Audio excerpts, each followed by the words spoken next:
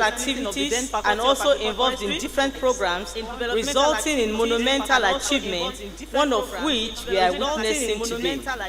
The conference, the first of its kind in the Faculty of Renewable Natural Resources, University of Ibadan, is of an international status. Thus, it is organized in the hybrid mode to cater for the international participants. It is noteworthy that this conference is indeed a testament to the relevant position of the faculty. This year's conference, with the theme Renewable Natural Resource Management and Use, a Path to Sustainable Development, could not be more relevant as the impact of climate change expressed in flooding, desertification, increase in temperature, and others are on the increase. As the world struggles with the changes in environmental degradation and resource scarcity, our responsibility as scholars, practitioners, policymakers, and stakeholders in the field of renewable natural resources cannot be overemphasized. Here, we are gathered to share knowledge, network, exchange innovative ideas, and foster collaboration that will drive the sustainable management and utilization of our planet's invaluable resources. Over the next few days, you will have the opportunity to engage with leading experts, participating in thought-provoking discussions, and exploit cutting-edge research that will shape the future of renewable natural resources. I would like to express my gratitude to our keynote speaker, our own brother, our father, Professor Labode Kokwola, the subteam presenters and leads, panelists, sponsors, partners, and our students for their invaluable contribution to making this conference a reality. Special thanks also go to the dedicated member of the organizing committee, whose tireless efforts have ensured a seamless and enriching experience for all participants. Thank you all.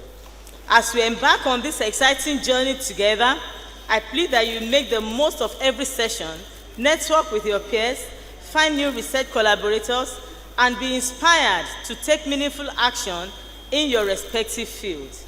Let us seize this opportunity to chart a sustainable pathway for generations to come.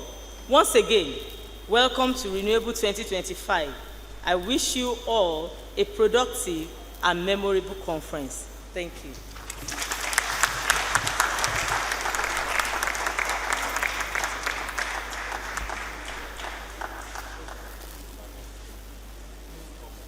Are we ready to take the welcome address now?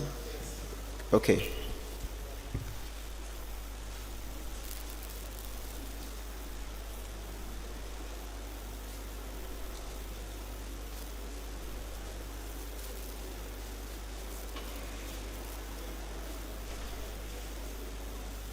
The Vice Chancellor, Professor Kayode O. Adibowale, MNI, FAS, the Deputy Vice Chancellor, Administration, Deputy Vice Chancellor, Academic, Deputy Vice Chancellor, Research, Innovation, and Strategic Partnership, the Registrar, the Bossa, the Librarian, our keynote speaker, Professor Labode Kokwola, deans of other faculties and of students, directors of institutes, all professors here present, our distinguished guests, esteemed colleagues, dear participants, our students, gentlemen of the press, ladies and gentlemen. Let me first of all apologize to you that I am not able to welcome you physically to this meeting, this auspicious occasion. This is not a meeting that anyone should miss. And I'm so glad, excited, happy that I'm able to leverage on technology to be part of this occasion, the maiden conference of the Faculty of Renewable Natural Resources, University of Ibadan. So, I heartily welcome you to this conference with the theme, Renewable Natural Resources Management and Use, a Path to Sustainable Development. This conference, tagged Renewable 2025, reflects our commitment to advancing knowledge and solutions for a sustainable future. Although the Faculty of Renewable Natural Resources was officially established on the 1st of August 2017 as the first of its kind in Nigeria, its roots date back to 1963 when the Department of Forestry was founded within the then Faculty of Agriculture here at the University of Ibadan. The journey of the establishment of the faculty was tough but inspiring. Many thanks to the founding fathers and mothers, some of whom are here today as our living legends. Currently, the faculty comprises 4 dynamic departments: Department of Agriculture and Fisheries Management, Forest Production and Products, Social and Environmental Forestry, and Department of Wildlife and Ecotourism Management. The members of the faculty engage in pioneering and groundbreaking research that supports sustainable development goals, enhances food security, and aids government efforts to combat poverty, hunger, malnutrition, and unemployment through entrepreneurship-driven initiatives. The idea of a faculty conference was backed by my predecessor, Professor Abiodun Oluwafemi Oluwadare, who passed on the vision to my team. And I'm grateful to God Almighty that we have all come together to bring this vision to life, making history in the process. This conference offers a vital platform for scientists, foresters, wildlife experts, extension workers, trainers, fishery professionals, government officials, NGOs, and other stakeholders to share their work, discuss challenges, and forge meaningful collaborations. Renewable natural resources like water, soil, forests, fisheries, and wildlife are essential for human well-being and economic development. Sustainable management and use of these resources are critical for ensuring their long-term availability and ecosystem health. Looking ahead, we in the Faculty of Renewable Natural Resources aim to broaden the frontiers of knowledge in renewable natural resources and provide leadership not only in Africa, but also through global partnerships. Together, we will promote the rational use, management, and sustainability of our renewable natural resources. Our faculty is poised to making impact and contributing to the growth and development of the University of Ibadan. Our goal is to increase scholarly impact and popularize sustainable natural resource management on the global stage. Our research outputs and intellectual products are contributing to knowledge, while our graduates continue to make giant strides around the world. I extend my heartfelt appreciation to the Vice Chancellor, Professor Adibowale, and all the principal officers of the University of Ibadan for their steadfast support. I also thank the dedicated staff and students of our faculty, as well as our esteemed alumni from the days of the Faculty of Agriculture and Forestry to the present Renewable Natural Resources community. I sincerely appreciate the former deans of the faculty, Professor B.O. Omitoyin, Professor E.K. Ajani, and Professor A. Oluwadare for establishing a faculty with an enduring foundation for others to build on. Special thanks go to the local organizing committee, ably chaired by the energetic Dr. Shinyonbola Omitoyin, whose tireless efforts have been crucial to the success of this conference. We are also deeply grateful to the generous individuals and organizations whose supports have been invaluable. Your contributions have made a whole world of difference to the planning of this conference. As we embark on this exciting journey together, I warmly welcome you once again to Ibadan, Oyo State, the pace-setter state, and to the University of Ibadan, the first and the best. To participants from the academia, from the industry, from the research institutes, I encourage you all to engage actively, exchange ideas, and identify collaborative opportunities that could advance our shared goals and further our cause. Let us unite in harnessing the power of science to enhance service delivery and sustainable development in Nigeria. Once again, I say welcome, thank you, and God bless. Have a wonderful time.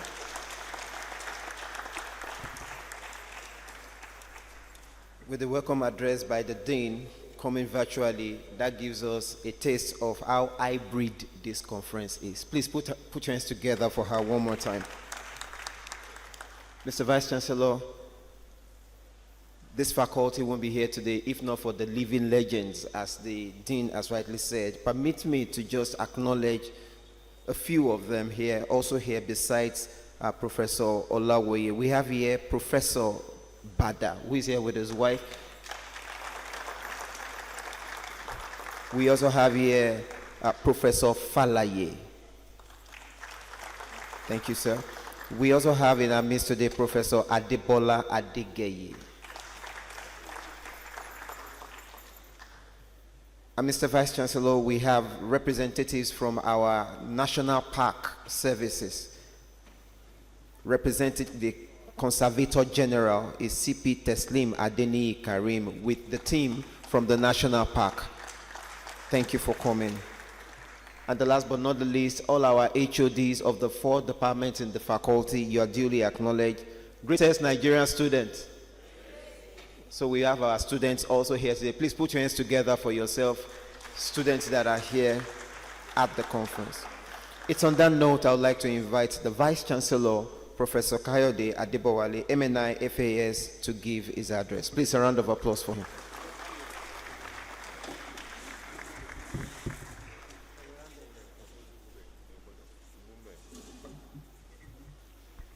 Distinguished ladies and gentlemen, first let me sincerely apologize for holding you up for a few moments.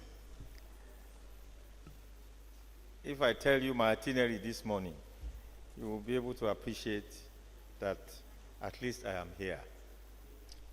By 7 a.m. this morning, I was still standing in Abuja. I just imagine, how will I be able to get here before 10 o'clock? Perhaps if it were to be possible for me to transform myself to a big man, I should have just chartered a plane like Professor Labo de Kukuola and get myself here. But you know that since we do not have, well, the airport in Ibadan is being renovated, I had to come through Lagos. And as soon as I arrived, another conference is already taking place that I had to open. That's the faculty, the conference of the Faculty of these Social Sciences. So I had to go there first before I am here. I hope you accept my apology. People are not talking. No.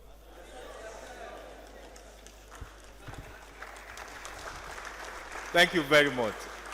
Thank you very much. It's just that I wanted to be here in person. The Deputy Vice Chancellor Administration, our Registrar, who is ably represented, the Bursar also, who is ably represented, the Dean of the Faculty of Renewable Natural Resources, the Deans of other faculties, and I can see a number of Deans. I have the Dean. I need to call the Dean of my faculty first now, because the gentleman there has my file. My file is in the faculty. The Dean of the Faculty of Science, the Dean of the Faculty of Agriculture, who is the mother faculty, the Dean of the Faculty of Basic Medical Sciences, the Dean of Veterinary Medicine. We will not have any legal framework if I don't call the Dean of Law. I think he just stepped out. The Dean of the Faculty of Law. Our distinguished academics and researchers that are present here, let me, in the same vein, appreciate our living ancestors. You know, when we look back and see these ancestors, it encourages us, you know, in this system. Professor Janice Olawoye. I thought you were going to clap for her. As I mentioned their name, please clap for them. These are people that are encouraging us. Professor Janice Olawoye. Professor Bada. Professor Falaye. Professor Adebola Adekanye. I sincerely appreciate all of us. Dr. Gani Adenino. Dr. Gani Adenino is my senior brother. If I don't appreciate him, he wouldn't allow me into the house. Egbon, I appreciate you, sir. Our esteemed guests from the industry, from government, and also from all our development partners. The keynote address speaker, Professor Labode Kokola, the big man, former Vice Chancellor of Osun State University, the Executive Secretary of Africa Forest Forum in Kenya, and our ambassador is our ambassador in Kenya, Nigerian ambassador, University of Ibadan ambassador in Kenya.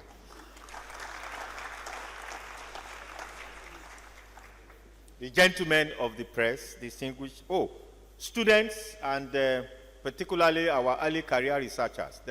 These are very, very important stakeholders because they are the ones that we are going to hand over baton to, whether we like it or not. So I sincerely appreciate you. Gentlemen of the press, distinguished ladies and gentlemen. It is with immense pride and profound optimism that I welcome you all to this historic maiden conference of our dynamic Faculty of Renewable Natural Resources here at the premier University of Ibadan.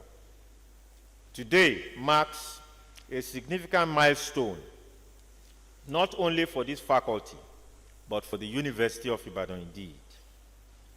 Nigeria's journey towards ecological resilience and sustainable prosperity.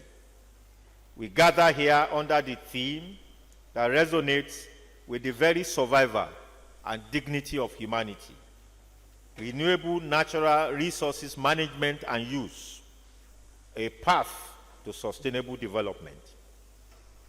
This is not merely an academic discourse. It is an urgent call to action. It is a blueprint for our collective future. Nigeria and Africa at large perhaps stands as a crossroad. Our rich endowment of renewable natural resources in terms of forests, water, fisheries, wildlife, fertile soils, and biodiversity forms the bedrock of our economies, of our culture, and our ecosystem. Yet, these resources face unprecedented pressure of deforestation, of desertification, of biodiversity loss, of soil degradation and scarcity, and pervasive impacts of climate change. These challenges threaten food security, it threatens livelihood, peace, and our very planetary health. This conference confronts these realities head-on. It asserts that the sustainable management and innovative use of renewable natural resources are not optional ideals, but the only viable path to achieving the Sustainable Development Goals, SDGs. Poverty eradication, zero hunger, climate action, life on land and below water, all hinge on how wisely we can steward these gifts of nature. The establishment of the Faculty of Renewable Natural Resources at the University of Ibadan was a visionary response to these critical needs. The faculty embodies our commitment to, one, cutting-edge research in a way of generating knowledge on sustainable forestry, on wildlife conservation, on aquaculture, agroforestry, climate-smart agriculture, and circular bioeconomics. Second, in terms of innovative solutions, developing technologies and practices for resource efficiency, for restoration ecology, and for community-based conservation. Thirdly, for human capacity, training the next generation of leaders, of managers and scientists that is equipped with the requisite skills and ethics to navigate the complexities of natural resource governance. And finally, in terms of policy advocacy, providing evidence-based guidance to government, to industries and communities for sound environmental policy and practice. This maiden conference is a powerful testament to the faculty's emerging leadership. It provides a crucial platform for sharing knowledge, for forging partnerships, and for translating research into tangible impact. To our distinguished researchers, students, and guests, I charge you to use this conference first to think in terms of interdisciplinary research, to break down silos, to integrate ecological science with economics, social justice, indigenous knowledge, engineering, and also policy analysis. Thirdly, to focus on solutions, to move beyond diagnosing problems, to co-creating practical, scalable, and context-specific solutions that can empower communities and safeguard our ecosystem. Fourthly, to embrace collaboration, to forge strong partnership between academia, government, ministries, particularly Ministry of Environment, of Agriculture, of Water Resources. Also to forge partnerships and collaboration with the private sector, with NGOs and our local communities. Sustainable development demands a collective and concerted action. Next, to champion innovation, to explore frontiers of technologies, remote sensing, artificial intelligence for conservation, biotechnology for resource enhancement, green material sciences, while at the same time respecting our ecological limits and also ethical boundaries. Also, to be able to advocate relentlessly, to be the voice that reminds our leaders and society that economic progress, diverse from environmental sustainability, is an illusion and, in fact, a dead end. Distinguished ladies and gentlemen, in conclusion, let me say that the path to sustainable development is paved with a wise management of our renewable natural resources. It demands courage, it demands innovation, it demands collaboration and unwavering commitment to intergenerational equity. The University of Ibadan, through the faculty and this pivotal conference, is ready to lead the way. Let the discussions be robust, let the networks be strong, let your resolutions, let it be actionable. May the knowledge shared here illuminate the path towards a future where humanity thrives in harmony with nature. It is my distinct honor and privilege to declare this maiden conference of the Faculty of Renewable Natural Resources officially open. Thank you and God bless.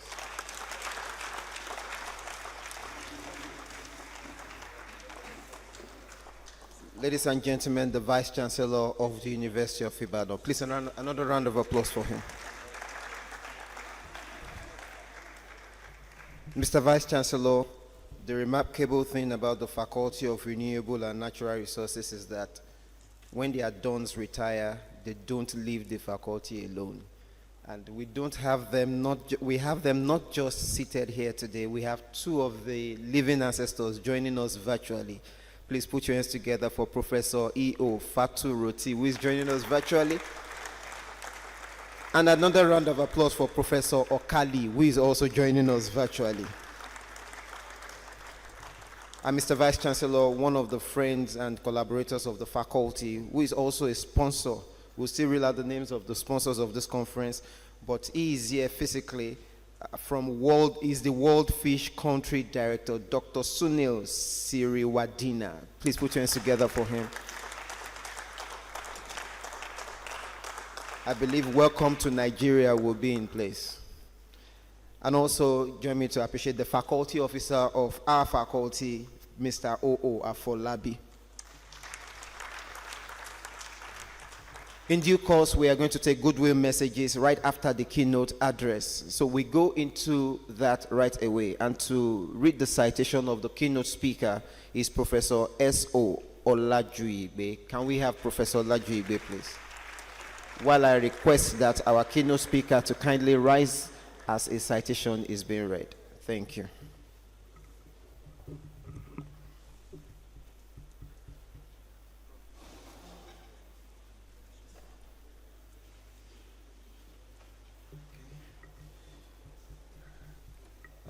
Mr. Vice Chancellor, sir, members of the high table, dignitaries present, please let me stand on the established protocol as I read the bio sketch of my father, because he's one of my fathers in the University of Ibadan, Professor Labode Popwola. Labode Popwola, a professor of forest economics and sustainable development, was born on the 28th of September, 1960. In 1990, he obtained his PhD in forest economics from the University of Ibadan. He commenced his academic career as a graduate assistant at the University of Ibadan in 1988. And in 1992, he was appointed lecturer grade 2, a position he occupied until 1994, when he was promoted to the grade of lecturer grade 1.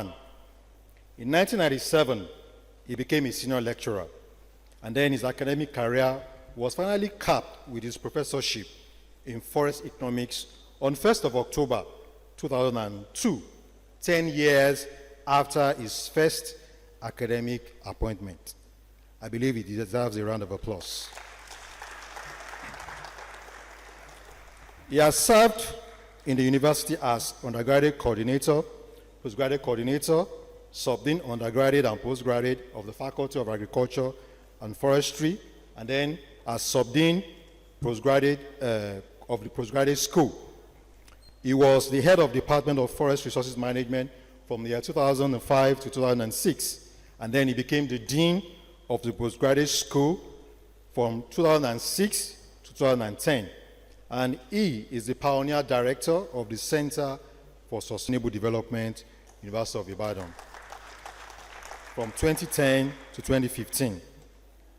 He has led several internationally funded research projects involving millions of dollars from organizations such as the MacArthur Foundation. And for example, the MacArthur grant, which they were able to secure, led to the establishment of the Masters in Development Practice, MDP program.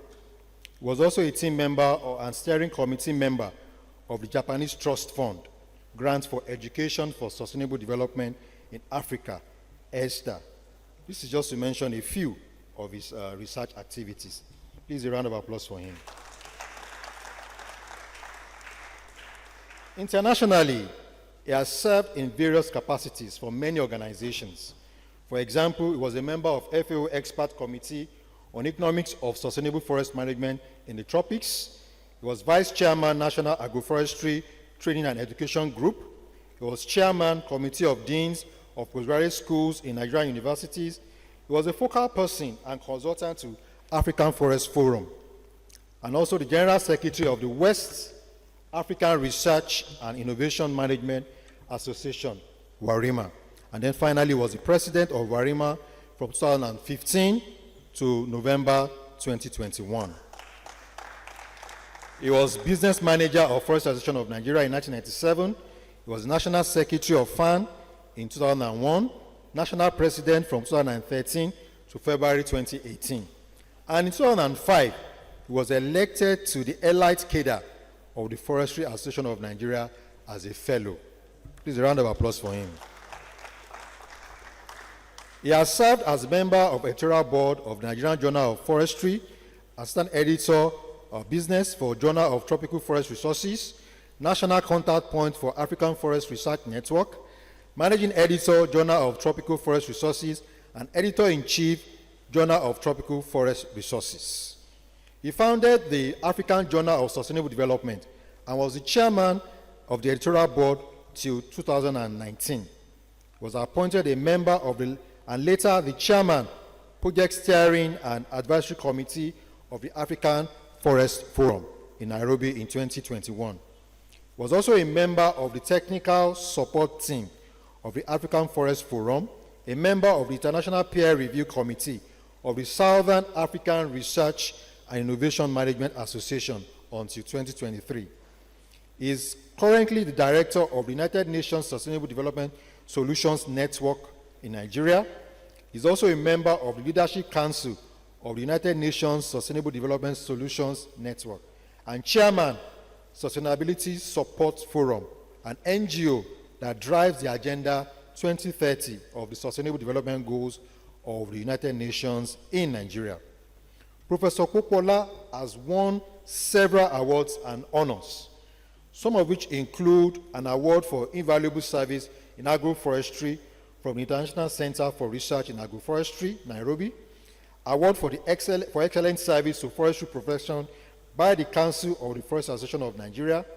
He also received the Osun State Government Merit Award for excellence in science, research, and community development in 2010. Other awards include Award of Excellence by Osun State Government in 2018, for making Oyo State University financially self-sustaining. In addition, he received a Lifetime Award for Excellence and Service from his alma mater, University of Ibadan, in November 2018.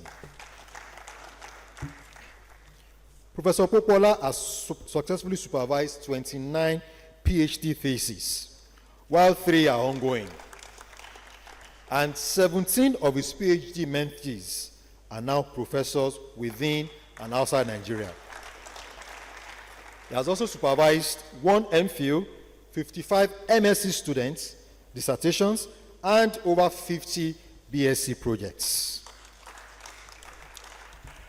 He has edited and co-authored over 20 publications, and his research activities have generated over 180 publications, including a patent, and over 70% of his published work were published after his promotion to the rank of professor in 2002. His mentees published a 19-chapter book titled Readings in Tropical Sustainable Forest Management on his behalf. He has served as consultant to many organizations such as FAO, FADB, World Bank, to mention but a few.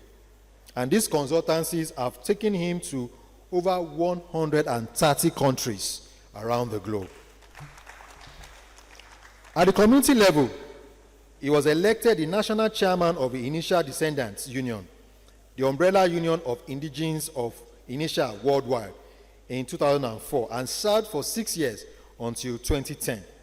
In the corporate world, he is the chairman of the board of directors of Legend Microfinance Bank. He is director of Bright Star Akpo Initial Solar Investment Limited, and is also the chairman of the board of directors of Kingston College, Ibadan.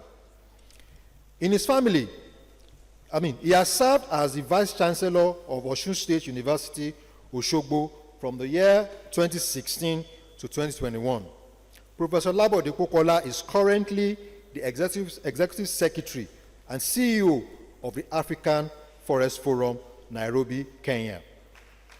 He holds a chieftaincy title of Ashiwaju, the Pathfinder of Initial Land, his hometown.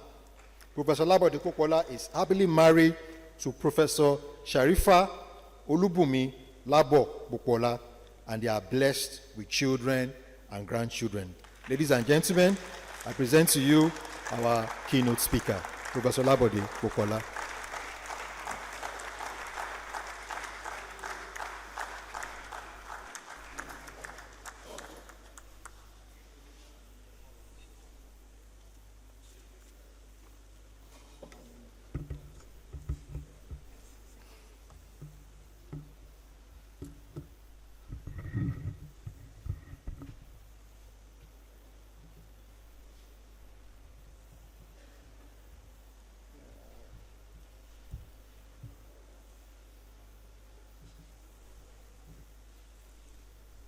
Mr. Vice Chancellor, I would like to thank Professor Olaju Igbe,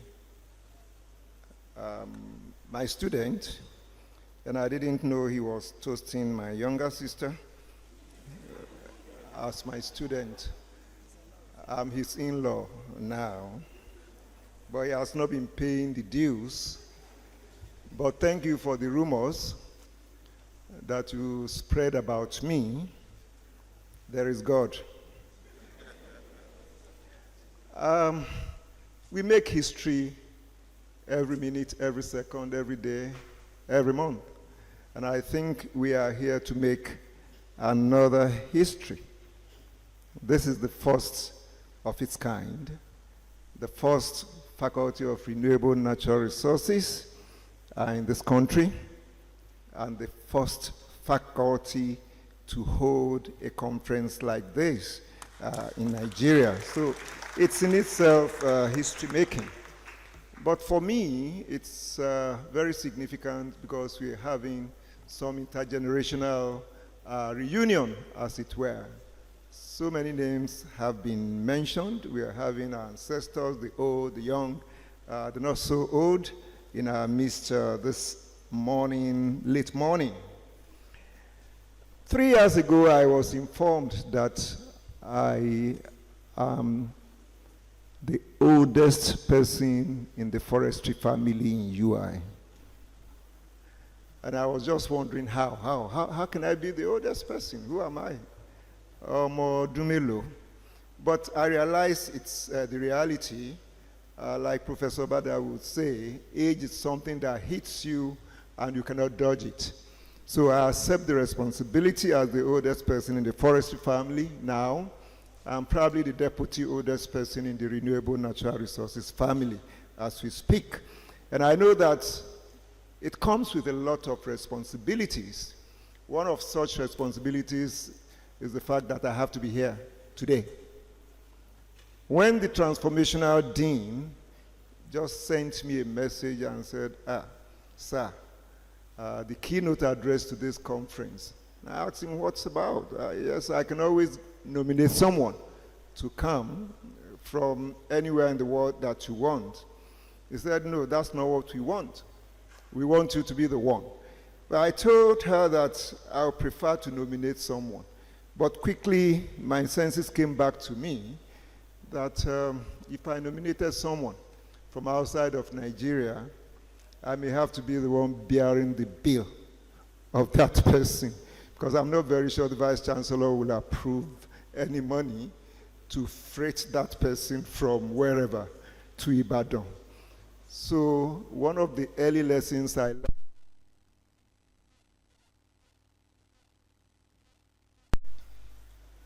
I've been shut out. Okay, now I'm back. So one of the early lessons I learned in economics is that when you are losing, you try to minimize the losses. So I accepted to come, because if I had nominated someone, I bear the cost of that person coming to Nigeria. It would be unethical if I didn't come with that person. So I'm here today, very glad to be here.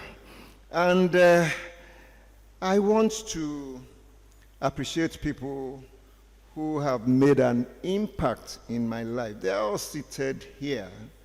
They are seated here. Great to see the likes of Mama Janice Eniola.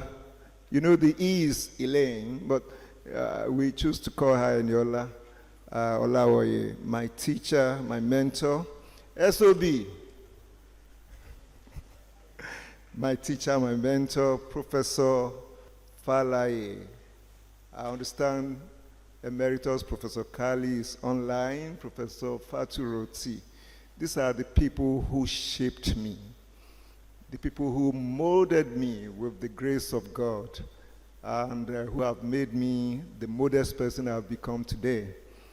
And I'd like to also recognize my friend, my big brother, Ganiyu Adeniran, who has been dragging me into so many responsibilities that have defined me. This is not the time to talk about these. Yes, I became Dean of PG School, I became Sub-Dean. I didn't plan it. Some people dragged me into it. He's one of them, Professor Adegeye. Thank you for your roles in my life. Mr. Vice Chancellor, sir, welcome to our faculty. I know you are in a hurry to go, but it will be unfair for me to come all the way from Nairobi and then you walk out on me. Give us 10, 15 minutes. Give us 10, 15 minutes. I'm not going to read everything that I've put down. I guess it's going to be published.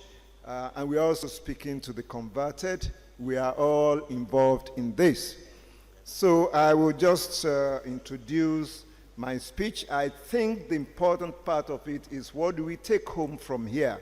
Not the definition of renewable natural resources, not the definition of sustainable development. So by way of introduction, we all know where we are in terms of renewable natural resources. We all know the situation of our planet. We all know what is happening about global development. We have bombing going on all over the world, and nobody is talking. We have poverty, we have hunger, we have inequality. So these are not things I want to dwell so much on. We also know what renewable natural resources are. Biotic resources, abiotic resources. We know the classifications. We know their characteristics. So I'm not going to dwell so much about that. The global overview of biodiversity, we are all knowledgeable in this. So let me spare you the trouble. But I need to ask this question. Are renewable natural resources important? And the answer is yes. But are we treating them the way we should treat them? The answer is no. The importance of renewable natural resources, so many environmental service functions, sociocultural services, scenic and landscape services, socioeconomic services. And in 2014, in my inaugural lecture, I raised the issue. Imagine a planet without forest. Today, I'm asking, imagine a planet without renewable natural resources. It will not exist. And so, renewable natural resources are very, very important. I also like to say that there are several global interventions towards biodiversity conservation and development. I don't have to dwell on that. We all know them, or many of us know them. The Sustainable Development Goals, we all know them, 17 of them, paramount among which is life on land and life underwater. And we know the implications of all of this to poverty, to hunger, to inequality, to peace. We know that renewable natural resources, because of the mismanagement, is creating conflicts around the world. And so the Sustainable Development Goals are also part of the intervention to ensure that we have a better planet.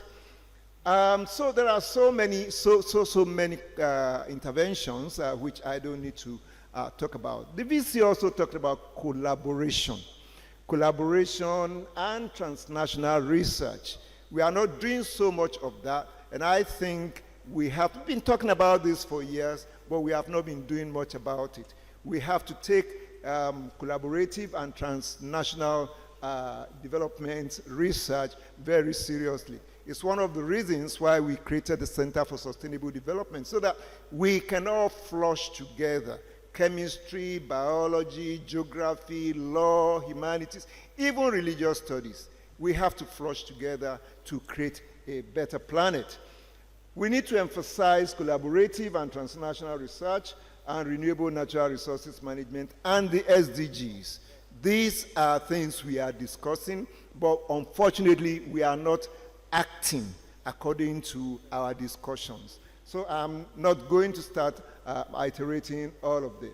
Now, I would also like to say that we need to embrace sustainable development goals for equitable and sustainable human-environment interactions. And the United Nations has talked about this. It is documented. In 2015, there was a document about transforming our world. Each of those 17 goals, with all the indicators, with all the expectations, they are online. These are things we can make reference to and ensure that it encourages us in our development research. I will emphasize goal 14, which is life underwater.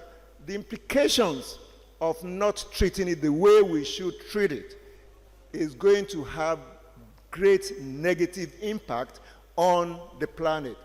The same way, the way we are not treating and protecting life on land properly. And so it's important for us to note the importance of the Sustainable Development Goals, particularly 14 and 15, and ensure that they contribute to the sustainable development.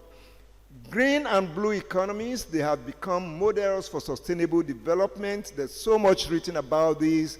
It's on the internet, it's in books, it's in discourses almost on a regular basis. And I'm happy now that Nigeria now has a ministry of blue economy and marine development.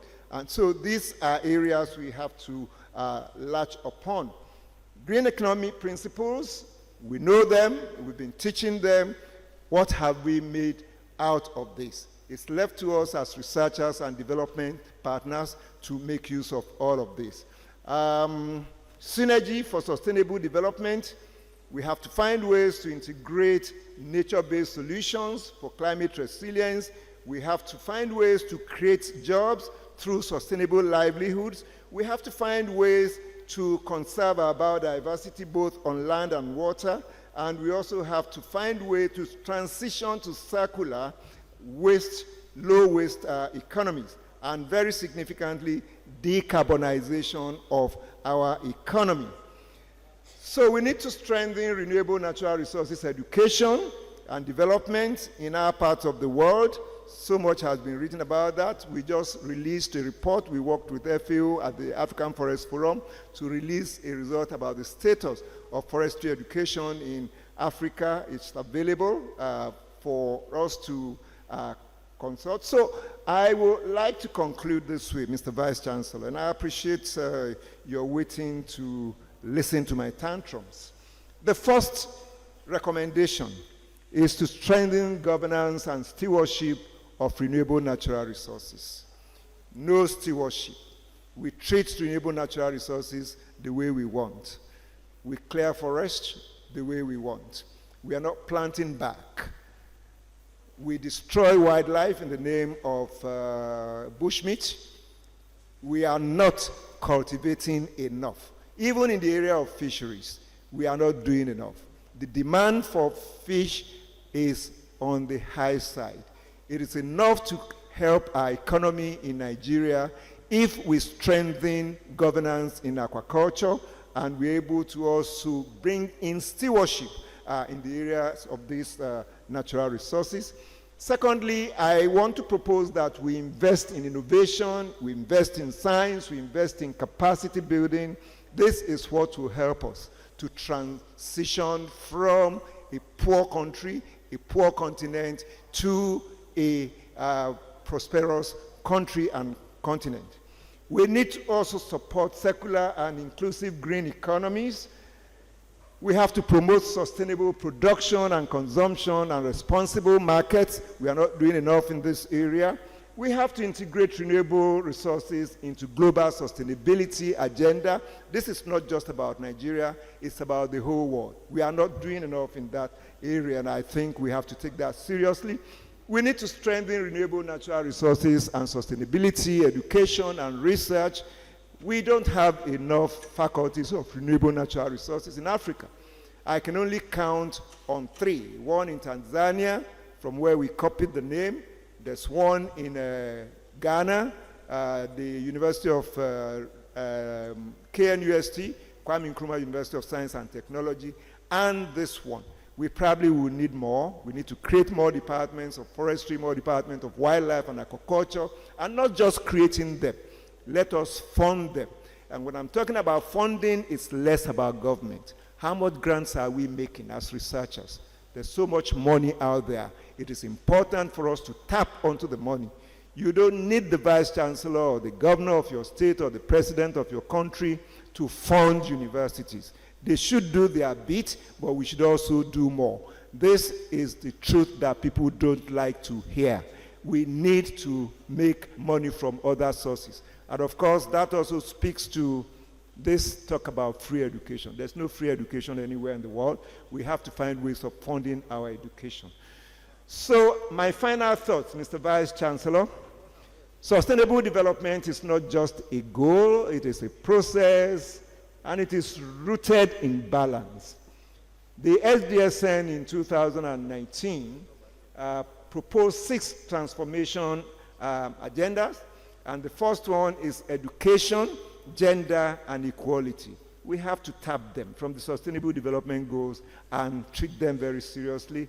It talked about health, talked about well-being, it talked about demography, it talked about energy decarbonization and sustainable industry, it talked about sustainable food, land, water, and oceans. It talked also about sustainable cities and communities. And finally, it talked about digital revolution for sustainable development. It's important that we take this seriously. On that note, Mr. Vice Chancellor, I thank you for indulging in my tantrums. Thank you very much, and good morning.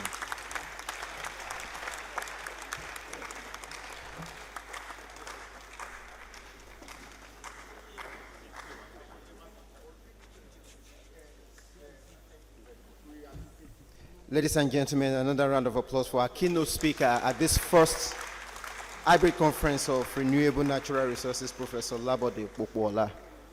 I'd like to note that the lecture, the keynote address with all the speakers' address have been compiled in this booklet. You can get yourself a copy for just 3,000 naira. Can we please rise on our feet as the Vice Chancellor takes his leave, and there's going to be a group photograph outside, sir. It's better outside, sir. The Vice Chancellor, principal officers of the university, and the deans should kindly join for the group pictures. Please, another round of applause for the Vice Chancellor for gracing this occasion with the principal officers and deans of faculties. Before we go on the first health break, we would like to take goodwill messages quickly. Kindly take your seats, ladies and gentlemen. We would like to quickly take goodwill messages. And I want to acknowledge and invite up here for the first goodwill message the representative of the Director General of NCF, who is the Zonal Coordinator, NCF Southwest Program, Mr. Adedayo Menuidu, to come forward for to come forward for a goodwill message. Please put your hands together for him.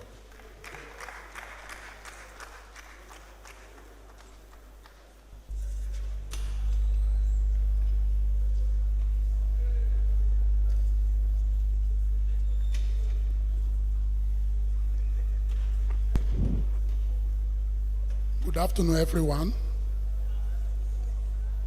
I'm here in the capacity to represent the Director General, Dr. Joseph Onoja, at this historic program.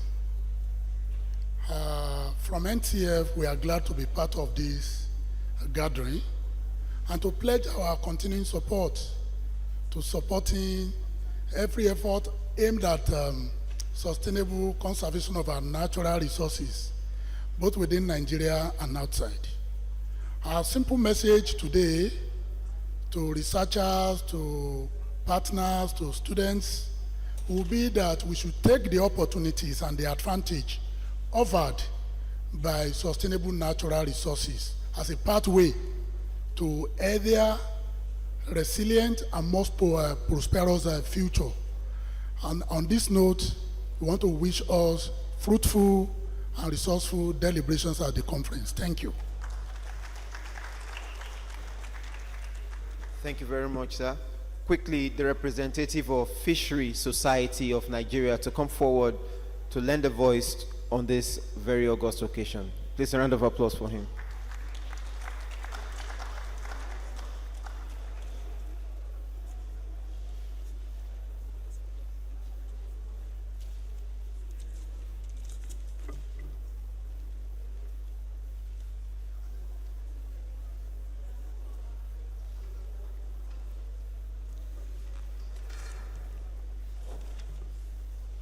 Good afternoon, ladies and gentlemen.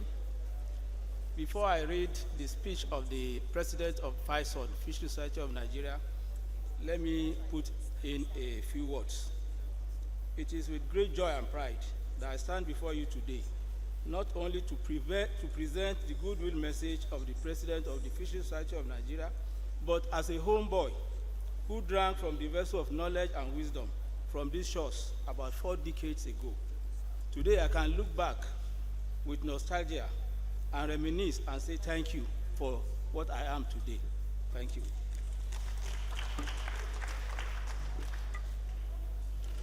Now, back to the goodwill address of the Fisheries Society of Nigeria, the President.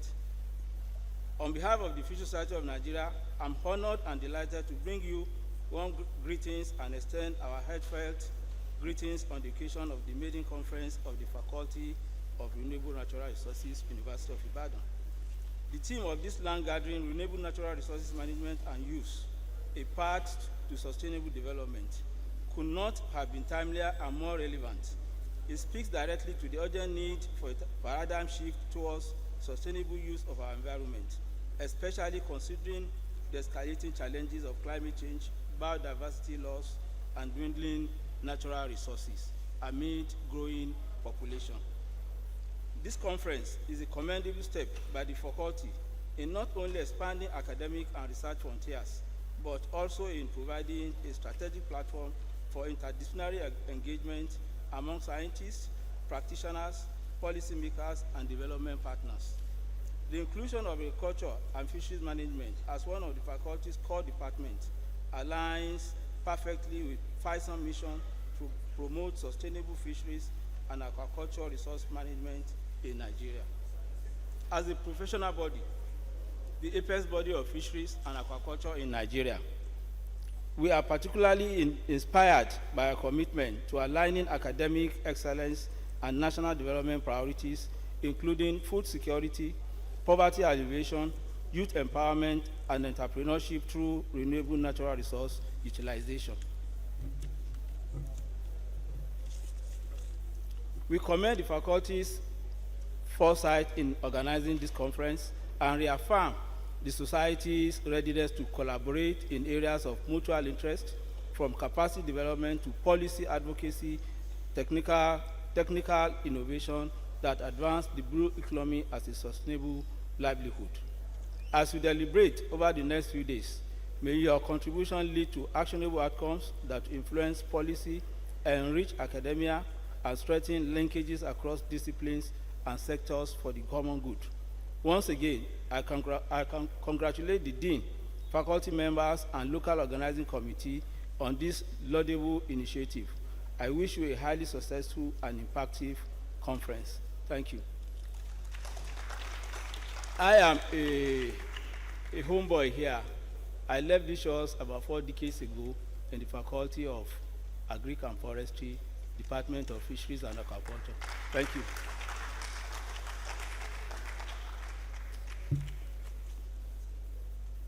So that was one of our distinguished alumnus.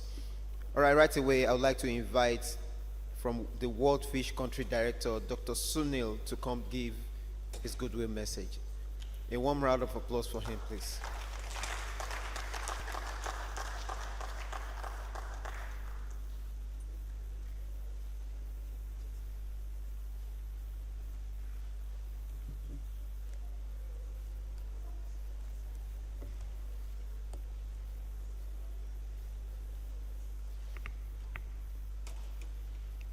Learned ladies and gentlemen, conference participants, good afternoon.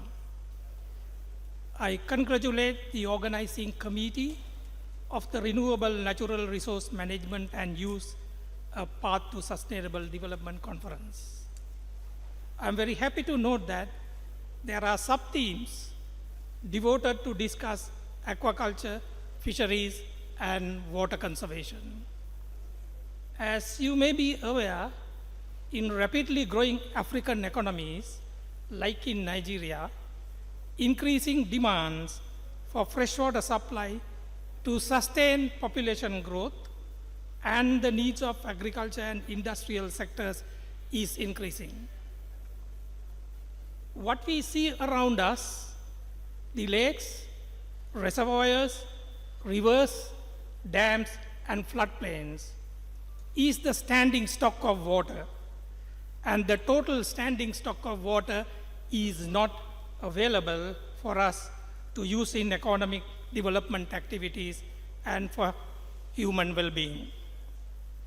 What is available is the total renewable water resources, which is around 265,000 million cubic meters in Nigeria. It was predicted that by 2025, the number of countries experiencing water stress will rise to 18 in sub-Saharan Africa. Many countries will shift from water surplus to water scarcity as a result of population growth alone, using per capita water scarcity limit of 1,000 cubic meter per person per year. What does this mean? This means the water use competition between the economic sectors will be increased, and agriculture, domestic use, industries, and livestock will likely to be the priority sectors over sectors like aquaculture for water use. Consequently, land-based aquaculture that compete for water use will be constrained by the competing water demand to meet the demand for fish supply in Africa. Hence, water-based aquaculture systems and freshwater inland fisheries, the fish supply practices with no or minimal competition for water use should have a more focus for future development. I hope this conference will discuss the competing water demand among the economic sectors in Nigeria and yield a recommendation to predict the water demand outlook by 2035. This will help in planning the future development actions in each economic sector. Please allow me to reiterate the high level of commitment of World Fish to be an implementing partner in the development process of aquaculture and fisheries in Nigeria. Thank you very much for inviting me to this important conference, and I wish you a very productive, interactive, and successful conference. Thank you.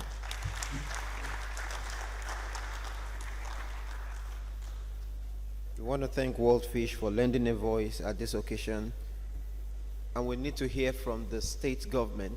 So it's my delight to welcome Mr. O.A. Ezekiel, the Director of Regulation and Enforcement, representing the Honorable Commissioner for Agriculture and Rural Development, to take the next goodwill message.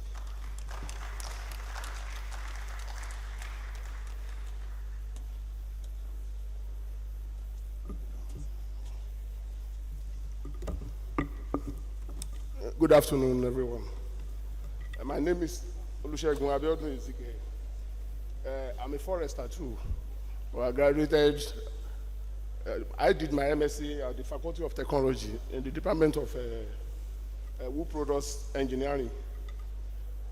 I'm here to represent the Honorable Commissioner for Agriculture and Rural Development, Barrister Olasukunmi Olaleye, at this maiden conference of the Faculty of Renewable Natural Resources. Today, Tuesday, 27th of June, 2025. Permit me to stand on the already established protocols.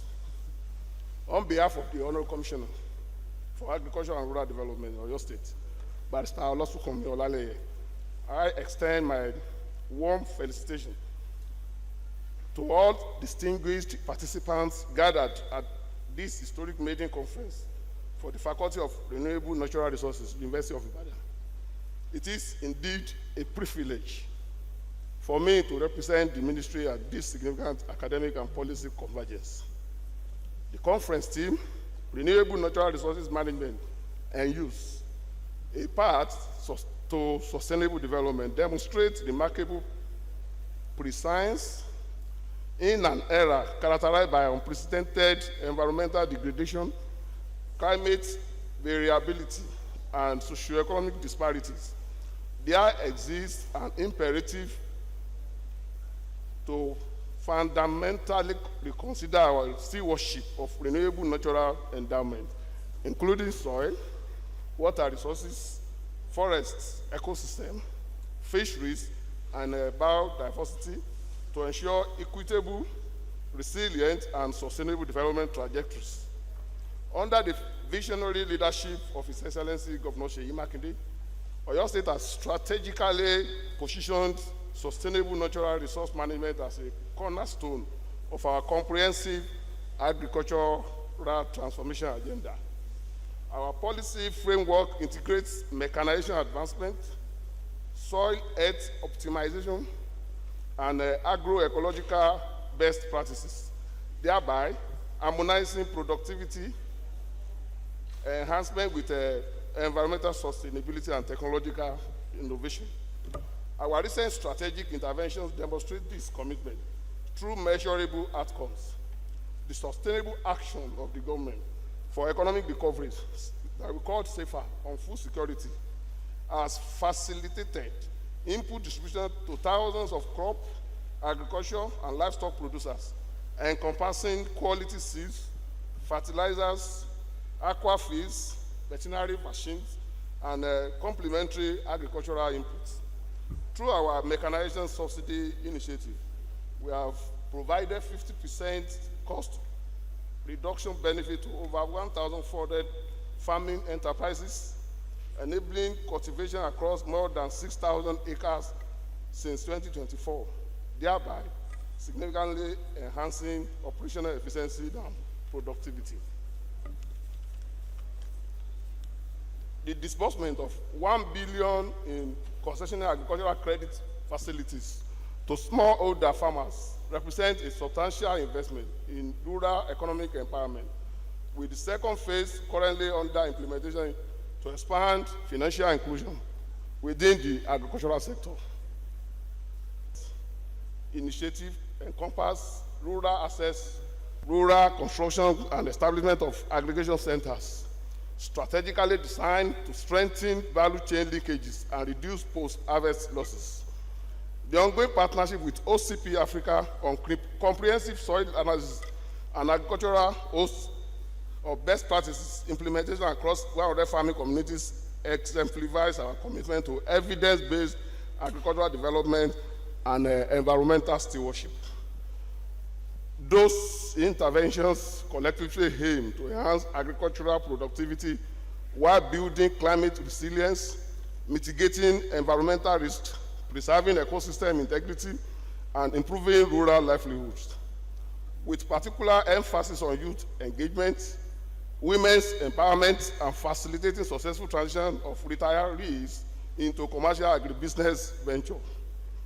We acknowledge the profound appreciation our collaboration with the University of Ibadan and its pioneering Faculty of Renewable Natural Resources, a distinguished institution representing Nigeria's inaugural faculty of this specialization. Your scholarly contribution in forestry science, fishery management, wildlife conservation, and environmental governance continue to inform evidence-based policy formulation, drive innovation, and provide intellectual leadership across Nigeria and the broader West African region. We commend the local organizing committee for creating this essential platform for scholarly discourse and professional networking.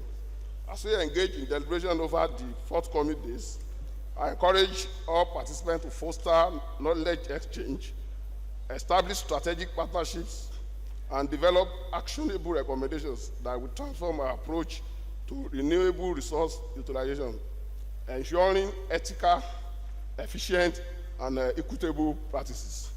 On behalf of the Honorary Commissioner, I extend sincere wishes for the conference's success and productive outcomes.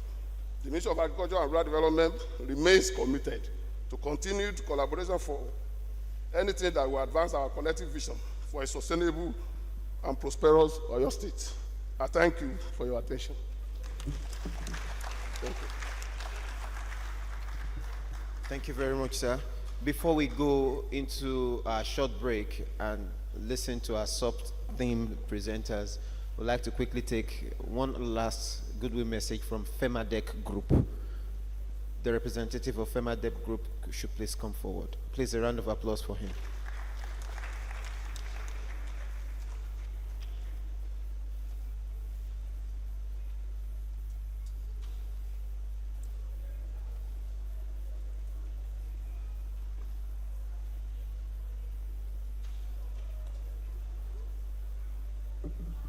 Thank you very much for having me here. Good afternoon, ladies and gentlemen. Permit me to stand on the existing protocol. I want to appreciate the management, the leadership of this Faculty of Renewable Natural Resources faculty in the University of Ibadan. I'm also a product of this university. I'm a graduate of petroleum engineering. I left this school 2002. I subsequently have been in the oil and gas industry in different companies that you can imagine and all over the world. So I'm happy to be back home. So when I had this opportunity to collaborate with the faculty, I did not hesitate. I had to make myself available today, and I'm happy that I did.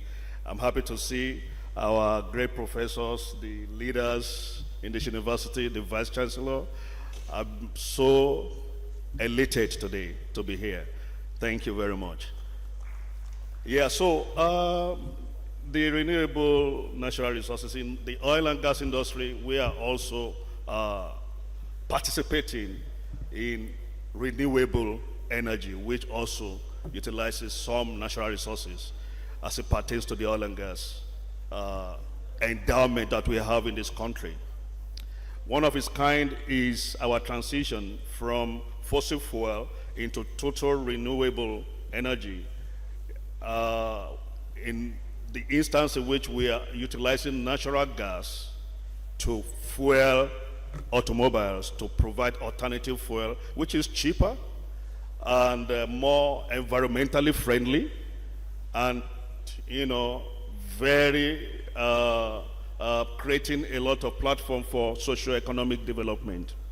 And also in that light, we as a company, FEMADEC Group, and our sister company, Transition and Renewable Energy Company, we are at the moment supplying a lot of solar-powered machineries to many rural areas in this country for women empowerment. We're partnering with the United Nations in that regard, and under the REA program of the federal government, providing these facilities for empowering the women, which they produce shea butter and a lot of agricultural produces with solar-powered machineries. So it was on this light, the faculty dean, we met when I came here. We're currently running a program under the presidency, which I cited the first one in this university.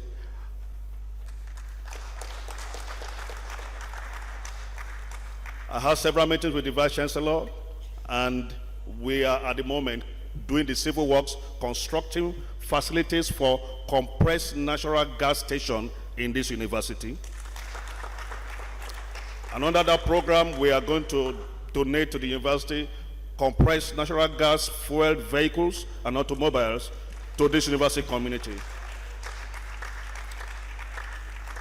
Not only that, we are also establishing conversion centers where we're going to supply kits and cylinders to convert lecturers' vehicles, to retrofit them to be able to use compressed natural gas to fuel their vehicles. We are also establishing a training center in that facility in conjunction with the Faculty of Technology, automobiles, if we have that in this university now, to train students, to empower them. And when they are trained and empowered, we will partner with them, guide them to establishing them to become entrepreneurs in that regard. So this is one of the little ways we are also giving back to the society, and as regards to the oil and gas and the energy sector which I represent, how we are also transforming towards renewable energy. So I'm glad to be here to represent my organization, and I thank the management of this faculty I thank Professor Adejoke, who is not around. We've been discussing back and forth to ensure that I'm here today, and I'm happy I'm here. Thank you very much. God bless you.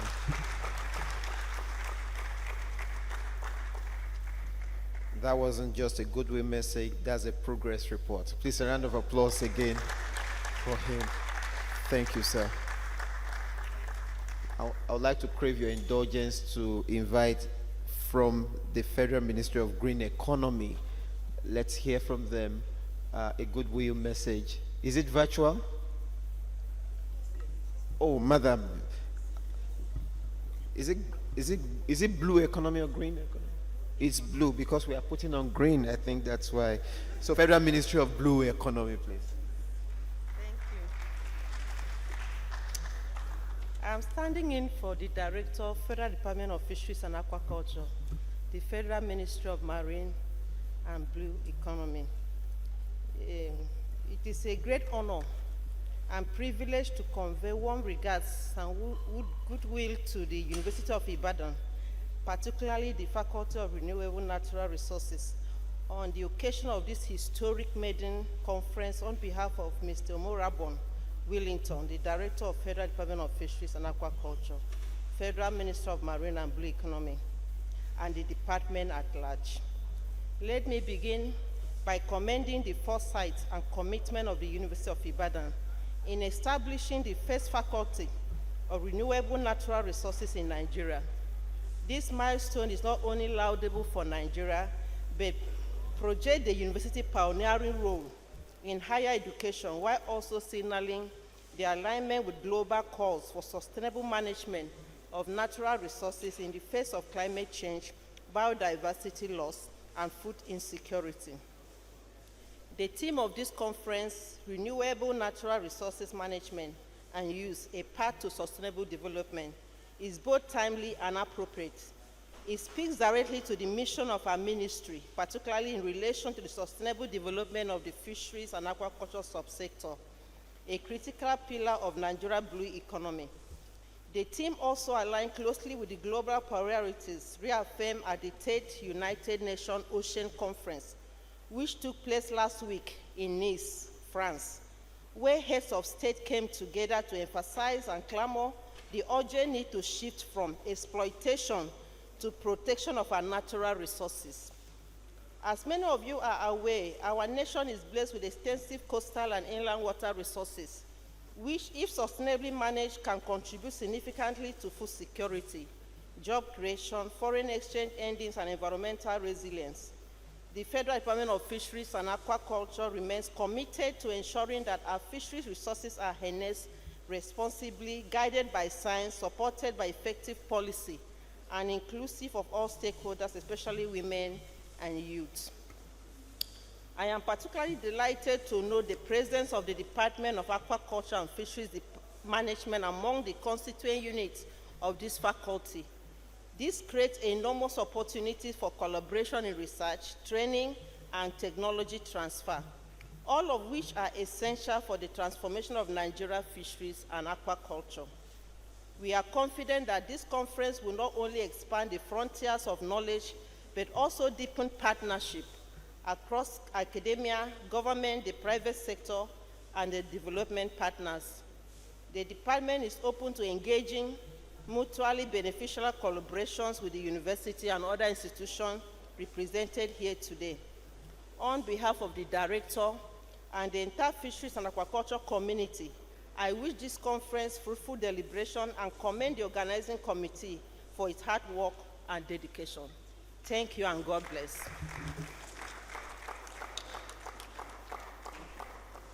Before we receive the last, which is going to be virtual, quickly, FOJ Multidynamics. FOJ Multidynamics, quickly. It's physical, yes, before we go to the last, which is going to be virtual. So we'll take FOJ Multidynamics.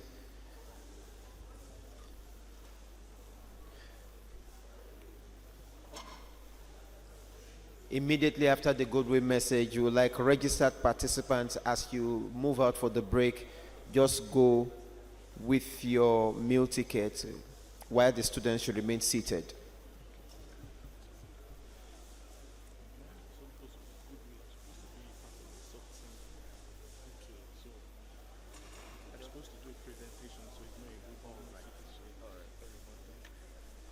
Okay, I've just been told that the presentation from FOJ Multidynamics is more formal than it being a goodwill message. So you'll be hearing from them in the course of the conference. So the last but not the least, let's go virtual and hear from Dr. Ernest Afrifa, who is going to speak to us virtually. And kindly note, registered participants, immediately after this last goodwill message, you go with your meal tickets to pick your food outside, but students should remain seated outside and you will be attended to. But students should remain so Dr. Ernest Afrifa, should remain Dr. Ernest students should remain Dr. Ernest students for our speakers, we have Dr. Olufunso, we have Dr. We also have Professor Segun Oladoye, Professor Segun Oladoye, Professor Segun Oladoye, Professor Segun, we have Professor Victor Ajibola, who is also going to be speaking, and also Professor Henry, and also Professor Henry, and also Professor Fioma, and also Professor Fioma, who is also going to be speaking to us, who is also going to be speaking to us, who is also going to be speaking to us. Ladies and gentlemen, we also have Mrs. Florence Jones, and the last but not the least, and the last but not the least, and the last but not the least, you'll be hearing from the second time. You'll be hearing from the second time. You'll be hearing from the second time. Are we ready with the virtual? Are we ready with the virtual? Are we ready with the virtual? Are we ready? Hello. Hello, do you hear me? Yeah, thank you very much. So, I'm Minister Mankwa from the University of Cape Coast, Ghana. And I bring you greetings from the #1 university in Ghana and in West Africa. I'd like to commend the organizers of this conference for the theme that they've chosen for the conference, that is renewable natural resources management and use. Now in Africa, as our population grows as a result of climate change effects and other things, our natural resources are being hampered, and the call for looking at its management and use has not come at the right time. I would therefore commend the organizers for putting together this conference, and I know that at the end of the day, we're going to come out with very important decisions that will help Africa in managing the way we look at our natural resources. I'll go ahead and then introduce briefly to the conference a program that has been drawn by the UNCCD, the G20 Land Initiative, on the management of land degradation. And that is a global course that is entitled Trigger Change, Innovative, Sustainable Solutions for Land Restoration. Now, this course was developed by the G20 Land Initiative under the UNCCD in response to the extent of degradation in the world. And the thinking is that by the next 15 or 16 years, by 2040, land degradation should either be halted, reduced to about 50%. Now, this academic program is being run in about 1,000 universities in the world, of which African universities are playing huge parts, and it is a 5-module program. Now, these 5 module programs can be taught as the course can be taken to the lecture note for lecturers. We are targeting students in agriculture and other related institutions, so the faculty for renewable natural resources fits into this. 2 of my colleagues are with you at the conference, that is Professor Adijoke Akinyele and Professor Samuel Olajuigbe, the members of the team that drew this program. And as I sell this course to you, I want you to speak to them, and then they are going to give you the directions as to how to sign on. The course is free, and lecture notes are free. All that you need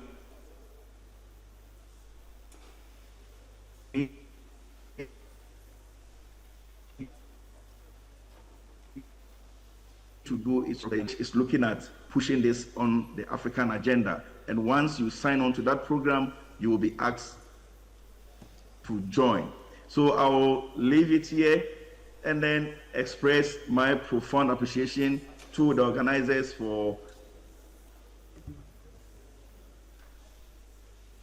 asking me to be with you. So as we leave, you can speak to Professor Adijoke and Professor Samuel Olajuigbe for further directions on how to sign on to the course. Thank you very much, and I wish you a very successful deliberation. Thanks. Thank you very much. University of Ibadan. First and foremost, I wish to commend the faculty for this visionary initiative, which could not have come at a more better critical time. The theme of this conference, Renewable Natural Resources Management Use, a path to sustainable development, speaks directly to the core challenges and opportunities facing not only Nigeria, but the global community at large. As stakeholders in the processed wood sector, we recognize the tremendous importance of responsible and sustainable management of our natural resources. Wood and other forest products are not just commodities. They represent livelihoods, ecosystem, and critical part of our natural development. However, without careful management, these resources can be depleted, leading to environmental degradation, loss of biodiversity, and socioeconomic instability. At Propman, we remain committed to providing sustainable forestry practices, responsible sourcing, value addition, continuous capacity building within our industry,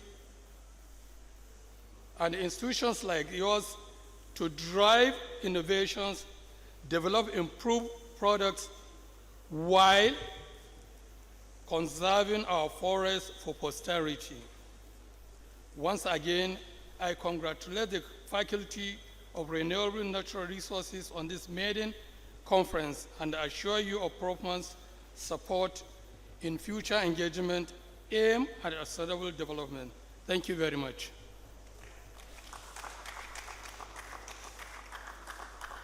So, ladies and gentlemen, lunch will be served. We'll take a short break before the speakers start. And while that is going on, the very last but not the least, from our national park, a word from you, sir. Thank you very much.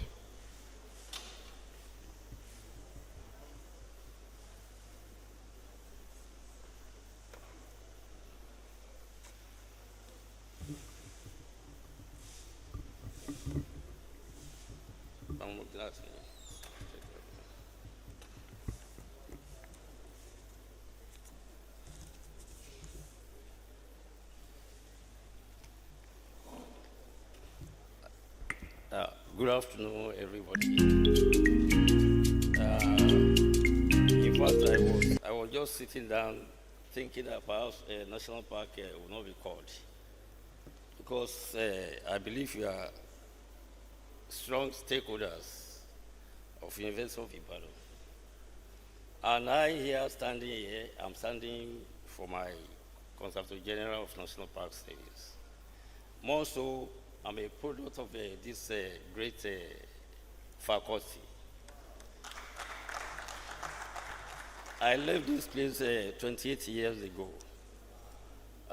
And looking around, even the so-called our speaker, keynote address speakers, happen to be my project supervisor. I look around, I can see the like of our father, like Professor Bada, Professor Adiyeye, and the like. So I'm extremely happy to be here to still associate myself with this very important and highly dynamic faculty. So I'm standing for my Conservator General of National Park Service, Alhaji Dr. Ibrahim Musa Goni, I want to stand on the existing protocol, not to waste much of our time. I bring you warm greetings from the entire management and staff of the National Park Service, Nigeria. I am delighted to convey the good message on behalf of our service at this historic and intellectually stimulating event, the maiden conference of the Faculty of Renewable Natural Resources, University of Ibadan. Permit me to commend the faculty for this timely and laudable initiative. The team, Renewable Natural Resources Management and Use, are part to sustainable development. It's both profound and urgent, especially as the world grapples with the twin crises of climate change and biodiversity loss. As the apex agency charged with the responsibility of managing Nigeria's national parks and promoting ecosystem integrity, the National Park Service recognizes the centrality of renewable natural resources to the survival of humanity and Earth of our planet. From forest ecosystems that serve as carbon sinks, to wetlands that regulate water cycles, and from wildlife species that support ecological balance to non-timber forest products that provide livelihood. These resources are the foundation of both environmental sustainability and human development.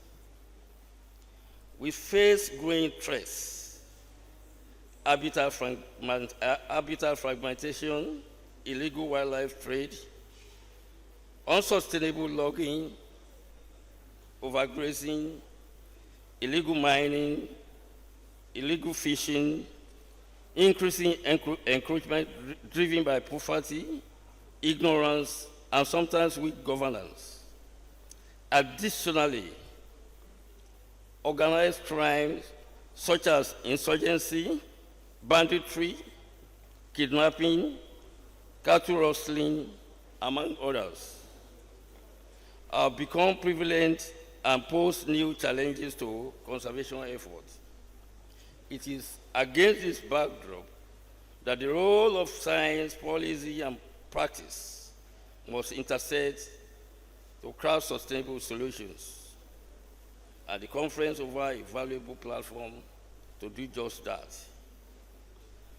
At the National Park Service, we will continue to adopt and promote strategies that ensure the conservation and sustainable use of biodiversity, including strengthening community participation in park management, developing modern technologies such as drones, cyber trackers, camera traps, smart, and so on, for ecological monitoring and surveillance. Collaborating with academic and research institutions such as Great University to promote data-driven management and evidence-based policy making. Partnering with international organizations and NGOs such as African Nature Investment, ANI, Nigerian Conservation Foundations, NCF, Sustainability and Conservation Education for Rural Areas, SERA, to align our actions with Sustainable Development Goals, SDG, especially Goals 13, Climate Actions, 14, Life Below Water, and 15, Life on Land. We feel with the University of Ibadan, and particularly the Faculty of Renewable Natural Resources, as a critical ally in our mission. Over the 10 years, the faculty has produced some of the finest conservationists, resource managers, ecologists, who now serve in various capacities across our national parks and other protected area, environmental and conservation-oriented organizations. So we are proud of this legacy and look forward to even deeper collaboration. In conclusion, I urge all participants to seize this opportunity to foster interdisciplinary dialogue, share cutting-edge research, and chart new paths that can lead Nigeria, and indeed the African continent, towards resilience, ecosystem, sustainable livelihood, and a green economy. In line with the New Hope agenda of the Commander-in-Chief and President of the Federal Republic of Nigeria, Asiwaju Bola Ahmed Tinubu, GCFR, may this maiden conference mark the beginning of a renewed era of impactful engagement between academia, policy, and practice. Once again, I congratulate the faculty of this on this initiative and wish the conference every success. On behalf of Conservator General Alhaji Dr. Ibrahim Musa Goni, I want to thank you all and wishing this conference a very successful one. Thank you very much.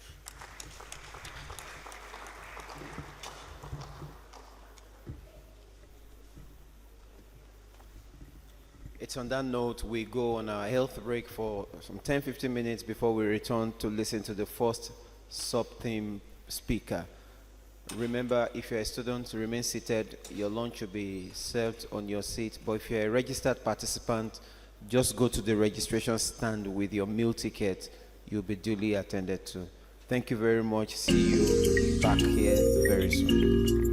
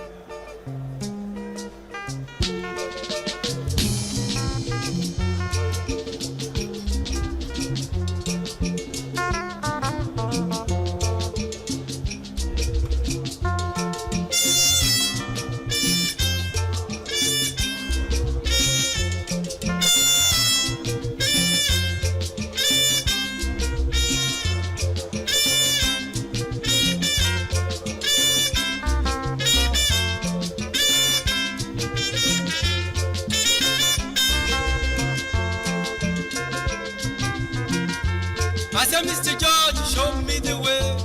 Before you talk, I plead not guilty.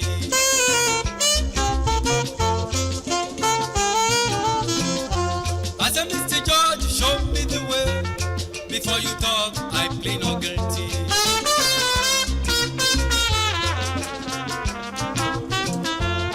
My fire, no baby, you see so not that you show my baby, be come on.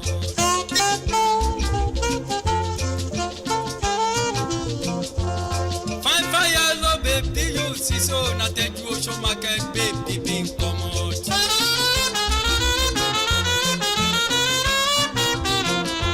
I said, Mr. George, show me the way. Before you talk, I plead not guilty.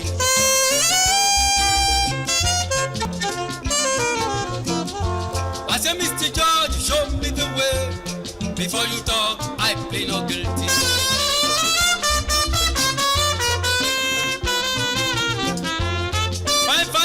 Baby, you see so night of a market, baby, be commode.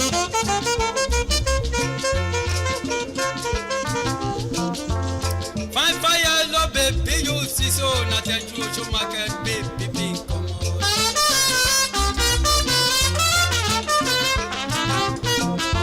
I said, Mr. George, show me the way. Before you talk, I plead not guilty.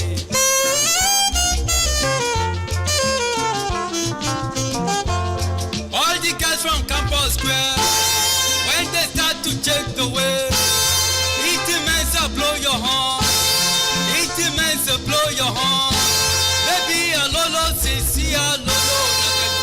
market, baby, big come on.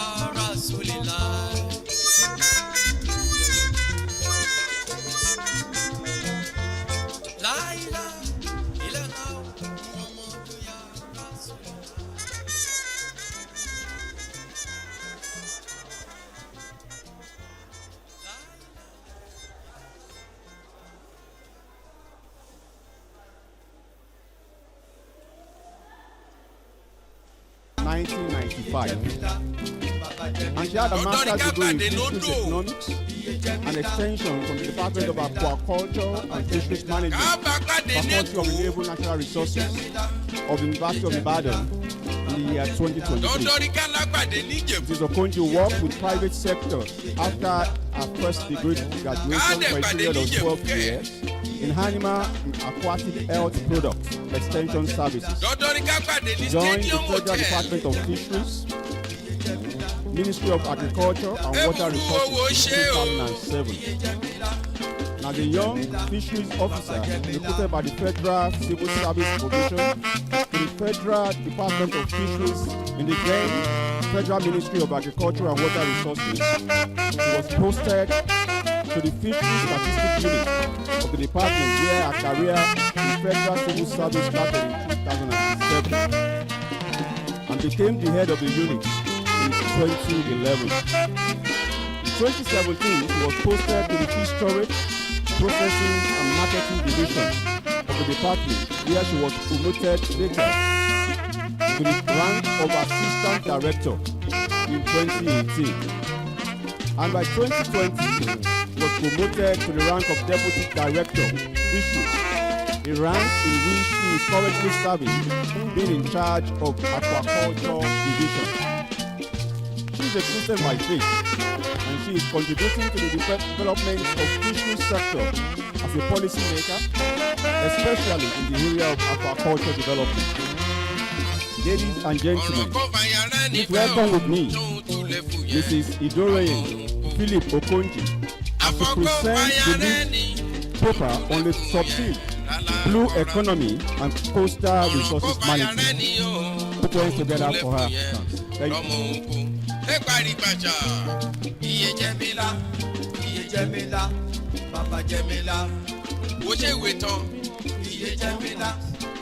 I want this opportunity to thank you. Ogójì náírà máa ṣọmọdé wojú kẹ.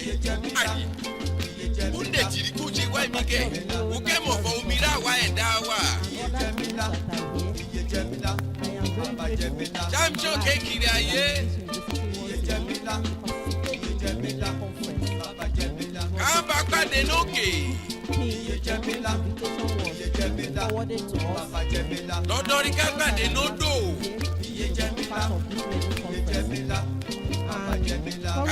pàdé My n'Èkó. department, Federal Department of Fisheries and Aquaculture, is serving under the Federal Ministry of Marine and Lọ́dọ̀ ní ká pàdé ní Stadium Hotel. The conference book has most of the details of the Àyè presentation. burú wo ṣe o. I'm just here to do more highlights into the current status of the blue economy in the country, activities that are going on currently, and what we are expected to see that activities that will be coming up under blue economy, that I know that this very university, the academia, will be part of those programs. So I'm here to give you this presentation on the blue economy and coastal resource management. This next slide. Àbíṣà ti nújà ti tẹ́lẹ̀ ni. Wọ́n múru ewá níbẹ̀.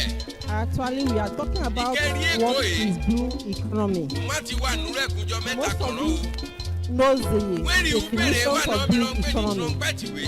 Mo fọ́ títí dídí It rẹ̀ is a holistic and innovative approach to sustainable development, emphasizing the responsible use and preservation of our oceanic resources. It seeks to strike a balance between economic growth, environmental protection, and social equity within the context of our ocean and coastal areas. Next slide. If you look at this very slide, it's just showing you the components of the blue economy.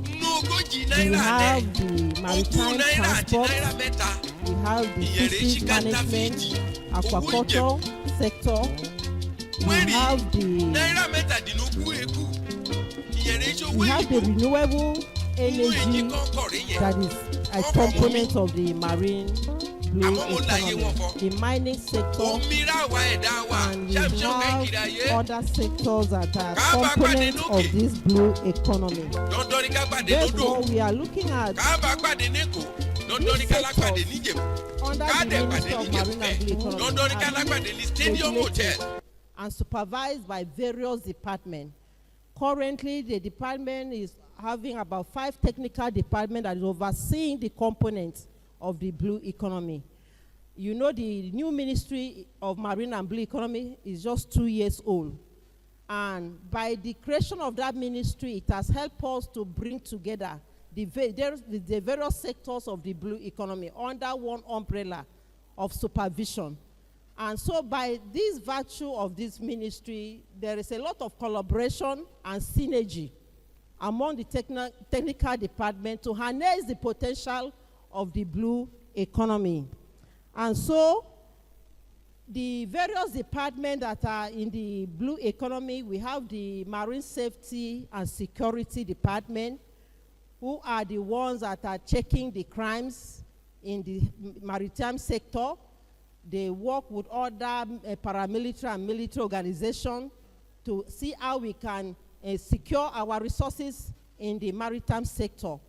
We have the Marine Services Department. Those departments are the one in charge of handling the pollution in the blue economy sector. In terms of, we know that over the years, in the blue economy sector, these are sectors that we have large vessels that are exploring this sector. Sometimes we have fallen vessels that are, because they have injury or they have an accident, these vessels are left in the sea and they will be there decaying. And some of them are there causing pollution in the sea. Also, the leftover nets, in terms of the fishing sector, the fishing trawler sector. So the Marine Servicing Department are in charge of ensuring that all these wasted materials in the oceans are being removed. So by them, everyone coming under the same umbrella is helping us now to pull energy of how we can make the ocean to be very clean and sustainable, to harness the resources that are embedded in the ocean. So we also have a department known as Marine Abiotic Resources Department. This department are in charge of the mining sector, and they are in charge of marine spatial planning. They are also in charge of any non-living materials that are in the ocean, how we can use them to bring more wealth into the country. So these departments are there to regulate this sector and to ensure that the marine sector, blue economy, is fully harnessed. We also have the Marine Conservation, Innovation and Technology Department. This department is there to regulate the biosafety sector of the blue economy. And they are there also to bring in new innovation, to work with the researchers, the research communities, to harness research findings that can help us harness the blue economy, to see how we can use them to utilize the resources we have in the blue economy. Also, we have the Fisheries and Aquaculture Department, which is the regulatory body overseeing the fisheries sector, both the artisanal fisheries, the aquaculture, and the industrial fisheries. Please, the next slide. Thank you. The coastal resource management is a key component of the blue economy, involving protecting and managing resources like fisheries, coastal tourism, biodiversity, while also addressing the impact of land-based activities on the marine environment. There is a picture of the coastal area whereby it's being surrounded by the water, and there are people there are mostly source of livelihood is from the ocean.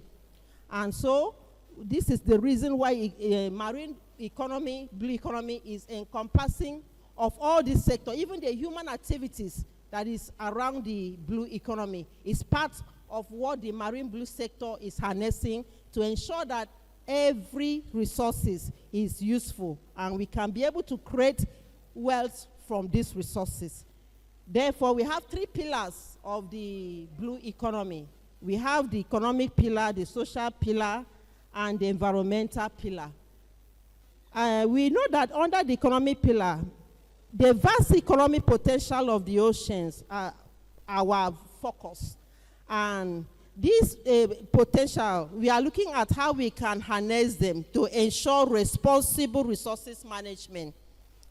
And then we promote the growth of maritime industry, such as fisheries. Fisheries is a very dynamic sector, and the maritime industry in fisheries is very, very dynamic. The industrial fisheries sector, where we have our trawlers going in for inshore fishing, both for shrimping and our own and fishing. So this sector is very dynamic. And then the economic pillar of the marine and blue is how we can support this sector and build it and improve it and make sure it delivers more on the expectation of this sector. The industrial fisheries sector is really supporting the foreign exchange endings of the country. And they are also the level of commitment of that sector to the economy of the country is huge. So under the blue economy now, we are looking at how we can harness the high potential that is in industrial fisheries sector. So there are programs that are coming up now that we are looking at building terminals and harbors around our coastal areas that can enable the vessels, the fishing vessels, to have a clean environment where they can operate and run their businesses. And so the government is supporting that venture. And this is because the blue economy is looking at how we can now expand that sector and build it to international standard.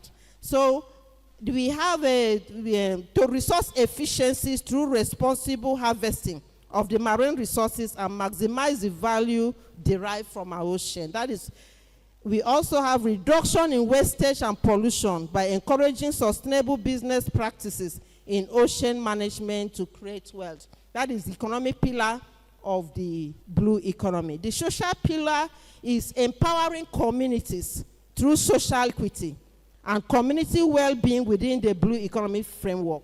Now, because of the blue economy sector that the government has focused their attention to develop, the communities around the blue economy sector have a serious intervention programs that the government is marking up for them.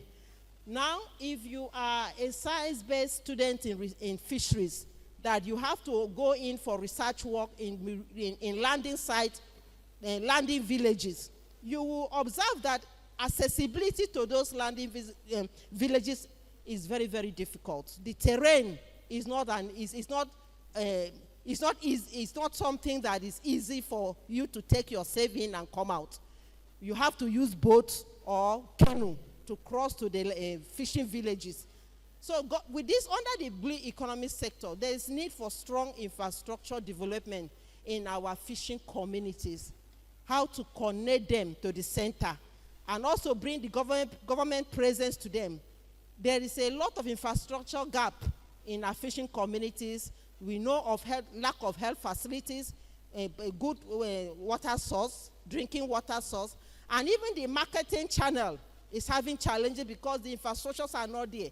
So this blue economy sector now is harnessing this potential. How we can bring the communities together to harness this, to enable them have access to basic infrastructure that can enable the sector to be open to investors. So that is what the social pillar of the blue economy is harnessing. Also to promote local engagement through participation of the coastal communities on decision making. Now the government have come to realize that without us partnering with the private sector, the research communities, we might not be able to deliver on our own mandate. So there is this serious synergy that we are looking at, how we can work with the fishing communities and the other stakeholders around the coastal areas for us to harness the basic needs that requires attention through policies and help us to formulate programs that can be of impact to the communities. Now, in this generation, we are not looking at you sitting down in the government office to bring up a program for a coastal community. We are working at the level of assessing their needs, and based on their needs, programs are being generated that they can receive it and own the program and sustain the program. Because we have now seen that we have to work with the private sector to achieve the purpose of our mandate. So social pillar in marine blue economies is one of the area of our focus. So social inclusivity, ensuring that both men and women have equal opportunities and access to benefit within the blue economy. I am glad that under the marine and blue economy, there is a lot of involvement of focus of women engagement in any programs or activities that the government is embarking on taking to the sector. There is a lot of interaction to know what is their needs, how can they be involved so that there can be equal benefits. Now women have been seen as great potential to drive the marine and blue economy sector. Especially, we are also looking at how to form clustering farming, cage culture farming. And some countries in Africa have already gone far in areas of seaweed farming. These are initiation that is on the platform of the blue economy. And these areas are where we are putting our focus on to develop technical officers and seek for research opportunities from our academia of what we can do to build capacity that can be able to harness the huge potential that is in the blue economy. So that is what the social pillar of blue economy is highlighting us to direct our exploitation of the blue economy. Then the environmental pillar. The environmental pillar places paramount importance on safeguarding the health and resilience of our ocean and coastal ecosystem, biodiversity conservation, in preservation of marine ecosystem, endangered species, and overall balance of marine life, ecosystem resilience, promoting resilience in the face of climate change, pollution, and habitat destruction, environmental stewardship, responsible resource in management, and reducing the ecological footprint of human activities. This is the environmental pillar, and we have other, I have already earlier mentioned the different departments who are already is in the sector to see how we can regulate and build this sector. So the good thing in blue economy is that the different sectors are coming together to put their energy together to see how we can harness this sector. So we have the governance over coastal management. And then we have the fragmented governance structure. You know, even the forestry resources are around the blue economy. We have the forestry resources that are around it, because most of our estuaries, a lot of forestry products are there. Activities are going on. So all these sectors have to work together for us to harness the blue economy sector. We have a lot of problems that are already facing the blue economy sector. We have the issue of overfishing. We have the issue of illegal fishing. We call you IUU fishing. And in this area, there's a lot of synergy now under what we call Deep Blue Project, supervised by the Marine Security and Safety Department. And it is every other department are part of it, to pull energy, how we can be able to create surveillance in our waterways, in our ocean ways, to see that IUU fishing is completely eliminated in our territorial waters. Already under the blue sector, economy sector, these potentials are being harnessed. The Deep Blue Project is taking up in a different phase, whereby the collaboration among the paramilitary and the military sector, the drug law enforcement sector, and the departmental, technical department sector are now working on daily basis, having meetings regularly, having connection, having association together, how we can be able to make our maritime sector free of crimes, free of piracy and oil bunkering. So all these sectors are pulling their energy together to see how this blue economy can be actualized. Also, we have habitat destruction. In terms of the overfishing, because of the blue economy, I want to emphasize on that. We are looking at practicing closed and open season system in our country. So since Fisheries Department is now part of the blue economy sector, for us to be able to achieve that, we have to create another source of livelihood for those who are having source of livelihood from the coastal areas. And so we are bringing aquaculture development to the coastal areas to see how they can practice aquaculture when they are being stopped from fishing for a period of 1 month, 2 months, 3 months, just to see how we can be able to conserve our resources and grow the aquatic resources that are there for good harvest in the future. So we are looking at that, and then quarter management system, which most countries are practicing already, is what the blue sector is bringing on board. So all these activities are being put together under the blue economy for us to be able to utilize the ocean resources that God has given it to us. Another major problem is the pollution that is going on. A lot of pollution that is in our ocean. And now that the blue economy sector is supervised by the ministry, the different departments are coming together to manage the pollution, evacuating pollution in the ocean bed. And these are the things that the sector is bringing on board. We have a lot of benefits by the time we are able to harness the potential of the blue economy. There's a lot of benefit, especially in area of job creation and food security, renewable energy, biodiversity conservation. These are the areas we are looking to have sustainable, conservative impact in our blue economy. The major drivers of the blue economy include scientific advancement, technological innovation, policy reform, increased awareness of the importance of the ocean and coastal region. The blue economy sector under this ministry is having a lot of programs that is going to be unveiled anytime from now. For the last 2 years of this ministry, they have been trying to put in the structure. So a lot of programs on awareness creation is going to be created. And I know that our coastal dwellers are going to have a lot of impact on this program. So there's a lot of, we are looking at using theory of change as an application to drive the marine and blue economy. And the impact we are looking at is that there will be sustainable coastal communities with resilient ecosystem. That is what we are looking for to achieve in the next future.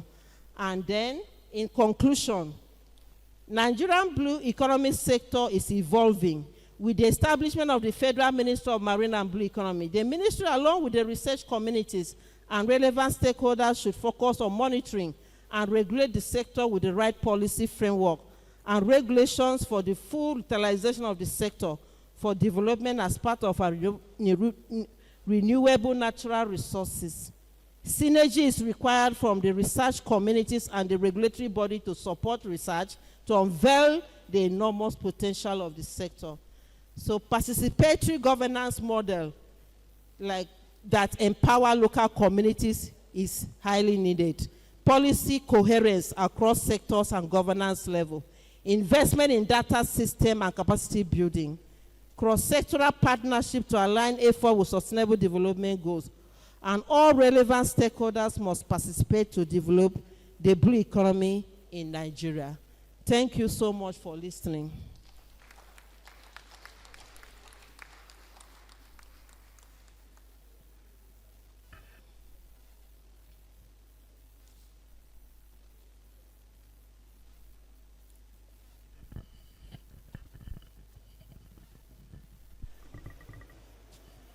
Thank you very much for the presentation. And when people talk about the fact that the Ministry of Blue Economy is the latest money spinner for Nigeria, you would agree with us that we have a lot of resources there that needs to be harnessed. Can we put our hands together once again for the first speaker? I want to call on the second plenary speaker. Please keep writing down your questions.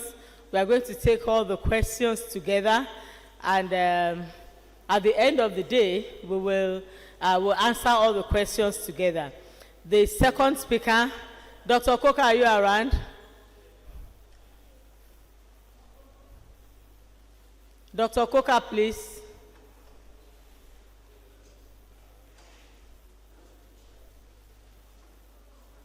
I need Dr. Koka to come and read the citation of the second speaker. Or, Doctor? Oh, Dr. Adetuga, I learned it's your duty. Thank you, Dr. Adetuga. Please come forward. Who is the speaker? You are reading the citation of Mrs. Olowu. Mrs. Idowu. Madam, I think you want to do another naming ceremony. Somebody called you Mrs. Something in the morning, and I'm saying Mrs. Olowu. Mrs. Idowu, I'm sorry, ma. Mrs. Idowu, please can you be on your feet and please come this way. Thank you. You have 15 minutes for your presentation. I'm going to sit close to you, don't worry.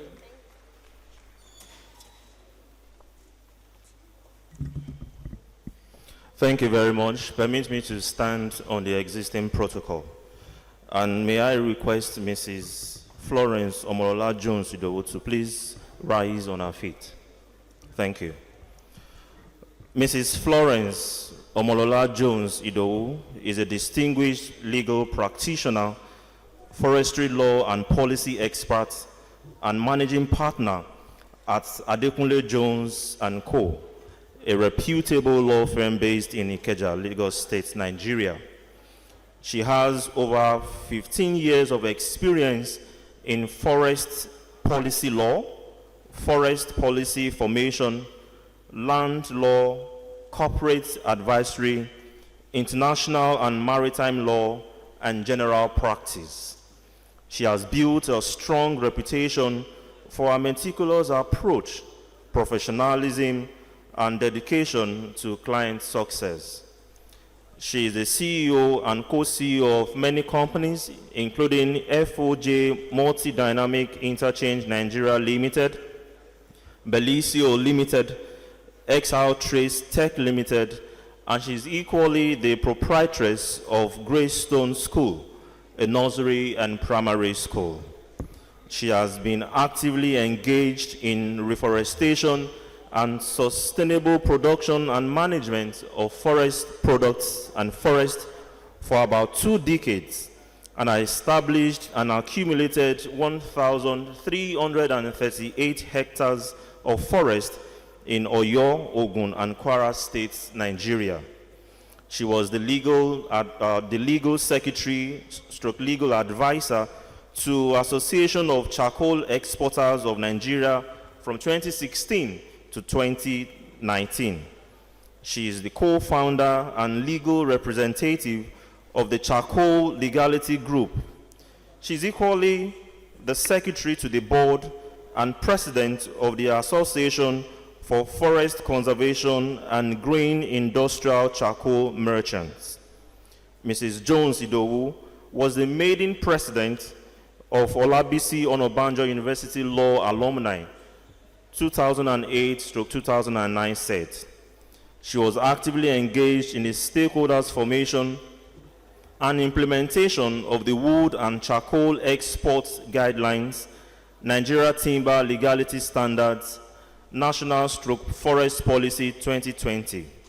And she has taken the bold step to be the very first individual in Nigeria to attempt Forest Stewardship Council Forest Management Certification and European Union Deforestation Regulations compliance for Nigeria to meet up with the December 31st, 2025 extension deadline, just to mention a few.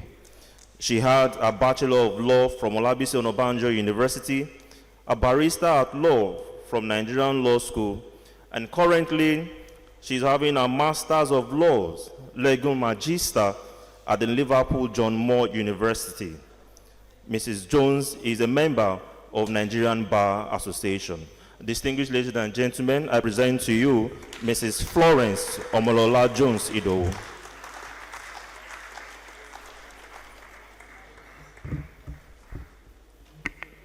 Good afternoon to us all. I hope you can all hear me.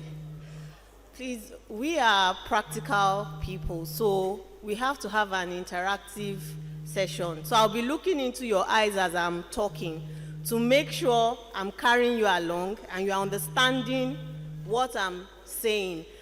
We are moving from theory to practical because we are on the field. We are the dogmatic enemy of the environment, quote and unquote. So now that the enemy of the environment is here to make a presentation, it has to be impactful and it has to be result-driven. So I'm not going to bore you with definitions of, what is circular economy? In our local parlance, circular economies don't waste. Whatever you think is a waste is a raw material to produce another thing till infinity. That means you should continue to make use of whatever for instance, the food you ate just now, the remnant of the food in a circular economy can be used for several other things in production. You can use it to feed the soil, you can use it to feed fish, you can use it for so many other things that will be manufactured into another product instead of just going to a dump or heap site. So in simple terms, what a layman can understand, a layman should be able to understand what circular economy is, and not just in with big words. So having said that, what are the things we can do? Let's go to sustainable. What are the things we can do?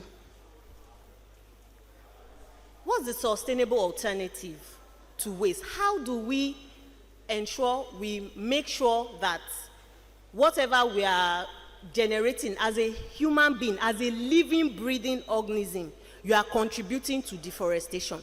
We first need to understand that there is no finger pointing to say, for example, charcoal they are the ones deforesting. wood exporters are the ones deforesting. But you go to your lecture hall, you'll be writing on paper, you'll be using biro. You don't know that charcoal is part of the raw materials used to produce the ink of the biro. You are sitting on your chair, you are looking at your laptops, anything that has carbon black. Charcoal is a raw material for carbon black. You are using mascara, you are wearing wigs, your tires for your car, even in the fabrication of your vehicles. Charcoal is a raw material. Those of you that like to drink Hennessy and all these other exotic drinks, charcoal is a raw material to produce those products. But because we are in an environment where we are not really into manufacturing, we are more into raw materials, quote and unquote, you know, we don't really understand the derivatives of wood. For instance, you are wearing your shoes. Your shoes are made of wood. The leather used to make your bags and your shoes. The cows, they eat, we all know cows eat melina, right? And they also stomp. So when you are trying to reforest, they kill the young seedlings that you are trying to turn into mature trees. You understand? So we need to stop the approach in a circular economy looking at, oh, I'm a saint, I'm not causing deforestation. They are the ones causing deforestation. For a circular economy to work, we have to join hands together to be able to look at it holistically and to get allies from every cadre of the value chain. So we are looking at it from a value chain perspective. What you need to do, let me just go to, let's go to mitigation practices. So things you can do to mitigate moving from a linear economy to a circular economy. I believe majority of us here know what a linear economy is. Is there anyone that doesn't know what a linear or a circular economy is? Okay, no hands are up. So the presumption is fair to say we all know the definition of the terms. What are the things you can do? You can minimize waste to landfill. Organic waste diversion reduces methane emissions. In fact, methane emissions are more deadly than just wood deforestation or reforestation. Reducing methane gas would have more impact on fighting climate change than just reforesting or deforesting. Not that we are minimizing the impact of deforestation, but we also need to look at how in a circular economy we are to reduce the formation of methane gas. You know, that is because that takes a major chunk of what causes climate change, which we are trying to focus on. So, in addition to that, consumption of derivatives such as refineries that use ethanol to produce from cassava. For instance, when you are on a flight or when you are driving your car, you don't look at the refineries or the petrol or the kerosene that you are using to fuel your generator, fuel your vehicles, fuel the plane. You don't look at it directly causing deforestation. But ethanol is produced from cassava. And if you look at agricultural practices, harmful agricultural practices, they end up removing stumps when they are planting these agro crops. For instance, you can generate charcoal or wood from pruning or from harvesting in a way that the natural regeneration of the tree that you harvested the raw materials can still come back naturally over time, in addition to enrichment planting. But when you do destumping to be able to generate food or to be able to generate raw material to produce ethanol, when you are looking at ethanol, you don't see the tree, you don't see the stump, you see another form. So when you look at it in that other form, you will not ordinarily think of the fuel I buy in my car every day is causing deforestation. But those products are more valuable, they cost more than just the actual log of wood. Because the more you manufacture and produce more industrialized products using machinery, skill and equipment and what have you, the more expensive those products are than the original form of the raw material that was harvested. I hope you're understanding what I'm saying. So we need to look beyond just the peripheral in addressing and tackling this issue from the grassroots level so that we can work together to find a solution. Part of what I'll be recommending is that we should stop looking at each other as if we are in a battlefield, like, oh, we are enemies. We should look at each other as allies. Going into the gaps in the circular economy, how do we mitigate the gaps in the circular economy? We first have to identify the gaps. You have to begin to look at policy implementation from a point of view of engaging the stakeholders in the grassroots level along the value chain into policy formation and implementation, so that we don't end up having environmental policies that are expensive or impracticable to implement. I gave an example in the publication. For instance, if maybe a raw material is worth 2 naira, but the cost of that raw material after implementing the policies being proposed will now take it to 500 naira, but the selling price is 1 naira 50 kobo. At the end of the day, you look at economics, because the environment, the society, it does not operate in a vacuum. You have to look at it that, okay, if this policy is implemented, how is it going to move from theory to practical, in practical terms? Because the law of economics is, those who are engaging in the business side of it, they are doing it for exploitative purpose. So if you cannot exploit a raw material, a resource, at the cheapest possible price to produce at the wholesale level, how are you going to, who is going to buy that product when you now implement the policy that is going to take a 2 naira product to 500 naira? But when you are haggling in the market, they are going to price that thing, the buyer and the seller, they are haggling at 1 naira 50 kobo. The manufacturer or the producer is already, the cost is already 2 naira. You are trying to see how you can further reduce the cost of production. So let's look at a circular economy from practical terms, not just theoretical approach. Engaging the stakeholders, for instance, when you look at the implementation of CITES in the wood and charcoal sector, which I used as an example, you find out that when those policies were going to be, when they were initiated, the stakeholders in the value chain were not carried along. Perhaps the narrative, if you show that, oh, they are planting or they are actually doing something to solve the problem, it affects the dogmatic position. So sometimes those kind of news don't get to the right sources for them to be able to know that, okay, this is the effort being put by the stakeholders.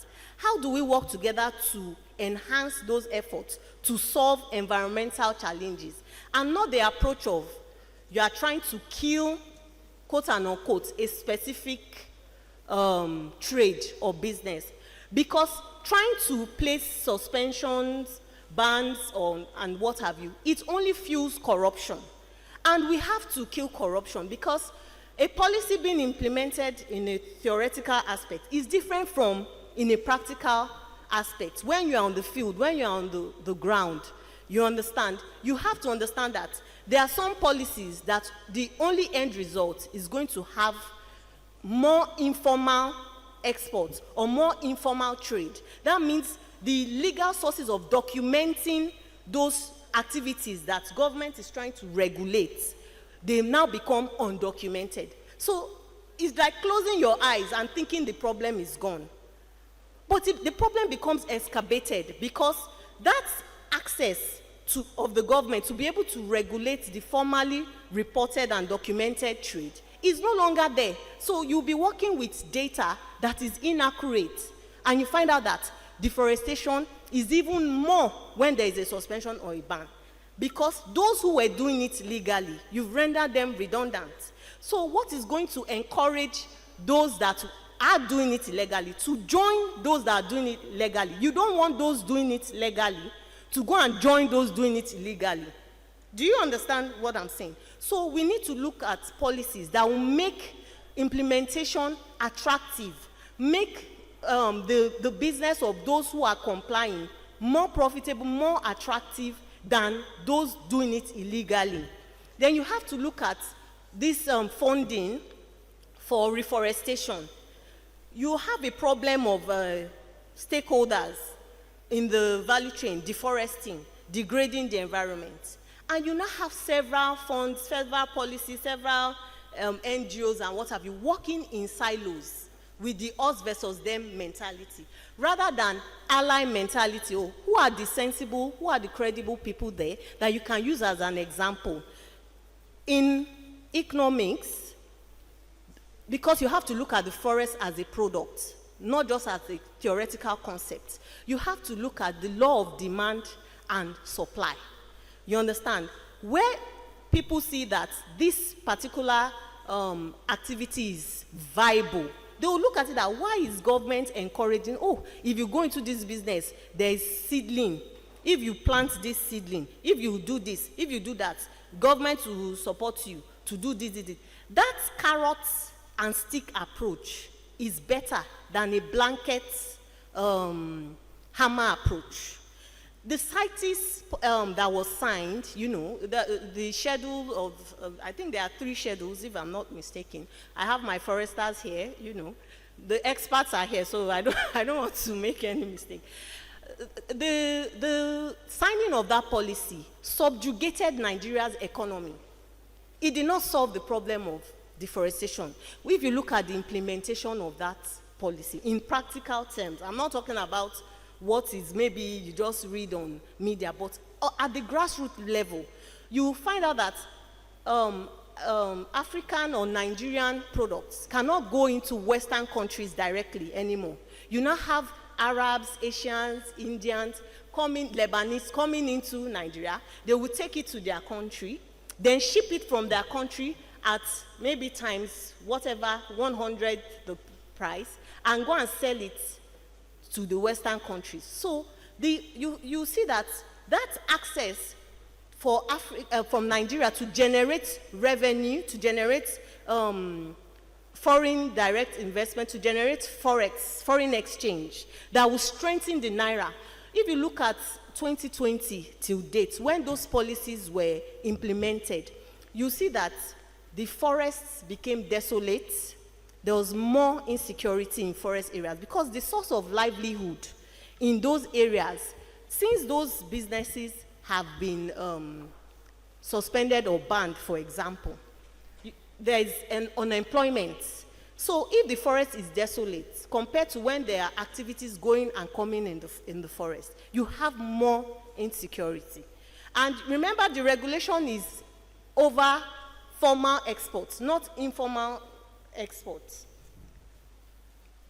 So, at the end of the day, what I would like us to go home with is, let's have a renewed mindset towards solving problems. Because if we keep on doing the same thing, we're going to keep on getting the same results. So a time to move to a circular economy is now. The time to actually start taking proactive steps to utilizing resources through a circular system and no longer the linear system is now. Thank you and God bless.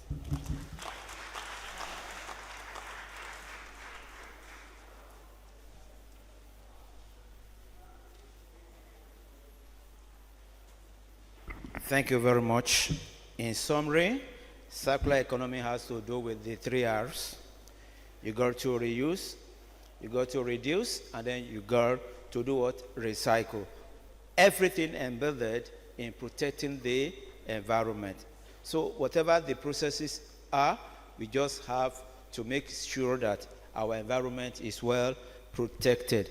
At this point, we are going to pause for another program before we continue. Please, you just have to note your questions, and I believe you have circulated sheets of paper. They have to, because they will write down their questions, and then the responses will be taken by the rapporteurs. We take 2 questions, and thereafter we go into the awards for our living legends. It is important. Please, so write your questions out, and if you have questions based on the sub-team 1, sub-team 2, so write your question sub-team 1. If it is sub-team 2, write your question sub-team 2. Do you get clear? All right. So, do we have it now? From this end, any question? None. This side, any question?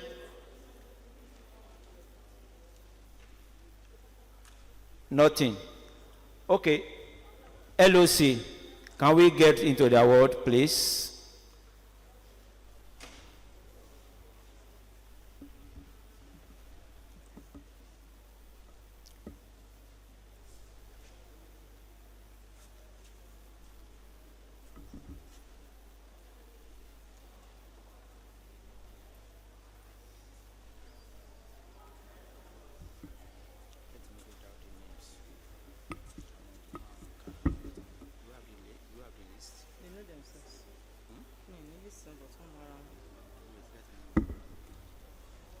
Thank you very much, ladies and gentlemen.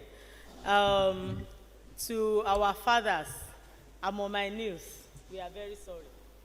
To have kept you waiting for this number of hours, we are very sorry. We haven't taken you for granted. We know it's time for you to have your siesta and your lunch. Please forgive us. Ọmọdé ò kí ń mọ ẹ̀kọ́ jẹ, kó má ra lọ́wọ́ díẹ̀díẹ̀. It was because we had a bit of distortion in our regular program in the morning. Professor Badasa, are we forgiving? I'm sorry, sir. Mama Degeye, are we forgiving? Thank you very much. And for our living legends online, please forgive us, pardon us. And we are going to make it very snappy. The essence of this program is for us to celebrate. Many a times we allow people to pass on, and then we keep saying a lot of good things about them. But during this first conference, we felt bringing our living legends here to see that the works they have done has not been in vain. They had sown, and for them to come back to see that what they planted years ago have germinated, had grown fully, and is bringing forth much fruit, we felt it's going to be of joy to you. And we felt it is an opportunity for you to be celebrated. And today, we have the list of our legends. Here, we have Professor Mrs. Adegeye, Professor Nwoboshi, Professor Okali, Professor Bada, Professor Osho, Professor Falaye, Professor Faturoti, and Professor Oyin Olukunle. Then we have Professor Emeritus Professor S.S. Ajayi. These are the legends that we will be recognizing this afternoon. And not by any order, but we are going to be calling out names. And for the generations that don't know them, these were the people that labored to make sure that renewable natural resources is standing today. The things we are enjoying today, it's their sweat. A lot of them, we put your hands together for them. A lot of them laid down their lives to make sure that we have what we are here today. When you talk about forestry, when you talk about wildlife, when you talk about fisheries, it hasn't been an easy journey. And so, sir, we appreciate you, sir. We appreciate you, ma, for the labor in this faculty. And for the younger generations, your great-grandpas are here. Your grandpas are here. Our fathers are here. We can say they are our fathers. So you are their grandchildren or the great-grandchildren. And so, sir, ma, behold your labor. Behold the people that have come into this profession because you dared to stay, you dared to fight, you dared to win. I want to say we are celebrating your conqueror spirit this afternoon, and many more people are coming after you. And so we want to call, for a long time, Professor Mrs. Adegeye happens to be the only woman in the faculty of forestry unit, and so we want to call her first. Please welcome with me Professor Mrs. Adebola Adegeye. Please standing ovation for her as she comes. Mama is already in her 70s, and can you imagine? Mama oh mama oh mama oh, Olúwa dá mama sí fún wa. Mama oh mama oh mama oh, Olúwa dá mama sí fún wa. Dr. Adeniya, are you here? Are you here? Please, can you read the citation of Mama?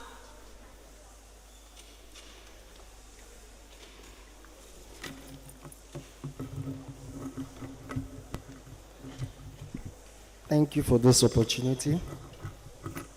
Professor Adebola Omodele Adegeye was born on the 22nd of December 1948 in the historic town of Ileoluji Okeigbo local government, Ileoluji, area of Ondo State, into the family of Chief Lee Joka Animashaun Akinrelere, a farmer, and Mama Esther Ominike Akinrelere ni Ejimakinde. She was enrolled in St. Peter's Anglican Primary School, Ileoluji, Ondo State, but transferred to Baptist Primary School, Liberty Road, Ibadan, Oyo State, when she was in Primary 3.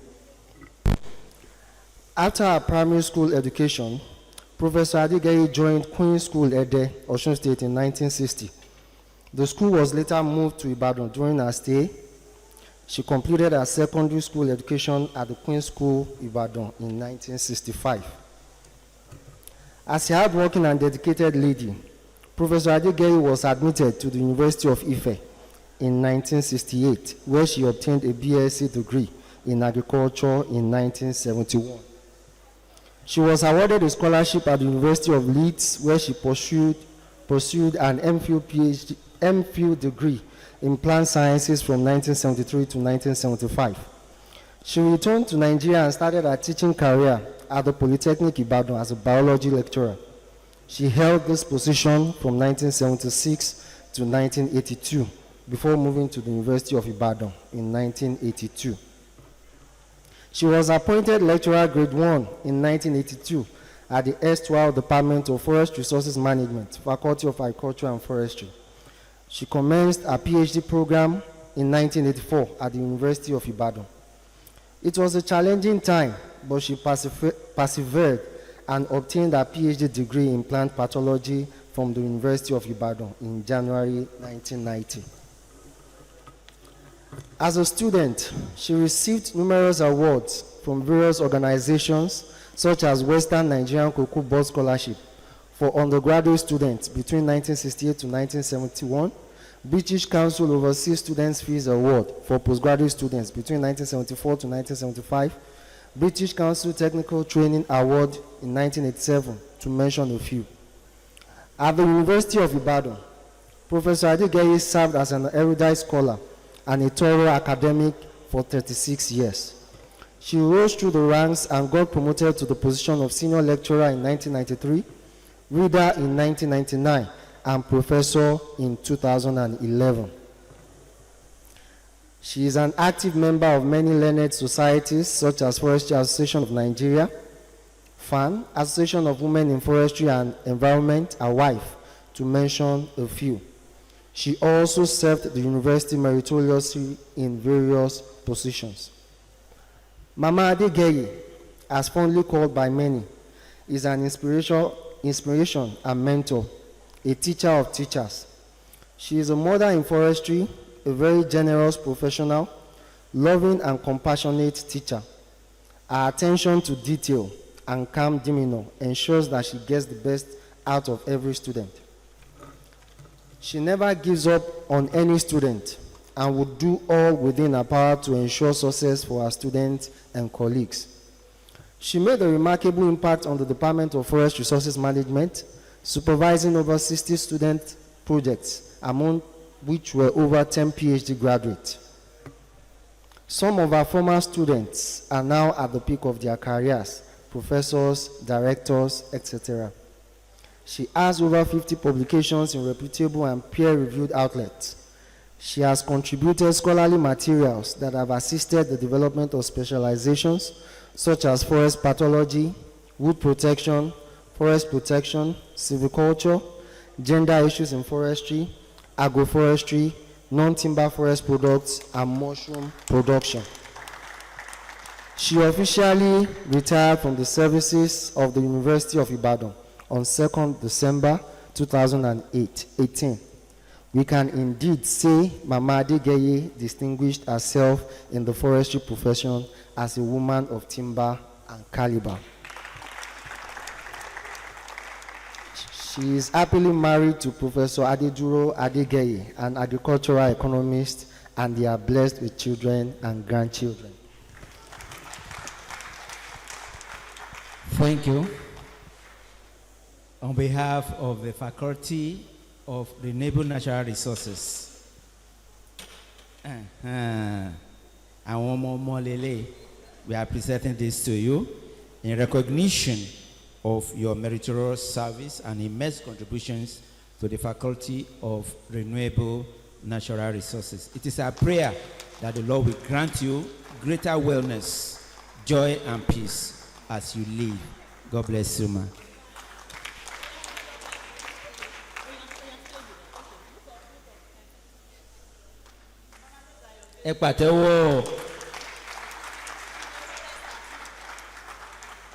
Thank you, man. God bless you.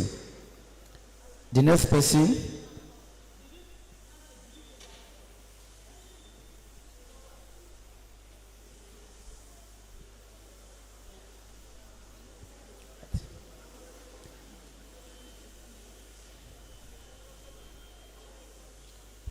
Professor S.O. Bada, a.k.a. S.O.B. Ẹ pàtẹ́wọ́ fún wọn. Mama, please.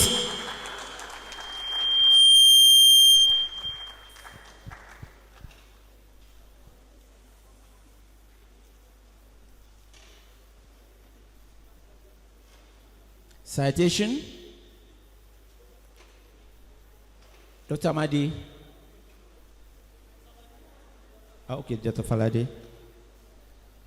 Go up there.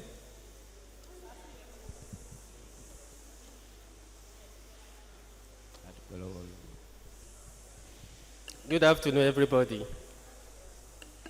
It is a great privilege for me to read the citations of my MSc and PhD supervisor.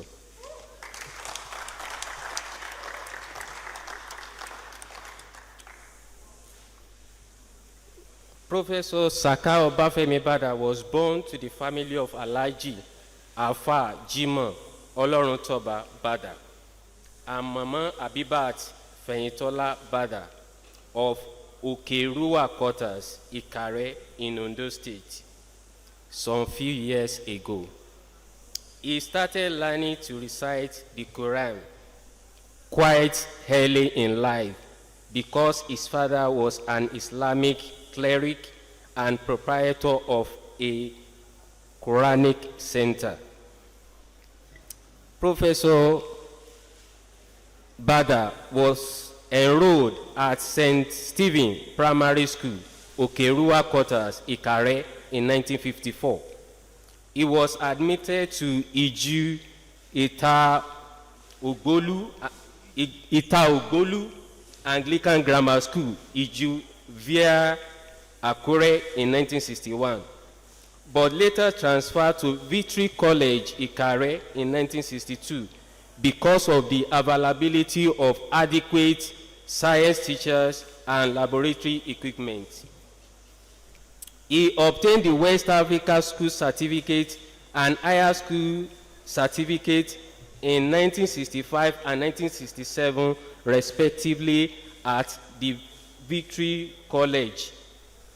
In 1968, he taught briefly at Stella Mary College, Okitipupa, before proceeding to University of Ibadan in September of the same year for a degree course in forestry. Professor Obafemi Bada graduated with a BSc in forestry in June 1971 with second-class upper division and was the best student in his graduating class, winning 2 of the 3 prizes available in that department in that year. He returned to the department in September 1971 for postgraduate study and was appointed a part-time demonstrator from October 1971 to October 1973. He subsequently obtained the MPhil and PhD degree in the University of Ibadan in 1977 and 1984, respectively. Professor Bada served as a research officer in area of ecology at Federal Department of Forest Research, now Forestry Research Institute of Nigeria, Ibadan, from 1973 to 1978, following which he returned to Department of Forest Resources Management, University of Ibadan, as a research fellow on agroforestry project funded by International Development Research Center of Canada. While at Federal Department of Forest Research, he was sent on secondment to Agricultural Research Council of Nigeria, More Plantation, Ibadan, as a scientific officer in the area of forestry in February 1976 to August 1977. At the Agricultural Research Council of Nigeria, he and Mr. B.S.K. Onwe-Luzo were charged with the responsibility of identifying priorities for forestry research, development, and training in Nigeria up to and beyond the year 2000 AD. A particular obstacle at the Department of Forest Resources Management forced Professor Bada to ensure that he was very ready for promotion at each level before applying for it. Thus, his academic process was slow, though steady. He was appointed Lecturer 1 in October 1981, Senior Lecturer in 1986, Reader in 1992, and Professor in 1996. At the University of Ibadan, Professor Bada served in various capacities as Practical Year Coordinator from 1984 to 1988, Undergraduate Coordinator from 1986 to 1989, Subdean Forestry 1988 to 1989, Postgraduate Coordinator 1990 to 1995, and the Manager for Faculty Computer Center from 1999 to 1995, Acting Head 1995 to 1997, and Head of Department of Forest Resources Management from 1999 to 2002, and also a Dean of Faculty of Agric and Forestry from 2006 to 2008. He retired from the University of Ibadan on the 1st of October 2011.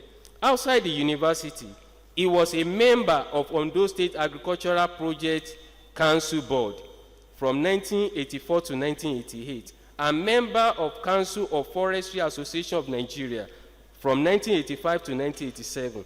He was the head of Environmental Management and Biometrics Unit, Forest Research Institute of Nigeria between 2011 to 2012, and also he was substantive head, Department of Forest Resources Management, University of Ilorin, from November 2012 to November 2016.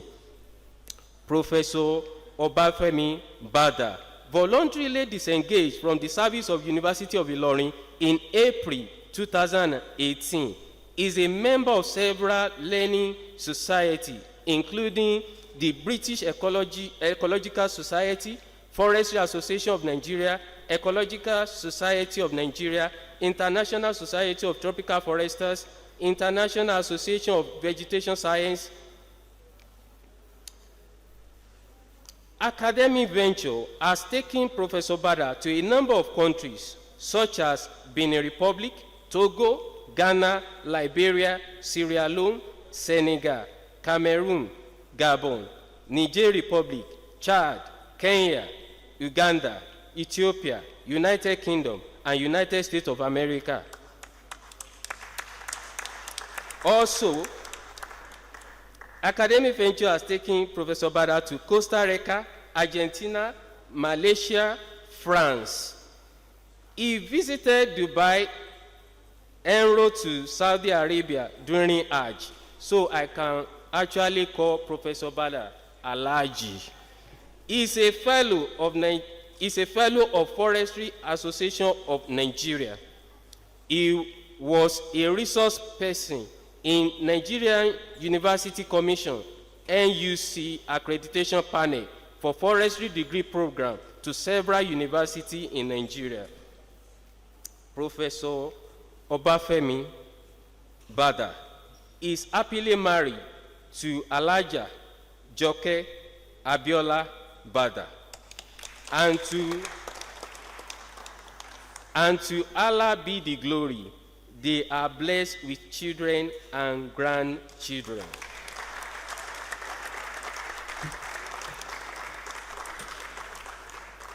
There's always a song that always bubbling in my heart whenever I see Professor Bada, and I want to reiterate the song. Ta ló sọ pa ní bàbá káyì àní bàbá Professor Bada bàbá wa káyì àní bàbá. Ta ló sọ pa ní bàbá káyì àní bàbá.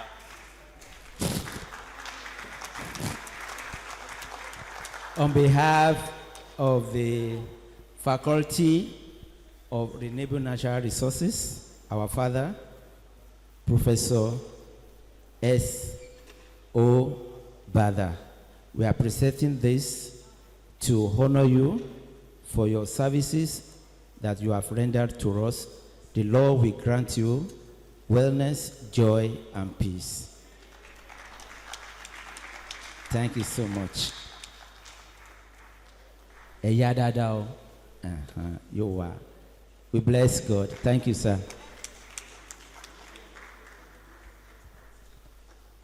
The next person, we have Dr. Agbeja here. Dr. Mrs. Yetunde Agbeja. Okay. That's for Professor G.S.A. Osho in absentia.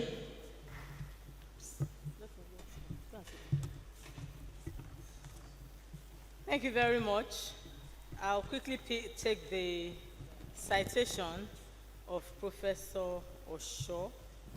Just 1 minute. Is it on? Hello?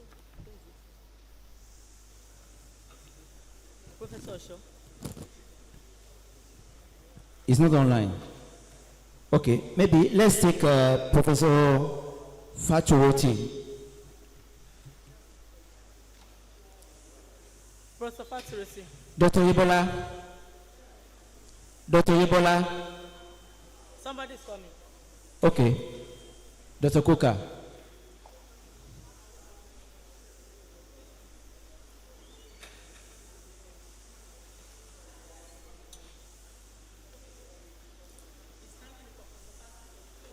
Oh, beautiful. That's great.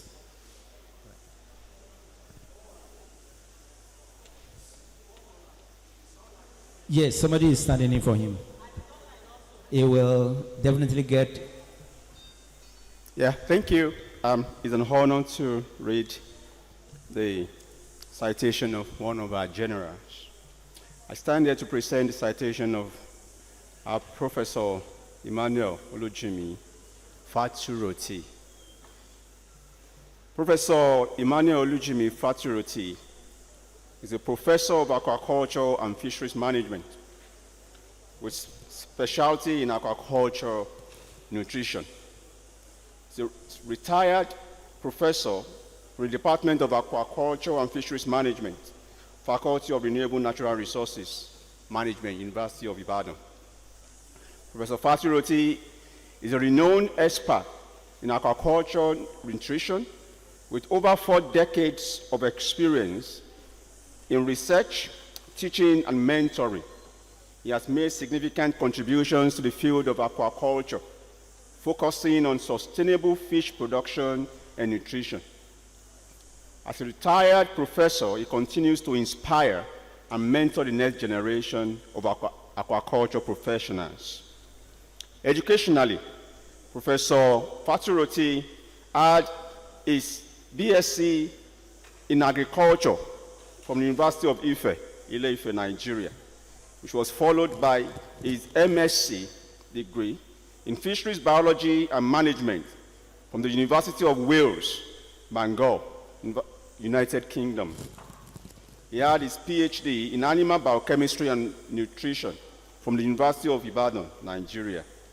He has a special certificate in aquaculture and allied fisheries management from Auburn University, Alabama University in the United States of America. Scholarships. In his undergraduate, he was a recipient of Cocoa Marketing Board Scholarship, and for his postgraduate, he had Oyo State Government Scholarship. And postdoctorally, he had a certificate, a scholarship in Staff Development Fund, sponsored by University of Ibadan, and he had another one sponsored by the British Council from the United Kingdom. Professionally, Professor Faturoti was appointed Lecturer 2 in the year 1980 in the University of Ibadan, and he rose to the rank of professorship in the year 1995.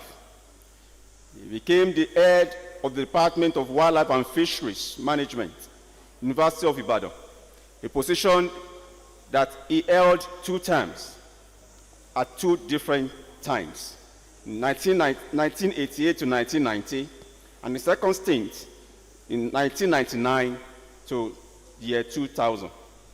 He was also the Dean of the Faculty of Agriculture and Forestry in the year 2000 to the year 2002. Professor Faturoti was a vice president for the aquaculture aspect of the Fishery Society of Nigeria from 1996 to 1998. He was the chairman, Council of Fellows of Fisheries Society of Nigeria between 2009 and 2019. He's a consultant to FAO, UNDP on commercial aquaculture in sub-Saharan Africa from 1998 to year 2000. He was the chairman and member of NUC on accreditation and verification of many fisheries programs in universities in Nigeria. Notably, Professor Faturoti published numerous research papers in reputable journals, both locally and internationally. He has supervised and mentored many postgraduate students. He has contributed to development of aquaculture policies and programs in Nigeria. As a scholar, head of department, and dean, Faculty of Agriculture and Forestry, he has shared and nurtured with peers and colleagues progressive ideas for the advancement of renewable natural resources education in the University of Ibadan and beyond. I present to you a general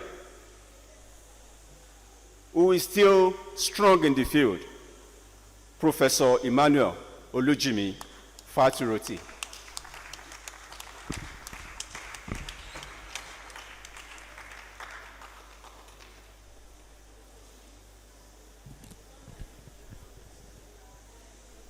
is it possible to have him?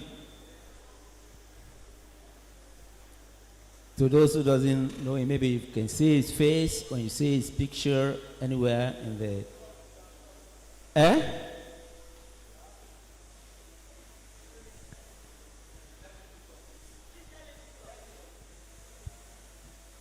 Professor Roti, please, can you say something?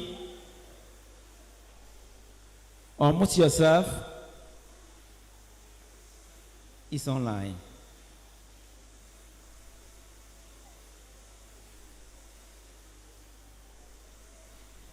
Professor Faturoti?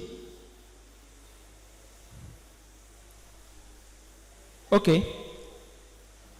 At this point, other living legends that are supposed to be honored are not physically present, neither are they online. So we'll make further arrangements for further of the awards. Pending the time, we'll be able to get connections with them. At this point in time, we have, Professor Bada has gone. We're supposed to have a sort of response and a picture. We are thinking that we're going to have a picture together.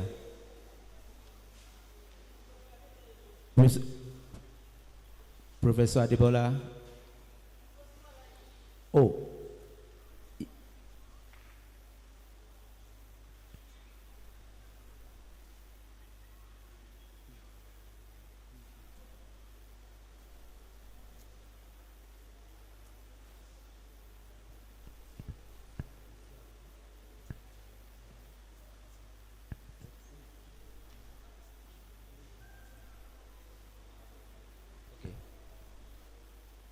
Dr. Mtoni, please. We take that of Professor Falai. That's great. So, please, you have the... After this, we will ask Mama Adegeye to come and say a word or two on behalf of the awardees. Thank you, ma'am. Bow sketch of Professor Iwumi Augustine Falaye. Professor Augustine Iwumi Falaye is a professor of aquaculture, fisheries management, and sustainable aquatic environmental development at the University of Ibadan, Nigeria, and one of the foremost professors of aquaculture and fisheries in Africa. He obtained a bachelor's degree in fisheries science from Plymouth, England in 1981, first Nigerian graduate from the institution, MSc Aquaculture and Fishery Management, Stirling, Scotland in 1982, PhD Fishery Management, Ibadan, Nigeria, 1988, Royal Society, United Kingdom, Postdoctoral Fellowship, 1993 to 1994. His academic career began as assistant lecturer in 1983 and rose through the ranks to professor in 1997. He has over 38 years experience in teaching, research, and consultancy activities. He is a recipient of several grants and fellowships, including British Technical Aid Award and British Royal Society Fellowship. Professor Falaye is a renowned scientist with expertise and wide experience in Africa and Europe. He has pioneered outstanding research with remarkable impact on sustainable indigenous fisheries production and nutrition, aquatic ecosystem development, and climate change remediation on environmental resources in particular. He achieved breakthroughs in the utilization of agro-industrial byproducts in fish feeding and cost-effective production in aquaculture. He has made significant leadership impacts locally, nationally, and internationally. He currently serves as chairman, board of African Fishnets. He was a member, Presidential Committee on Fishery Development and Alternates, chairman of aquaculture that provided blueprint for fisheries development in Nigeria. He was former chairman, developing World Working Group of the Marine Stewardship Council and member, Stakeholder Council, London, for promoting the world's sustainable fisheries management. He pioneered the inauguration of the Nigerian Working Group, the first MSC group in Africa to promote rational exploitation and management of fisheries management in Nigeria. He was a member African Fisheries Reform Mechanism of AU under fish governance that developed the new policy framework for African fisheries. Developments approved for use by the African heads of state in the region. He is a distinguished expert and consults widely for both national and international agencies on fisheries development and sustainable aquatic resource use. These agencies include EU, FAO, African Union, and Italia. Over the years, Professor Falaye has consistently built a reputation on innovative practices and initiatives to increase productivity, efficiency, and human capital at all levels of management, notably in capacity building, and have successfully supervised 24 PhDs with over 150 publications.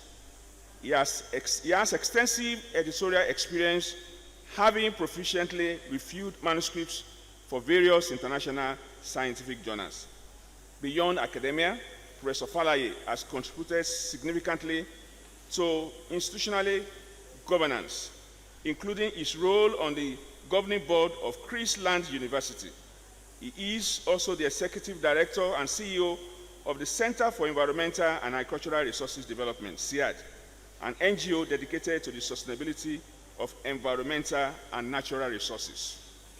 Professor Falaye is a presiding elder in the Apostolic Church, a fisherman, and a fisher of men. He is happily married to Professor Mrs. Folajogun Veronica Falaye, and they are blessed with lovely children and grandchildren.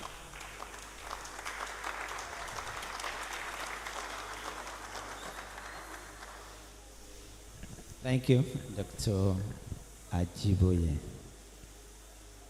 That's for Professor Falaye. I learned that Professor Fatureti is online.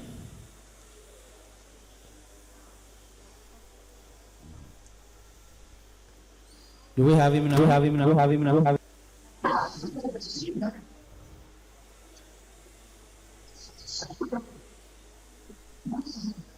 Okay.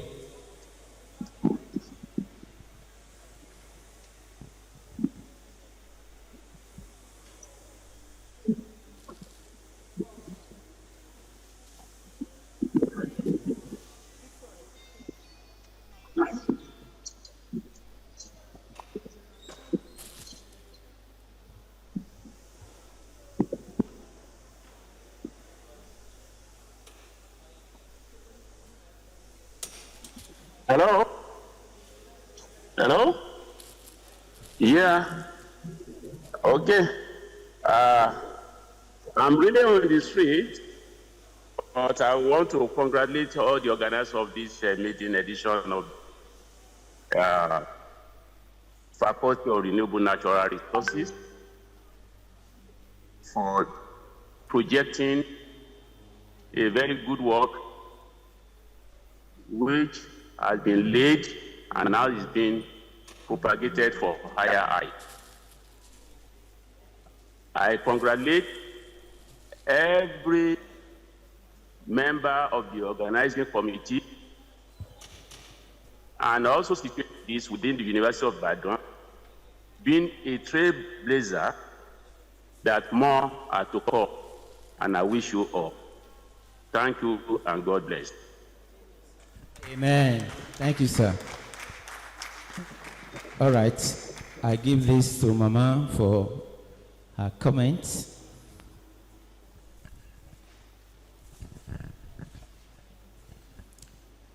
Good afternoon, everyone.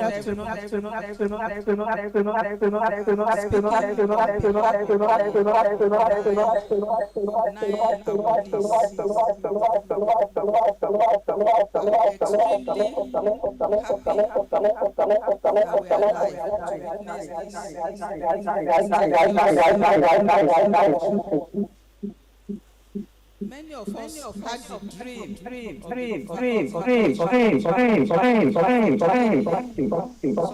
away, and so we who are still alive to see it coming through. I want to say thank you to the organizing committee, to the members of the organizing we are proud of the members of the faculty, the academic staff, the non-academic staff, and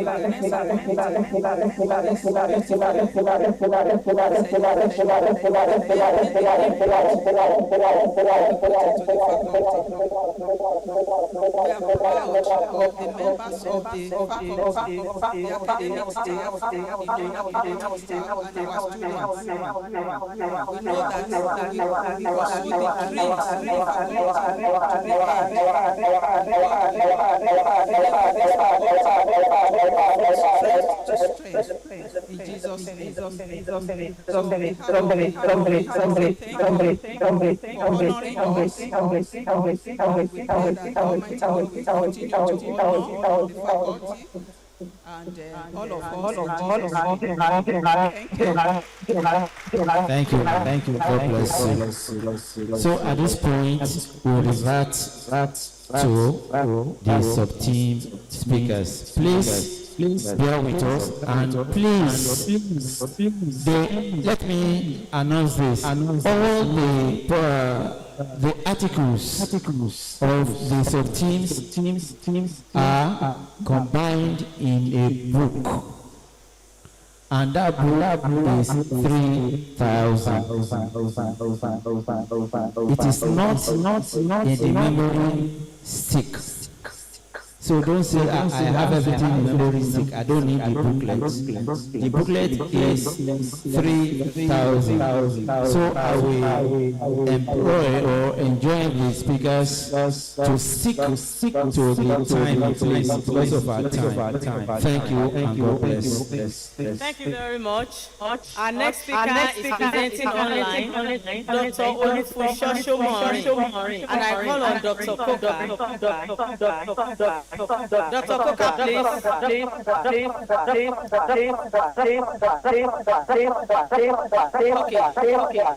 Olufunso Shomori, are you coming? Dr.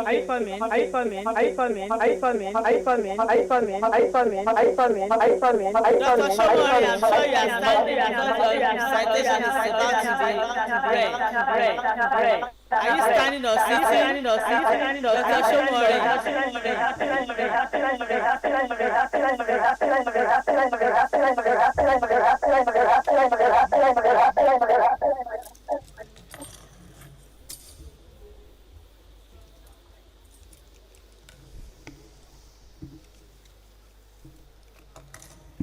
Thank you. It's an honor to send citation for Dr. Olufunso Shomori. Dr. Olufunso Shomori is a regional principal officer at the African Development Bank. He leads the bank's work on climate change and green growth in the 13 countries of the bank's Eastern African region. He also leads the bank's markets program. He leads strategic dialogues and public and private institutions on climate policy frameworks, climate finance, renewable energy, nature's biodiversity finance, and green industrialization. Between 2013 and 2017, Dr. Shomori coordinated the bank's work on addressing fragility and building resilience within the Horn of Africa. In the last 14 years in the bank, he has been directly involved in the design, appraisal, and supervision of more than 300 development projects across multiple sectors. Dr. Shomorin has written more than 50 publications on climate policy in Africa. He holds a PhD in international environmental policy from Wageningen University, the Netherlands. And as an Erasmus Mundus scholar, he holds 2 MSc degrees from Finland and Netherlands. He is an executive education alumnus from Bradford, Cambridge, and Oxford universities. And all those are from the UK, and also University of California, Berkeley, United States of America. He gives guest lectures at King's College, London, and Strathmore University in Kenya. Dr. Shomorin is currently a non-resident fellow at the Africa Policy Research Institute in Berlin. He is a recipient of several international awards and recognitions, including the prestigious Eisenhower Fellowships, United States, for his work on climate policies in Africa. And as a global leader on climate policy, Dr. Shomorin is currently serving on the UN Secretary General's Task Force Expert Group on Net Zero Policy. Ladies and gentlemen, welcome with me an industrious Nigerian, a proud one to be. Welcome with me Dr. Olufunsho Shomorin as he presents the lead paper on the sub-theme, Governance and Policy. Thank you.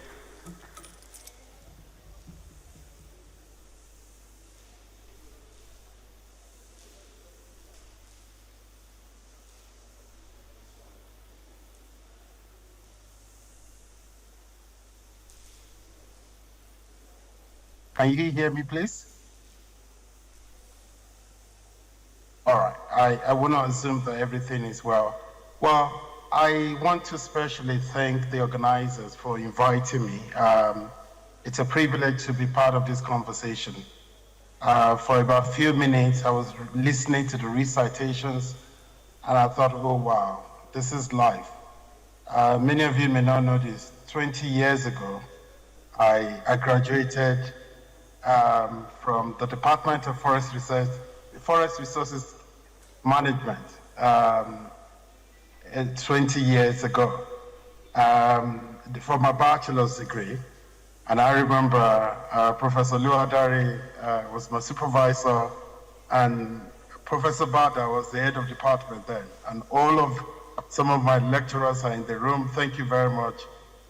But over the years, I have remained in the world of forestry, but more at the development level. And today I work with AFDB, and I lead a number of work within the broader forest and climate change space.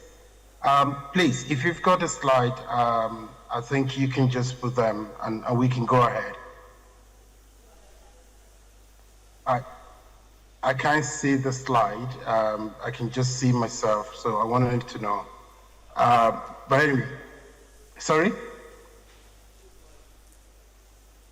All right, thank you, good. So I wanted to speak about what I thought it's very important for this sub-team, and that is forest governance in Africa. And it's the shifting landscapes around what kind of management structure. I was privileged to listen to the sub-team presentations, the one on blue economy, but also the one on circular economy. And I think they very much touch on some key parts. And I'm not going to repeat a lot of things, but what I want to talk about is the fact that our continent is very much endowed with resources. One of them is forest and a huge forest landscape. Now, when you think about some parts of Africa where deforestation is high, like in West Africa, in Nigeria in particular, but also the other parts of Africa, particularly Central Africa, the Congo Basin, And when I did my PhD some years ago, I was actually, I combined my PhD together with working with C4. And I saw one of my colleagues who had presented earlier on, of my former colleague. So it's within the context of the work and some of the emerging trends that I want us also to reflect on a few things. Please move to the next slide. I want to do this in 10 minutes. There's an alarming reality of a heavy depletion, and that depletion is happening within the boundaries of our endowed resources. So the forest is huge, and compared to the rest of the world, we still have a relative abundance. When we look at the continent as a whole, the stories may be different from one country to another, particularly given to some of the challenges of population growth, unsustainable resource extraction policies and the like. But there's a paradox of having an abundance, but also there's a high rate of depletion. And then the question is, how do you solve that problem? What kind of governance arrangement do you need to put in place to sustain the abundance, but also the abundance that is being threatened by a number of factors? Next slide, please. And there are those, and defining forest governance is never an easy thing to do. It's never easy because there are different models, there are different theories, but also there are different practices of what a governance structure or what a fit-for-purpose governance structure should look like. And I'm not sure that we can all agree on the best one here. But however, we can agree that for any governance structure or governance system, a governance model to be in place, there are roles that certain actors have to play. And it's a convergence of those roles and the convergence of those agencies that gives value to the strength of the governance arrangement. So one key actor is the state. And the state could be the central government of a country, it could be the ministries of agriculture or forestry, it could be agencies, research institutions who play a very strong, powerful role as a state. And the legal power of a state, the policy power of a state is very, very important. A state like China, a country like China, have been able to have strong policies that were able to increase forest cover within a short period of time. We're talking of also countries in Africa where in a period of hours, a country like Ethiopia was able to plant 350 million trees within hours. And it takes a strong state-led model to achieve certain goals.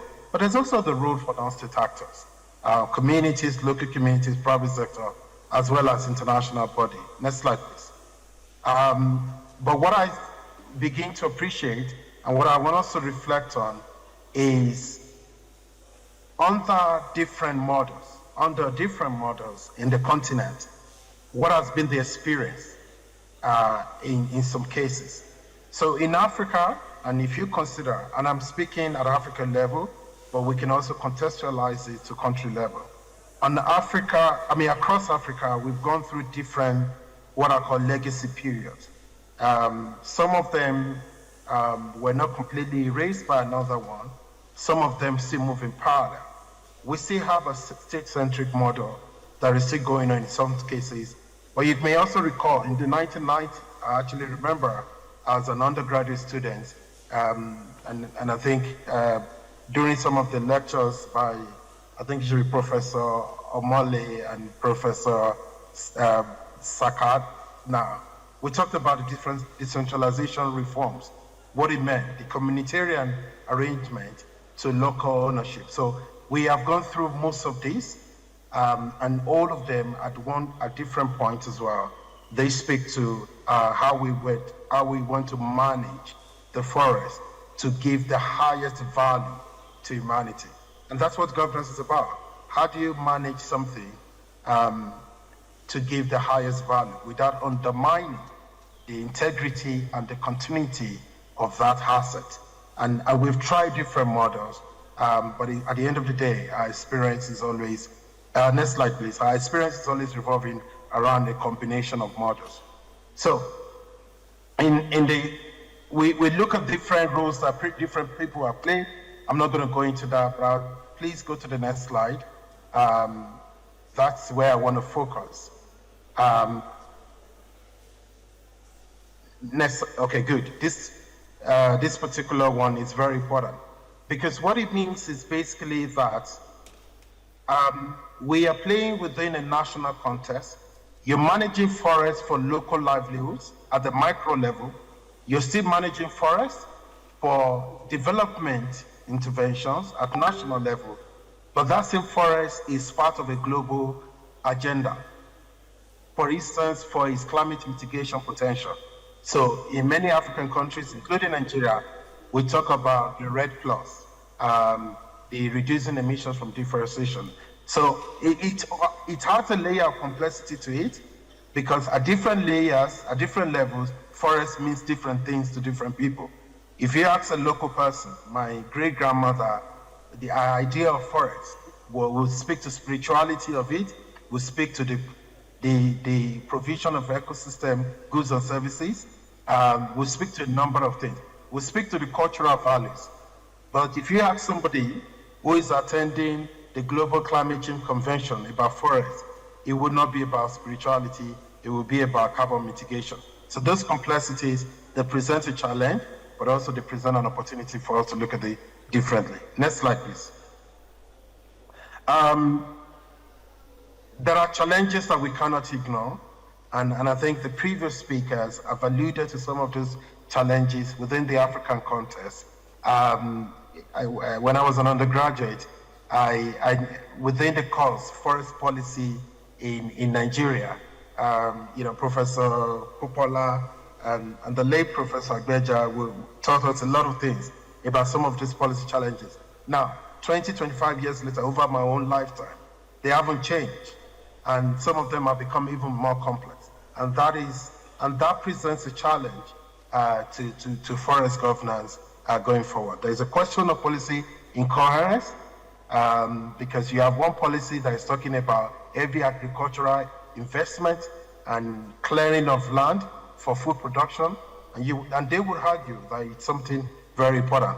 On the other hand, you have another policy that is pushing you towards increasing conservation, land under conservation. So all of these challenges, they present complexity to the governance structures. Next slide, please, as I wrap up. So why is this conversation very important in this context? There are pathways that we must experience. And I think for us as an academic institution, we must understand perhaps we're part of the solution. We need to look at different research around policy coherence. One of our biggest challenges in Nigeria and many African countries is a lack of coherence in our policies. Our policies don't speak to one another, they don't align, and they tend to be very micro, and everyone is just facing his work. Legal recognition in some context, you don't have clarity about tenure, who owns the land. There's a question about who owns what and who has access to what, and some other layers. Polycentric governance will require us to embrace the complexity, but also understand that we need new thinking in managing forest. Forest is not just a place with trees, and forests represent every development ambition of everybody in any country. Next slide, please. So this is my recommendation. We need an adaptive response, and the work that has been done by CIFO and ICRAF over the years, it's very much around that. But more importantly, how do we build structures? How do we build bridges that connect ideas together? Next slide. I'm very mindful of time. There are cases, and I know there's a book chapter that I was privileged to support, and there are cases of what has been done in different countries that we can learn from. Some of them within Africa, how they have worked, the challenges they face, the innovations presented, but some of them outside Africa. Nepal, the community forestry structure in Nepal has been a monumental success, and I think there's a lot that we can learn from them. from the village chief structure in Malawi to large-scale state-led structure in Ethiopia and the decentralized management system in Uganda. There are a lot of things for us to learn. Please, last slide, my conclusion.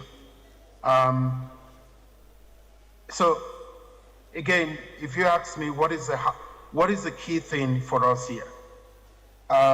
Every time I hear, especially in Nigeria, it's a very common word we turn around, we throw around.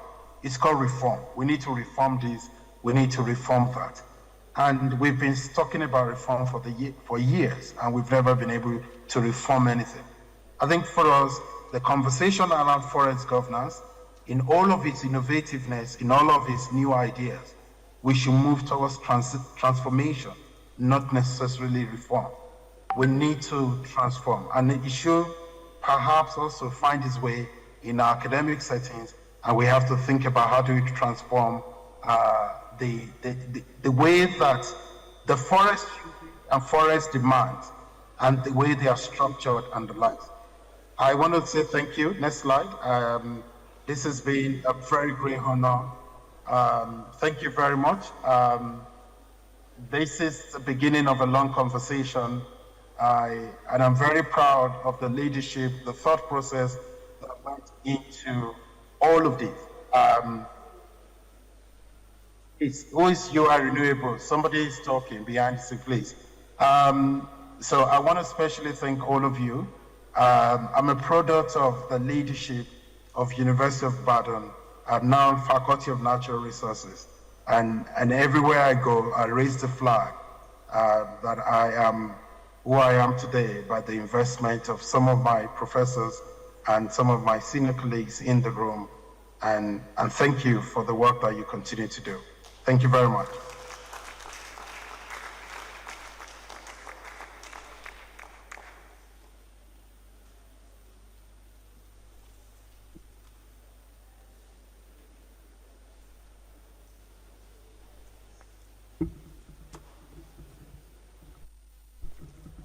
Thank you very much for that wonderful presentation, Dr. Olufunsho Shomorin.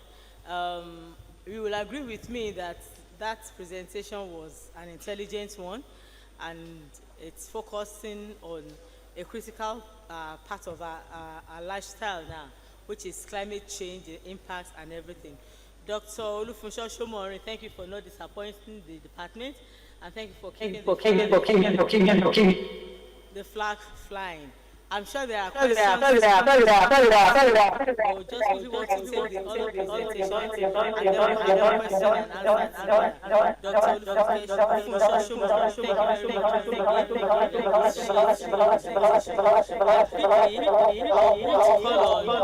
Professor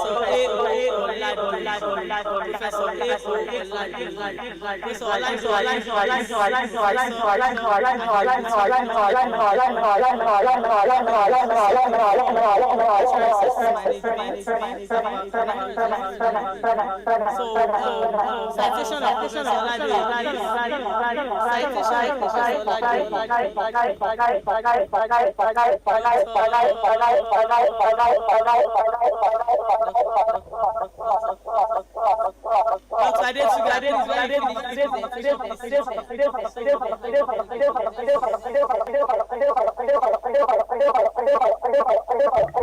Thank you very much, distinguished ladies and gentlemen. The bio sketch of Professor A.O. Oladoye. Segun Oladoye is a professor of forest ecology and conservation in the Department of Forestry and Wildlife Management, Federal University of Agriculture, Abeokuta, Ogun State. He is the immediate past coordinator, part-time degree program for the university 2018 to 2022, and head quality assurance unit, as well as the coordinator FUNAP Transport Committee 2023-2025. Is currently on sabbatical with the Ogun National Park.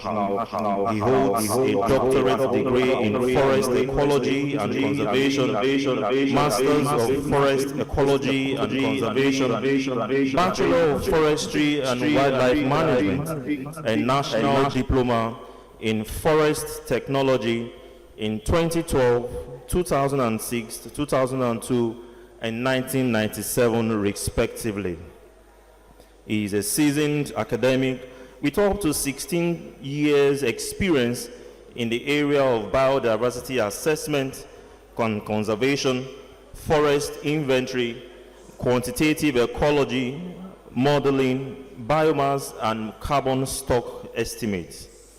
Segun Oladoye joined the services of the Federal University of Agriculture, Abeokuta, in June 2007 as an assistant lecturer and promoted to the rank of a professor in 2022 with over 70 publications, both locally and internationally. He has since gathered and improved on his experience in the aforementioned areas. Professor Oladoye, together with a team of researchers, are rounding up a research on trees and stand models in lowland rainforest, Nigeria, floral biodiversity assessments and production of floral compendium for national parks in Nigeria, which is a TED Fund-sponsored research. He has been involved in a number of projects, including TED Fund-sponsored project in 2012 and participation in National Forest Carbon Inventory exercise sponsored by the Food and Agriculture Organization of the United Nations in collaboration with Nigeria's UN Red Plus Secretariat 2018. Professor Segun Oladoye is currently serving as the Chief Technical Advisor for FAO UN Global Environment Facility GEF7 funded project titled Conservation of Biodiversity and Sustainable Use of Lowland in Edo, Delta, Ogun, and Ondo states. As a PhD student, he got the Chief S.L. Edu Memorial Research Grant administered by the Nigerian Conservation Foundation to the tune of 500,000 naira, and currently on research grant sponsored by TED Fund to the tune of 21 million naira. He is also a recipient of Marshall Fellowship and currently rounding up another PhD in forest biometrics at the Federal University of Technology, Akure.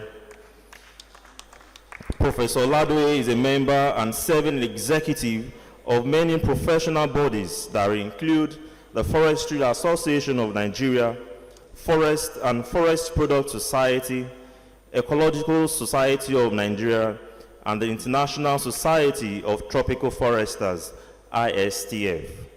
And on the social level, he is a member of the Rotary Club of Obantoko, Abeokuta, as well as District 9111. He is also a movie maker who has directed and co-directed over 40 titles since 2002, both locally and internationally. Distinguished ladies and gentlemen, I present to you Professor A.O. Oladoye.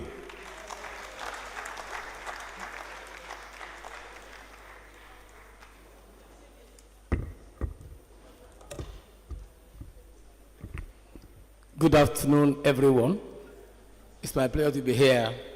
Let me thank the organizers for the invite, and let me also thank the living legends in the house for coming around. Thank you so much. Whenever we see people like you around us, we are encouraged that we are doing the right thing. Thank you so much.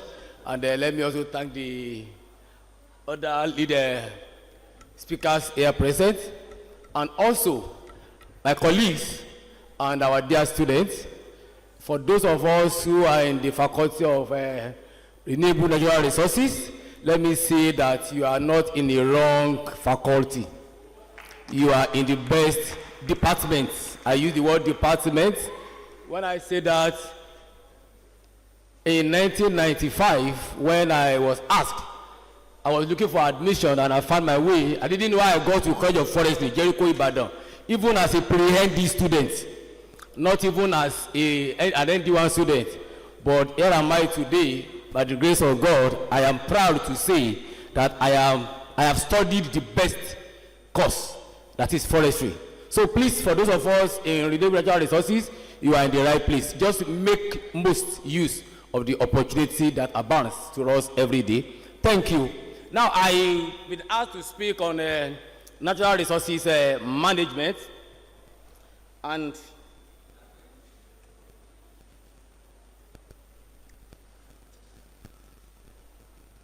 going by that, as I was preparing, please next slide, and I have these quotes just to serve as food for thought for those of us present here. One, the earth provides enough to satisfy every man's needs, but not every man's greed. That's according to Mahatma Gandhi. Natural resources are not inherited from our ancestors, but borrowed from our children. And the implication is, yes, borrowed. We have to return those things back in good condition. But is that the situation to speak? We won't have a society if we destroy the environment. That's Margaret Mead. Managing natural resources is not a luxury. Managing natural resources is not a luxury. It is a necessity for sustainable development. And lastly, conservation is a state of harmony between men and land. Conservation is a state of harmony between men and land. I want to start with this quote just to help us, especially to have our better understanding and our perception with respect to how our natural resources are being managed. Because it's so easy for us to say government, government, government. You and I are part of those who are involved or who are supposed to be involved in managing those natural resources. To start with, what is a global overview of the natural resources management? The sum total of all physical, chemical, biological, and social factors which construct the surroundings of man is referred to as an environment. And each element of these surroundings constitutes a resource on which man thrives in order to develop a better life. I take that again. Each element of these surroundings constitutes a what? A resource on which man thrives in order to develop a better life. That means if our resources are not well managed, what happens? Possibility of enjoying a better life is actually what?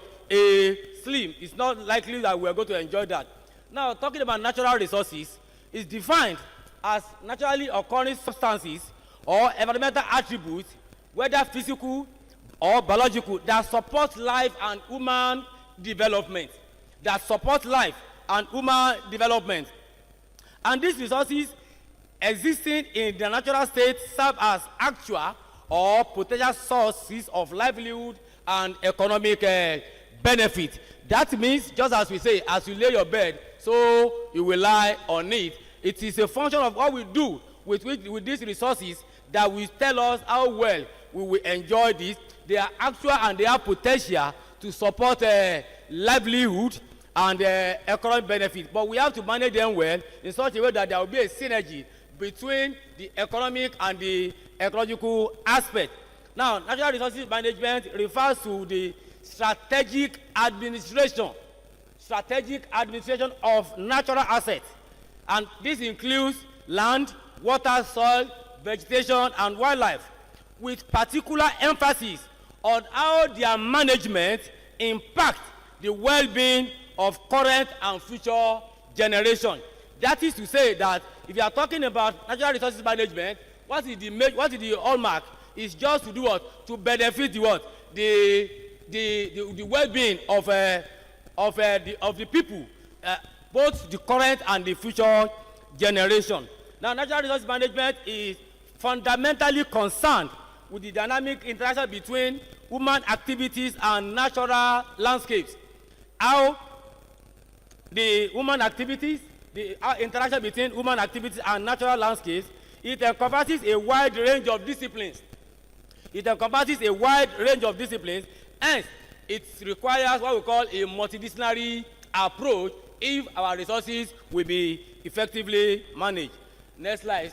I just to refresh our mind that there are two types of natural resources: the renewable and the what?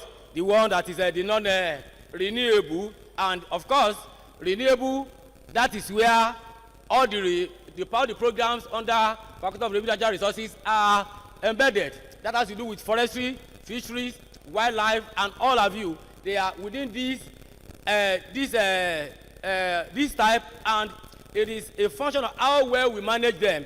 In fact, they just require little maintenance if we must enjoy them, and of course, they produce very little waste. Next slide. Now, next slide. Operator, next slide. Thank you. Now, just to give us this, as I said earlier, that natural resource management is the management of natural resources such as land, water. And what are the importance? These resources are essential for basic survival, and they contribute to people's social and economic well-being. That is just the overall importance of managing our natural resources very well. If we don't, it will definitely won't be able to enjoy those basic survival that we need. And what does it involve? It integrates land use planning, water management, biodiversity protection, and the long-term viability of sectors such as agriculture, mining, tourism, fisheries, and forestry, and etc. So it involves integration of all these components. And remember, I said that it requires a multidisciplinary approach if our resources will be effectively managed. Now, when we are talking about effective and sustainable natural resources management, of course, it involves resources should last for generations. Equitable distribution of these resources, address environmental issues while extracting natural resources. Unfortunately, for every project government wants to embark on, they will carry out what we call EIA. But I'm able to ask how many of these reports are actually put to use at the level of implementation. That is the part of the challenge you are talking about. Safe disposal of waste when extracted and used. And of course, use resources carefully and judiciously as they are limited. Now, next slide. Well, next slide. The natural resources management aims to achieve certain things. One, integration of the culture and local indigenous knowledge have to be integrated if we are able to achieve that. Protect and enhance the flora, fauna, landscape, and waterways. That is part of the aim of that natural resources management should strive at. Enhance relationship with stakeholders, strategic partners, and communities. We are just carrying out a kind of a project at the moment, and we need to first of all identify the critical stakeholders in that particular area.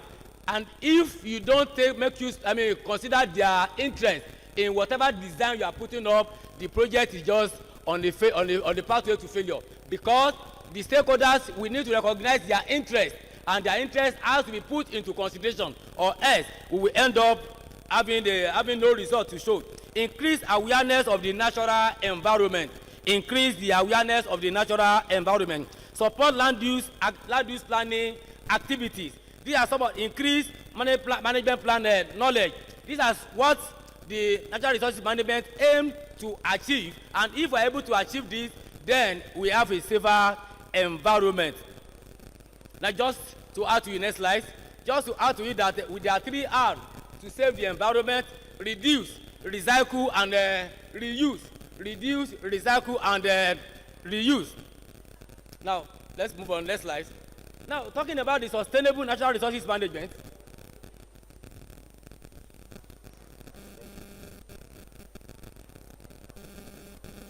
All right, we have to ensure that the natural resources management and growth, and what growth is related to economic growth and human well-being, we have to ensure the sustainability for future generation. Of course, like I said, I've talked about multidisciplinary integration for a country. That is the combination of both ecological, economic, and social factors. And of course, the stakeholders collaboration. And also, because of time, please, next slide, I have just a few minutes left. Please move on to the next. Move on. Move on to the next slide. Move on to the next slide. Okay. Let me just say something here. Talking about role of forest in natural resources management. Sustainable forest management practices aim to balance the extraction of timber and other non-timber forest products with conservation of forest ecosystem, ensuring their long-term health and productivity. And of course, we know that forests have a lot of uses or a lot to offer. Forests help to preserve our biodiversity. Forests are natural habitat for plants and animals. They provide timber, wood fuel, and medicine and fodder. Forests help to maintain ecological balance. Forests help to control climate and rainfall. Forests help to prevent soil erosion and control floods. Forests help to maintain the oxygen carbon dioxide balance in the nature. Please, next slide. This has to do with the wildlife approach. Of course, wildlife conservation is vital, and it's important that we address that. Let's move on to the next two slides. Straight to natural resources. Yes, we have, just like I said, there are a number of things that are affecting or that consider themselves as threat to natural resources management, and they are either biological and ecological threat or socio-economic and human-induced threat. When I talk about diseases, fire, genetic uniformity, inadequate water and food for wildlife, increased competition, introduction of exotic species. By the time you talk, people are talking about establishing plantation now. What are the most common things that come to their mind? Tick and what? And melana. Tick and melana. That is the only, we don't talk about our own indigenous species, and they are part of the threat to what we call natural resources management. The species with low population, what do we do to them? We don't even, a number of our species that are indigenous to Nigeria, when you go to the IUCN Red List, they are under least concern because we have not profiled them for importance, and it is important these are put into consideration. Of course, the socio-economic aspect, the change in people's lifestyle, urbanization is part of the thing, conflicting and increasing demands. Of course, we have distorted the traditional values. You remember those days, the sacred groves. Now, do we still really have sacred groves that are really sacred groves today? A lot of sacred groves have been abused, and a lot of other activities, and these are some of the threats to natural resources management. Now, we also need to talk about the approach we have to develop different approach to managing our ecosystem, or else we will not be doing ourselves good. And that's what we have to develop, ecosystem-based approach, community-based approach, and then integration of natural resources management. These are very, very important if we must, and as I conclude, two fundamental principles of managing renewable resources are key. First, the harvest rate should not exceed the natural regeneration rate. What is the rate at which you are exploiting our resources now? The harvest rate is even more than the rate at which the planting rate. Second, the rate of waste emission from the resource must not surpass the ecosystem natural capacity of the assimilation. Now, let's move on because of time to conclusion. In conclusion, the sustainable management of natural resources is not merely an environmental necessity. It is a global imperative, whether in aquaculture, fisheries, wildlife, or forestry. Natural resource management offers a framework that balances ecological integrity with human development. Through informed planning, inclusive policies, community participation, and a deep respect for biodiversity, natural resource management ensures that natural systems continue to support life and livelihood for generations to come. As we face increasing environmental challenges, climate change, habitat degradation, species loss, and resource conflicts, our commitment to responsible stewardship becomes more urgent. Let us remember that the future of our planet depends not only on the abundance of resources we inherit, but also on the wisdom and responsibility with which we manage them. Let us act not only as users of natural resources, but as custodians dedicated to protecting and sustaining the natural world that sustains us all. Thank you. As I leave this place, I also want to leave us with this quote again. To waste, to destroy our natural resources will result in undermining in the days of our children the very prosperity we ought by right to hand over to them. The proper use of science is not to conquer nature, but to live in it. Nature does not hurry, yet everything is accomplished. Every time we lose a species, we break a life chain that has evolved over the past 3.5 billion years. And conclusively, only when the last trees has been cut down, the last fish caught, and the last river poisoned, we will realize that we cannot eat our money. Thank you for your listening attention.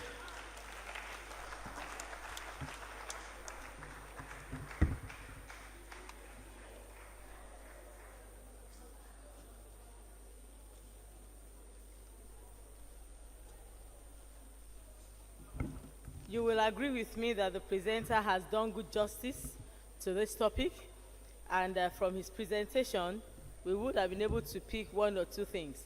Can we put our hands together for him once again? I'm going to throw the challenge back to him. His second to last slide says, let us hold natural resources as a custodian, not only as users.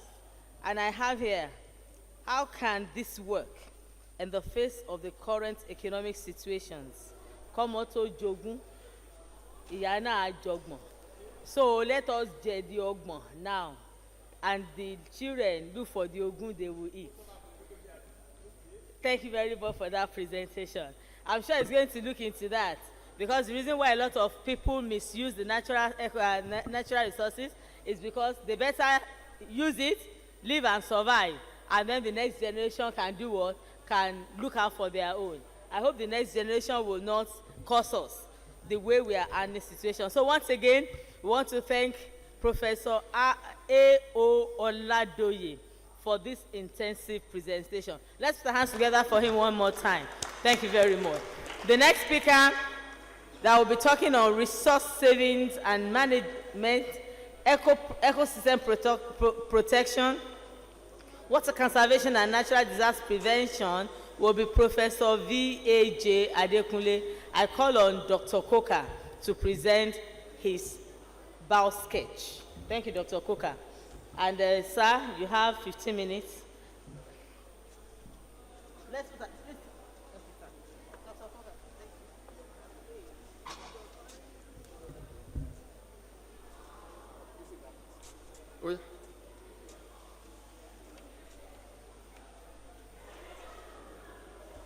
Thank you. I present the citation of Professor Victor Ajibola Jimoh Adekunle. Professor Victor Ajibola Jimoh Adekunle is a professor of forestry with specialization in forest inventory, ecology, and ecosystem services, with about 19 years of postdoctoral experience in teaching, research, and consultancy in forestry and forestry-related areas. He has been involved in several researches in sustainable natural resources management, forest inventory, ecology, rural livelihood, neglected and underutilized species, and social forestry and wood culture. He was the former head of the Department of Forestry and Wood Technology, the Federal University of Technology, Akure, Nigeria, and the former departmental coordinator of the diploma program in forestry and environmental management. He was the former head of Department of Forestry and Wildlife Management at the Adekunle Ajasin University, Akungba, Akoko, Nigeria. Professor Adekunle has attended several local and international conferences and made presentations, and his over 100 publications have been published in reputable journals, locally and internationally. He has served as a consultant to international agencies, governments, and several non-governmental organizations on sustainable natural resources and environmental management. Professor Adekunle also served as activity leader during the baseline study of participating communities in the Local Empowerment and Environmental Management Project, LIMP, in Bayelsa State, Nigeria, in May to June 2006.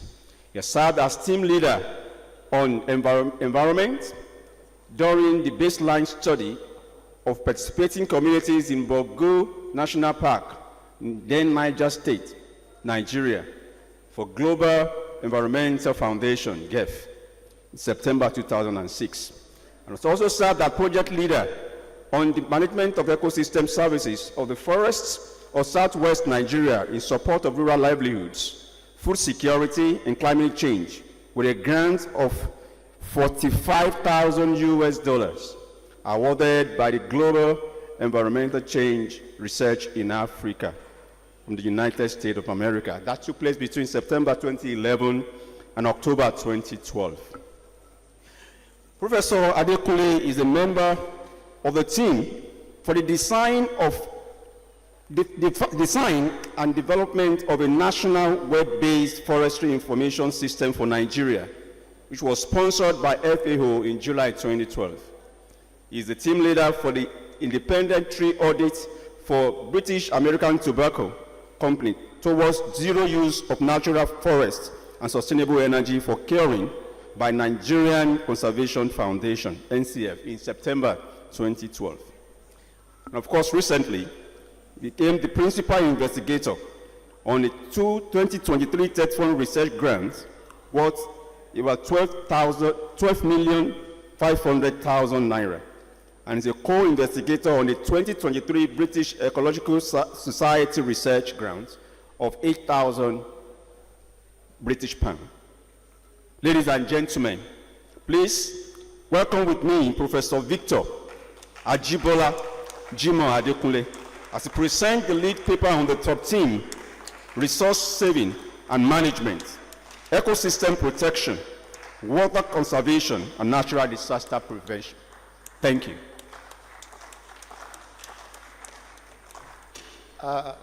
All protocol duly observed. Let me appreciate the organizer of this program, who have just deemed me fit to invite me for this presentation. My presentation is research-based. It's not going to be a kind of review. I have decided to do this because of the sub-theme that this presentation is into: conservation of bioresources, biodiversity conservation. Let not be theoretical, let be practical. Let's see what happened, what is happening in our conservative areas, which we refer to as protected areas. What is actually happening to this place? I'm happy that our father in the forestry is there from the same department with me, Professor Ajayi. We fought this battle together that brought about this paper. As I keep on presenting, I know he's going to remember what we did with the Commissioner of Agric, our natural resources in Ondo State. When this activity took place in the only, I repeat, underline, only SNR in Nigeria. Of course, there are about 8 SNR in Nigeria, but only one is still living now and surviving. And this only one now is under serious threat, as we see in this presentation. And this SNR is our laboratory, many PhD, undergraduate, masters, biodiversity study, a lot of things is happening in that particular place. Should we now open our eyes and allow the only SNR to go away? What is going to be left of biodiversity conservation? That's why I say, okay, let me use this opportunity to tell the world, because I know I'm telling the world now, that the only SNR in Nigeria may soon go into complete extinction if nothing is done. Of course, this, the one that I reported there was the one that happened during COVID-19 period. And it kept on happening and happening and happening. They tested it during COVID. They refused to leave the place. They continue what they are doing. I know If you are on farm platform, you will have seen this, read about it regularly. And this is just a presentation in that line. So let me don't bore you about all the introduction. You know what I want to say, tropical forest, all this. A protected area, what is it? It's a forest reserve, it's a biosphere reserve, it's a wildlife sanctuary, it's a street nature reserve. There are relics of forests that are purposively, underline the word, purposively set aside for the conservation of biodiversity, for carbon sink, and for environmental conservation. IUCN 2014 defined protected area a geographical space recognized, dedicated, and managed by means of legal, that is law, gazette, or other effective strategies to achieve the continued conservation of nature with associated ecosystem services and cultural value. Now, look at the objectives. The people that set up a protected area, they know what they are doing. They didn't do it because let's do it. 1, conservation of the composition, structure, function, evolution potential of biodiversity. But this, of course, is being eroded under our nose presently. Number 2, contributions to regional flora and fauna conservation strategy. Number 3, maintenance of diversity of landscape or habitat and of associated species and ecosystem. Number 4, long-term maintenance of specified conservation targets. Maintain the values for which it was assigned the word in perpetuity. That's what they are saying. Before you eat 20, let me eat 30. That is not going to work in this palace of forestry. Now, provision of regulatory ecosystem services, including buffering against the impact of climate change and recreational benefits. Finally, provision of cultural, spiritual, educational opportunities, and scientific research purposes, and to deliver benefits to residents and local communities. Now, there are several problems with street nature reserve SNR conservation. 1, clearance for agriculture, road construction, plantation establishment, uncontrolled exploitation. Don't forget, uncontrolled. Nobody is saying trees should not be cut. Nobody is saying charcoal should not be made. Nobody is saying table and chairs should not be made. But when you cut the forest, make sure you do it wisely. That's what we refer to as sustainable exploitation. So when sustainability is no more there, it now leads to deforestation and forest degradation. And this is what is happening in Nigeria. When you go to India, all forest reserves in India, either wildlife sanctuary or street nature reserve or biosphere reserve. They don't cut trees from any of these trees. Their trees are for farm forestry and plantations. Trees that are sustainably produced. That's why they get their forest products for. These illegal activities, especially now, the new intake now, is cultivation of Indian hemps. So this is the method for this one. Let's leave all those ones there. The SNR I'm talking about is, some people call it Queen Forest, but the real name is SNR2. Maybe there is one elsewhere. I wonder if that one is still existing. But the SNR2 is in Ondo State, within the Akure Forest Reserves, as shown in this map. Now, this is our collection of data. What we did was we wanted to actually see the problems of this SNR. Who are those involved in illegal activities in the SNR? Please change the slide. Okay. So who are those involved? So that's what the area that has been actually deforested, encroached during these activities, especially what happened during COVID-19. So please, I'm just getting too fast so that don't let me bore you with the mathematics and all those ones. Now, let's go to results and discussions. Now, this is what was done. Look at the first table here. 3 illegal activities are now prominent. I didn't say where.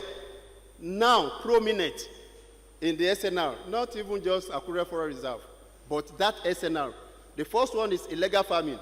And we try to georeference the size of the reserve that has now gone into illegal farming. That's 2.3 hectares has gone into illegal farming within the place. Now, illegal logging. This is during COVID-19 alone. That 2020 lockdown period. This is it. Not the just every now or before. During the COVID-19 alone. Now, look at Indian Hens plantation. It's now 1.78 hectares during that period alone. But now it must have gone to 10 hectares. Because we go there every time, we see the Indian hemp. I was physically involved in uprooting Indian hemp from the SNR. But what can any person do? So this is just what we have been able to do there. So during COVID-19 period, 2020, 4.31 hectares, according to this, was actually deforested.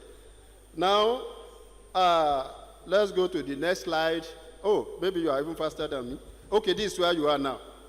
Now, when you see the disturbed area here and the undisturbed, both are within the SNR, not any other place. The undisturbed is the SNR, the core SNR. The disturbed area is part of the SNR that has been encroached, that has been bastardized and disturbed. That's what we refer to it as undisturbed. And you can see from that table yourself what has happened. See the number of trees in the undisturbed, that is the SNR.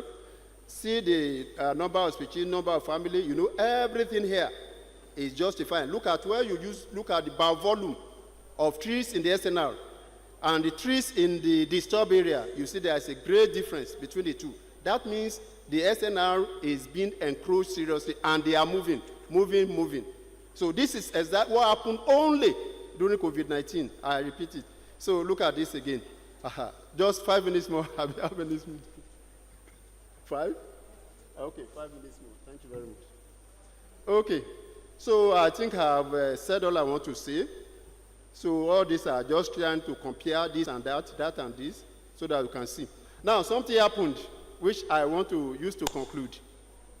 During that COVID-19, please change the slide to, when you get there, I will just tell you to stop.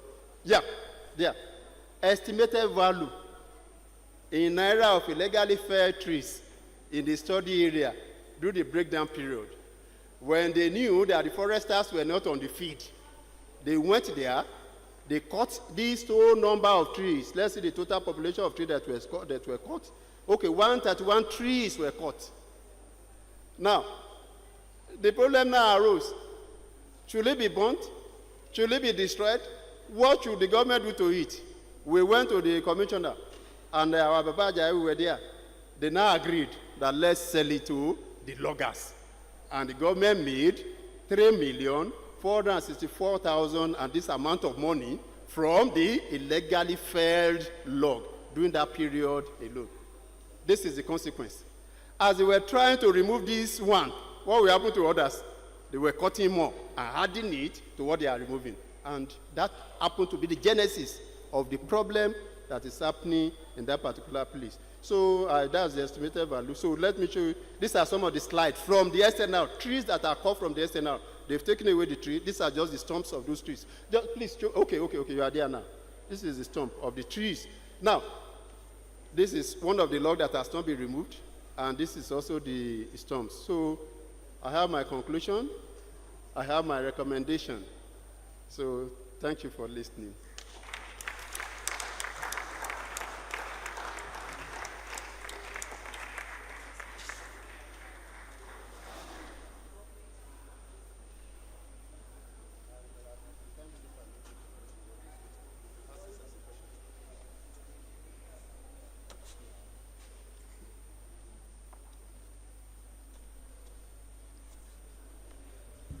Thank you very much. I'm sure for all of us here, if we have had our doubts in time past that the renewable natural systems are critical to life on Earth, now we are beginning to see the importance of renewable natural resources. Can you imagine the amount of money lost to illegal felling of trees? Assuming that comes into our ecosystem, into our general pulse, it's a lot of things. And remember that those trees that are felled, most of the time they are not replaced, and then we are shouting, it's too hot, we have excess flood, wind is blowing people's roofs away, resource saving and management, ecosystem protection, water conservation and natural disaster prevention. Thank you very much, sir, for doing justice to this. We are sorry we could not give you more time, but I want to say again and again, Madam, can I just see? This book is available for 3,000 naira only. All the in-depth discussion, write-up of what has been presented is here. I want to encourage you, 3,000 naira.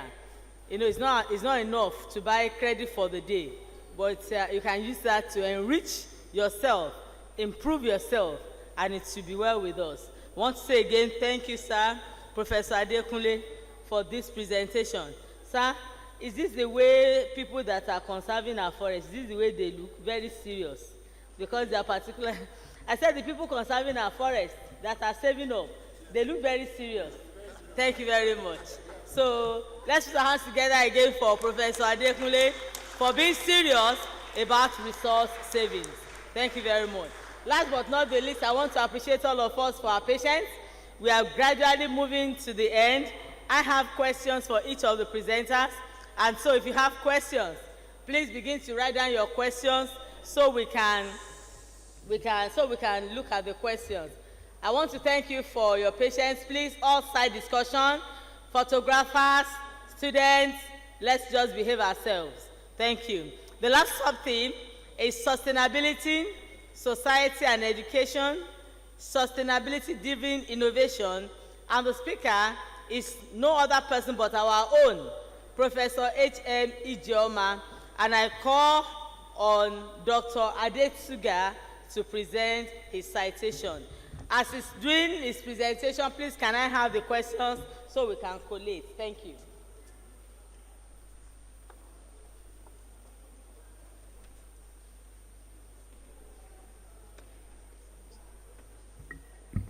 Thank you very much, ma'am. Distinguished ladies and gentlemen, it's a privilege to present the bio sketch of Professor H.M. Ijeoma. Professor Henry Umaduabuchi Ijeoma was born in Dikenafia in Idiato South local government area of Imo State. He obtained a diploma in public administration and the Bachelor of Agriculture degree in forestry and wildlife from the University of Uyo, both in the year 2000. He earned a master and doctorate degrees in wildlife management from the University of Ibadan in 2003 and 2007 respectively, and another master degree and a PhD degree in hospitality and tourism management from Imo State University, Owerri in 2015 and 2023 respectively. Professor Ijeoma won the ZAT Scholarship Award during his MSc in UI. He started his teaching career in 2006 with the Nasarawa State University, Kefi. In 2008, he moved to the University of Port Harcourt, where he rose through the ranks to the grade of a Professor of Wildlife Management and Ecotourism in 2018. He has served as head of department and associate dean at the University of Port Harcourt. Professor Ijeoma also worked as an adjunct lecturer with the Center for Marine Pollution Monitoring and Control, University of Port Harcourt, where he taught sustainable coastal tourism, the course which he developed for the center. He has served in different committees in Uniport. He has equally served as undergraduate and postgraduate external examiner in many universities across the country and has as well assessed many professors in different universities within the country. In the area of publications, he has co-edited 4 textbooks, published 7 book chapters, 17 articles in editor conference proceedings, over 100 articles in reputable journals across the globe, and has presented 5 lead papers at conferences. Presently, he is the editor-in-chief of Hartman Journal of Hospitality and Tourism, and is a member of many editorial boards. Professor Ijoma is a member of the Society for Conservation Biology, Fellow of Wildlife Society of Nigeria, Fellow of Forestry Association of Nigeria, Fellow of Hospitality and Tourism Management Association of Nigeria, Hartman. Presently, he is the Financial Secretary of Forestry Association of Nigeria and the Treasurer of Wildlife Society of Nigeria. Professor Ijoma is happily married and the family is blessed with children. Distinguished ladies and gentlemen, I present to you Professor H.M. Ijoma.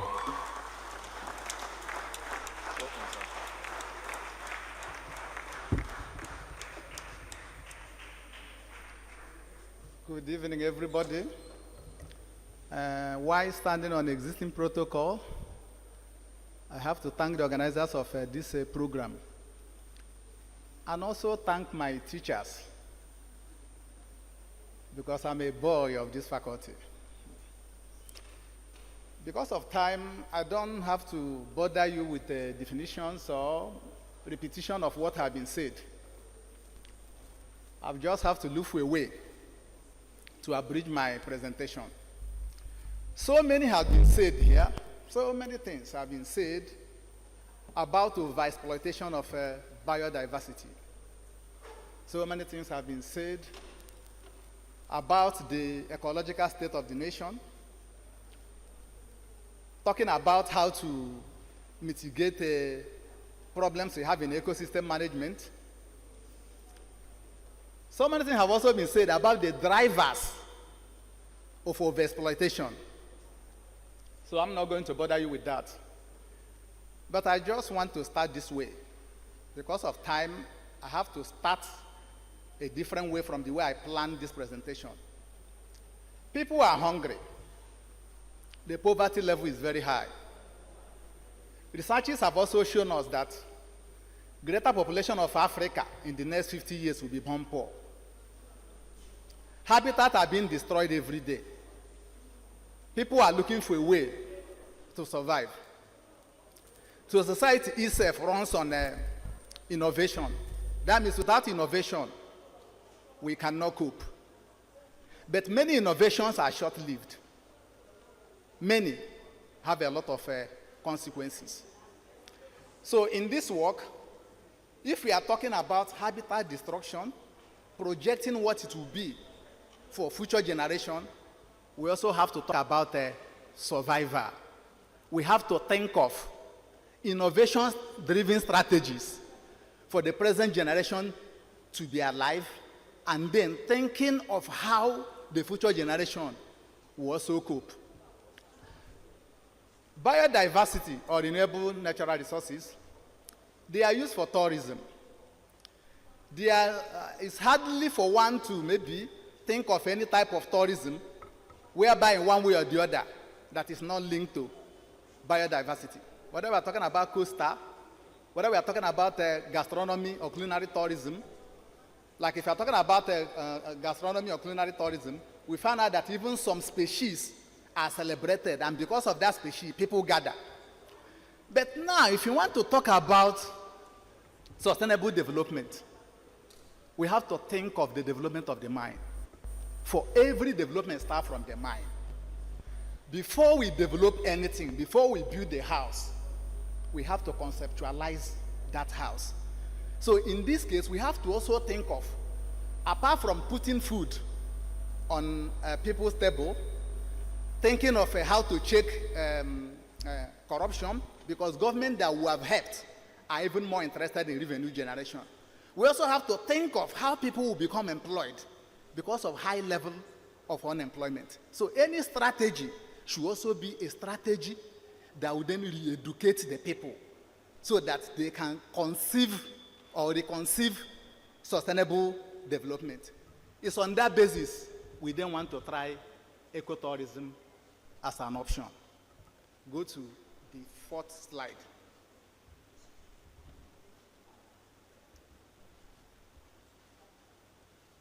Okay, sorry.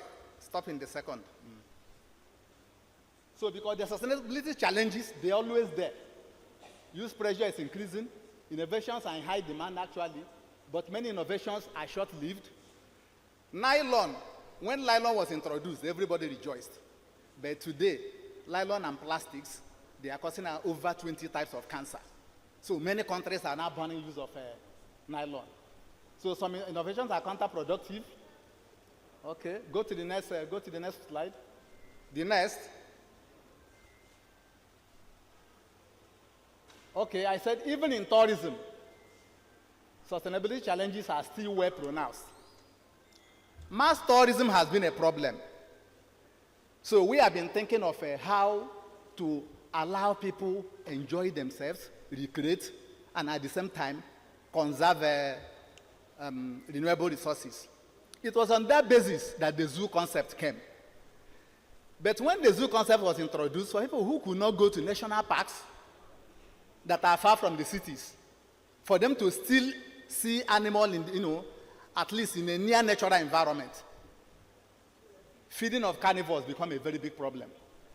So many zoos on that basis decide to then run zoo as recreational facilities more than conservation, because they could not afford to feed carnivorous species we have in the zoo. So in that case, tourists will come and will still not be satisfied, as carnivores are being fed with a food that are not appropriate for their survival. Okay? So the search for a sustainability-driven innovation continues. Next slide. Why did we gather here? Why are we here today? We are here, sorry, that's the objective, to know, we are here to know how ecotourism can be used for sustainable development. Go to the next slide. The next. Why ecotourism? What is special about ecotourism?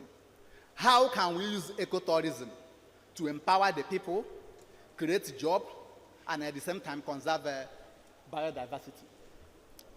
We said ecotourism has less impact on the environment, as we experienced in mountain gorilla in Rwanda. It conserves biodiversity. So these are the features of ecotourism. It's an environmental education tool. That is, we are talking about ecotourism. The tourists are expected to be responsible. They are responsible in the sense that when they come, they are not notorious. They are not to destroy the resources that tourism run on. It's also meant to satisfy tourists, because it's only when they are satisfied sustainably that is what will make them repeat visit. And any form of tourism of which the local people cannot be empowered, that is not ecotourism. The word eco is being used as a prefix to manage all form of nature-based tourism. It's not every form of nature-based tourism that is ecotourism. So these are the features. It's participatory, tourist satisfaction, and also talk about respect for indigenous culture. It's a problem today that even many of us that are seated here, we find out that even our children cannot speak our own language, which UNESCO is so much bothered about it.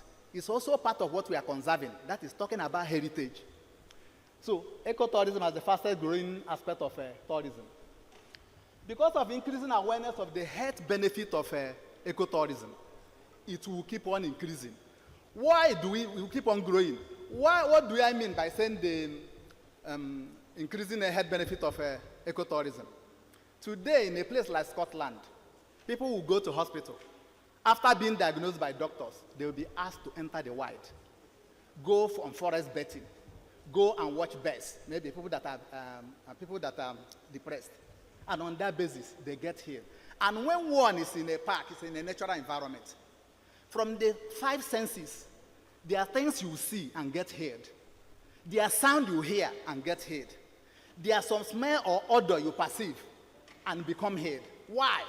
Because they are linked to the senses. They are linked to the part of the brain. I hope she's not coming to give me paper. They are linked to the part of the brain, that brings about healing. And the scarcity of pristine areas. Pristine areas are becoming scarce because of a high rate of urbanization. Okay, the next slide. I said indigenous cultures have been threatened already. Move. Resources used for ecotourism. These are the resources, natural environment. We all have this. Go to the next slide. Next, these are the resources. Keep on going. These are the resources. Continue. Yes. These are the resources. Okay. Continue. Yes. Okay. It's okay. These are the potentials of ecotourism for sustainable development. First of all, we talk about, can I see it well from here?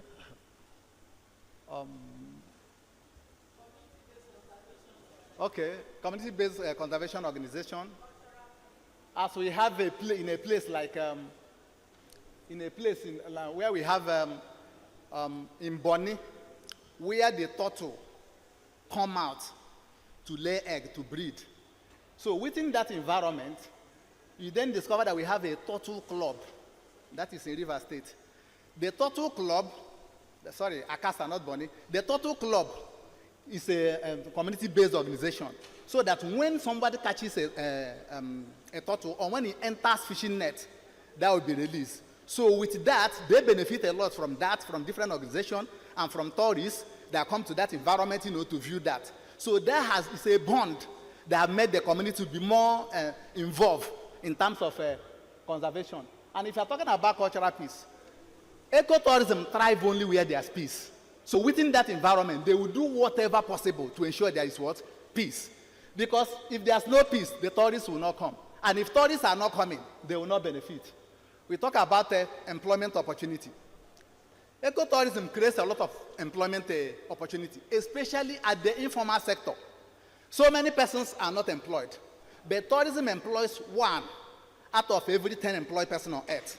And ecotourism, being the fastest growing aspect of tourism, employs a lot of persons.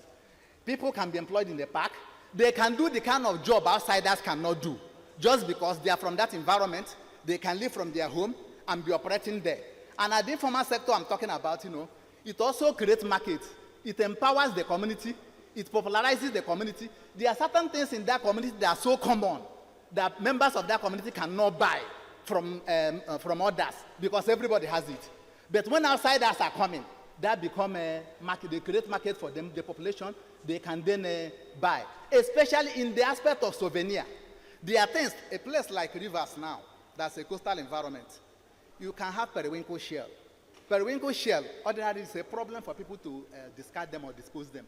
They can file it. After filing it, they may then color it, perforate it, and it becomes a medal. Souvenir is just something to show that I was there and I enjoyed there. As tourism is all about attraction, consumption, and reflection. So when you feel that you are happy, you enjoy the environment, you want to reflect it.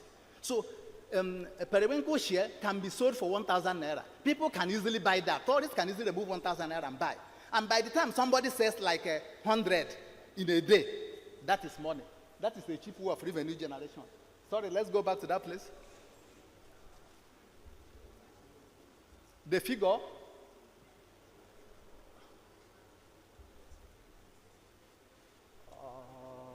What other things do I have there? Okay, let me use this one. Sorry. I can't see that clearly. So the aspect of environmental education, I say it's a kind of environmental education tool. Because everybody that comes there, the rules are specified. It cannot enter a national park without a tour guide.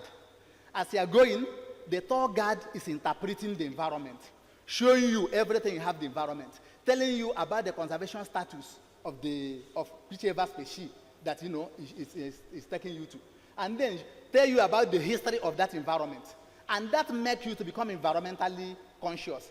Even members of the community, because they are benefiting from the practice, they are making money. That is, they are getting incentive. They will not like anything that will stop the process from continuing, because in that case, their resources will not become what? Sustainable. So on that basis, they stop it. Okay, go, move, just move to conclusion. Move. Okay, these are people involved in different kind of activities. Okay. These are case studies. For the case studies, we have so many places that is working. We have it working in Kenya. We have it working in Colombia. We have it in Bonny Island, I mentioned before. We have it at Akasa, Costa Rica, Bhutan. Within this environment, they just have their environment protected. Get the local people involved. They are part of the conservation strategy. They make money from it. The environment is being developed based on resources from ecotourism.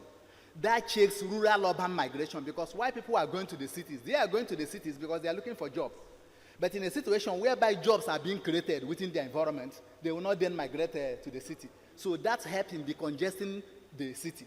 And because if we talk about poaching most times, poaching we are talking about, before outsiders will always enter the park to poach. Most times they have to lock or in the host communities or connect with members of the host community. But if the members of the host community are part of the conservation project, they will always look for a way to identify poachers and then report them to the management of the park. So through this means, we then find out that, this ecotourism, go to the conclusion, ecotourism is a kind of education tool. It's an innovation strategy that is to check mass tourism, which is very destructive. It helps in empowering the local community. It helps in bringing about conservation. It helps in sustaining local culture. It helps in protecting the environment, as I say, support community, and at the same time, make the tourists to be responsible. If the tourists discover that their action will destroy the environment, definitely they will not enjoy it again. On that basis, they will not continue with that notorious act. They will abide by the rules. However, ecotourism can only be used sustainably for biodiversity conservation and sustainable development only when there is long-term plan. That is when it's properly planned. And the plan properly implemented, well monitored, with the local community carried along. That is only when the sustainable development can be achieved through ecotourism. My recommendation is let's try to be ecotourists. If you're an ecotourist, you spend towards conservation. You spend money on local communities for them to be happy. When they are making money from you, they want the biodiversity to be intact so that they will keep on making money. And also support the cause of ecotourism. Thank you.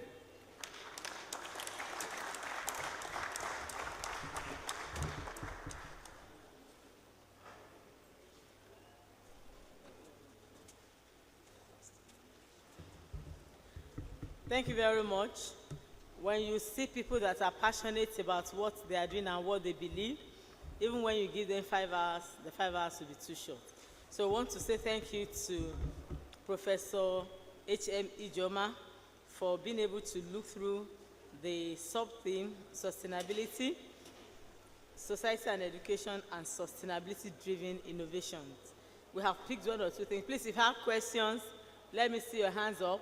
Immediately after now, we're having a cocktail here. And remember, the books are still available. Mr. Ido, please, can you join me here for 1 minute? Questions? While we are picking the questions, Mr. Ido is going to talk about 1 or 2 things. And he has only 2-3 minutes to do that. Are you set, sir? Ushers, please, can you go around and pick the questions for me? I have only 1 that has been sent down. So I want to say thank you to all our presenters. Get ready for questions for your presentation. Thank you, sir. Husband of 1 wife. I didn't miss your own name this time around. Thank you very much. You have the floor. Thank you.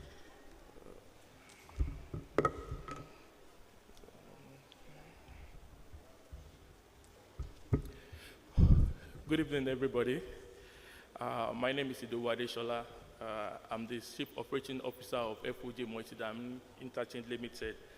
I'm here just to give a brief presentation on our company. Please allow me to stand on the existing protocol. Can we have the slides, please?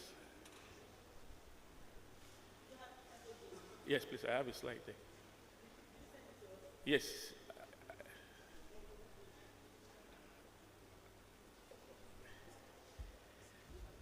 Yes, I have it here. I think I sent it to Dr. Ige, something like this. PowerPoint. Yeah, it's PDF too. This one, I sent it to him. But I can't really say, but this one is PDF. I sent it to him.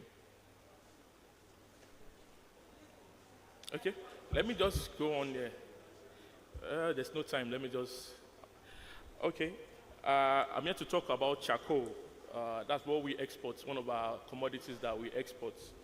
So FOJ Multidynamic Interchange Limited is a private limited liability company, and it was incorporated on 29th of July 2009. FOJ Multidynamic Interchange Limited is registered with the Nigerian Export Promotion Council as an agricultural export trader, and it has grown over the years as one of the leading exporters in hardwood charcoal in Nigeria. The company offers products and services ranging from processing and exportation of hard bulk wood charcoal used in industrial purpose and domestic purpose worldwide. Training and contract we also offer to our clients who want to go into this premium business. We also offer support and consulting as well as agribusiness seminar and workshop to intimate prospective investor in the opportunity in the industries. So our product and services are processed hardwood charcoal. Our major service to our client has been processed and supply of hardwood charcoal, bulk charcoal, and bag charcoal. Using all diligence and skills to meet up with the different specifications to our contract for itself and facilitating other Nigerian companies in executing their contracts, we have also actively involved in reforestation on complying with both international and European Union standards and requirements. Some of our production sites involve sorting, bagging, and storage of our finished products in our various factories we have in Oyo State. We have pictures as there, but we can't see them here. So the company also consults for other companies who are interested in charcoal processing and exportation in Nigeria.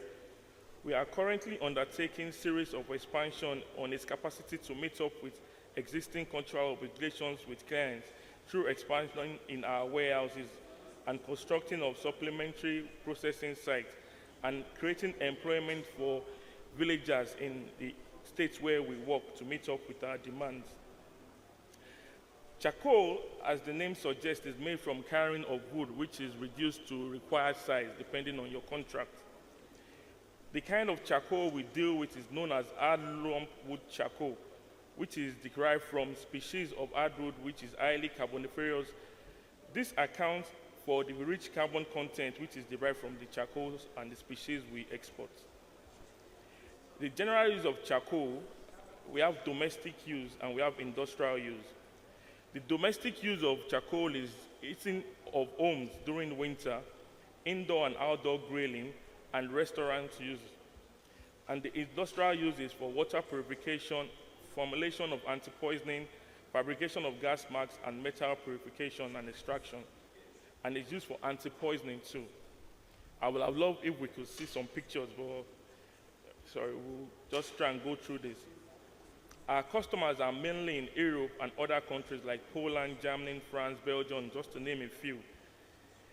It takes 1 month duration to process a complete cycle of charcoal. The contract we execute is free on board, but some other people do CFI, depending on which of you want your customers or clients to request for.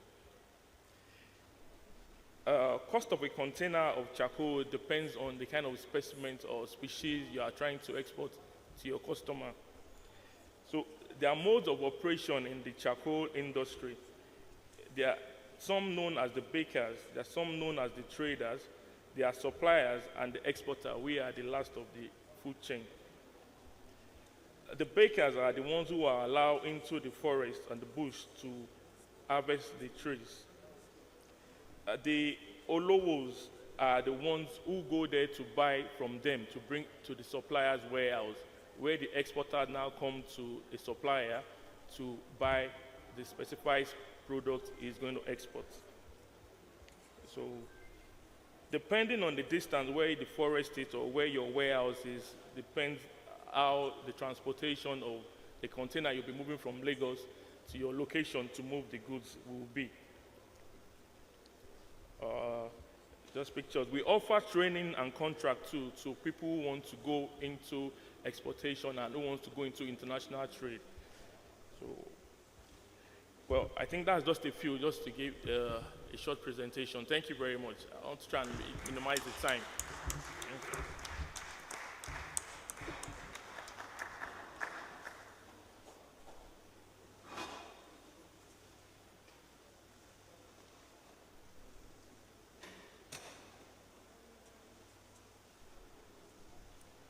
I'm sorry for that little itch. Dr. Ige had to step out to conduct the GES test. He's the one that is in charge of all this. But, okay. They've been able to get the picture.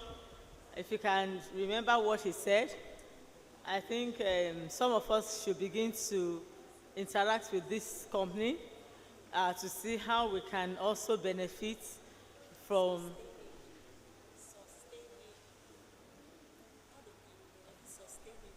Yes, Mama, I know. I'm a business person. When you talk about business and sustainability, many a times it's conflicting. The businessman wants to make his money.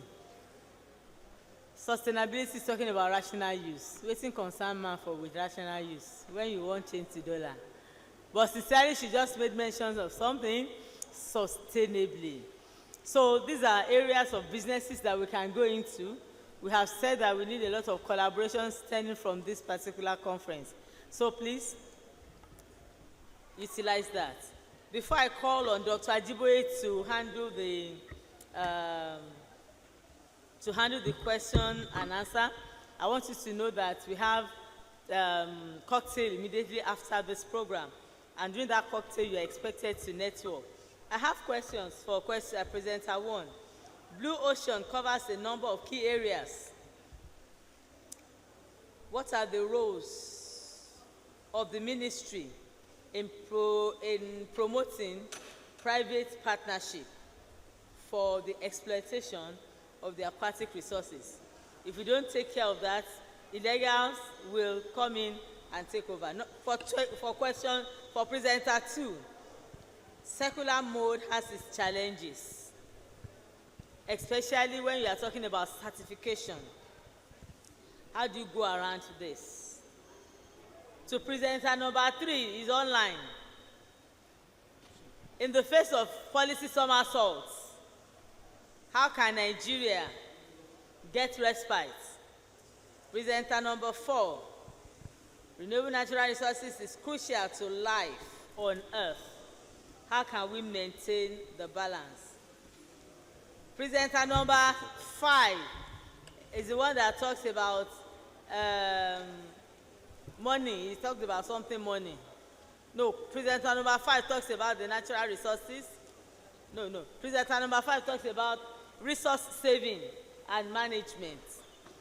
You are talking about resource saving and management, and you are encouraging entrepreneurship. Are they two sides of the coin, or they are one after each other?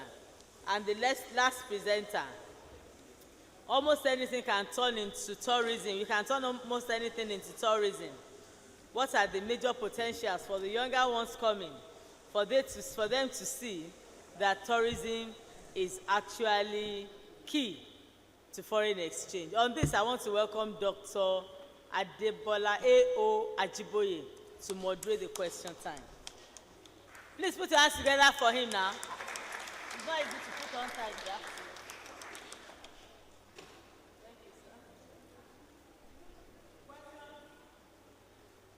Yeah, thank you very much. We've been sitting down for quite a long time. Can we just stand up for 1 minute and stretch our hands? Stretch your hands. Yeah. Please, let's be on our feet. Yeah, just for 1 minute. Yeah, thank you very much. Let's have our seat. Yeah, we want to thank our facilitators, Mrs. Okoji, Mrs. Lola Idowu, Dr. Funsho Shomorin, Professor Ladoye, Professor Adekunle, and Professor Ijoma for the wonderful lectures they've given us. I have two questions there. I don't know, maybe we have other questions that have not been submitted. The first question goes to Mrs. Okoji. And let me read as I have it here. What relationship exists with the Ministry of Environment? And how is enforcement being handled to mitigate pollution within the blue economy? Professor Adekunle, please can you get ready after her? The question for you is this. Please, sir, why is there no synergy between SNR2 management and the anti-narcotics organization to stem down the tide in growing in the reserve? Do you get it, sir? Yeah. So, Mrs. Okoji, can you handle the question? That's the mic for you.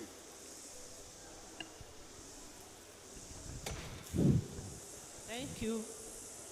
I think the first question from Dr. Mitoyin was promoting private partnership, the role of the ministry. She has asked that before. I will now answer the two together.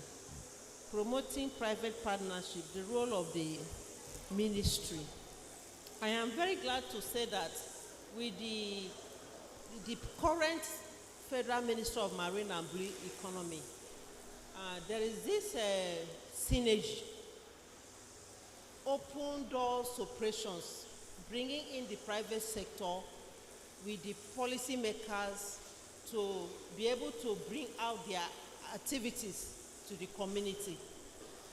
They are identifying private sector who are actively involved, especially in the area of fisheries and aquaculture, who are making impacts in the activities in their own environment. They are identifying with them. I am proud to say it, as in the department we have a private sector and organized company in aquaculture, whereby they came on board, brought in their proposals to showcase what they are able to do to promote tilapia farming and how they can collaborate with the ministry to propagate it and promote it to the people, to different states in the country. And they started that negotiation with the ministry, with the department. And over the last 2 years, they have been working with us step by step. We are guiding them on how that work is going to be done. And today, I'm proud to say that the ministry have seen what they can do. And they have entered memorandum of partnership with them, how they will come in and do massive training to farmers in different states with the technical officers, how they are going to train them to and give them the knowledge of tilapia farming. Also, how they are going to bring in the fish seeds in tilapia farming and ensure that these fish seeds are not being contaminated and misguided. So this is a right step in the right direction. So right now, the government is opening to see private sector who are ready to work with them, because they have seen that they are the drivers of development. That is what I can say, that really that role is there and there is synergy.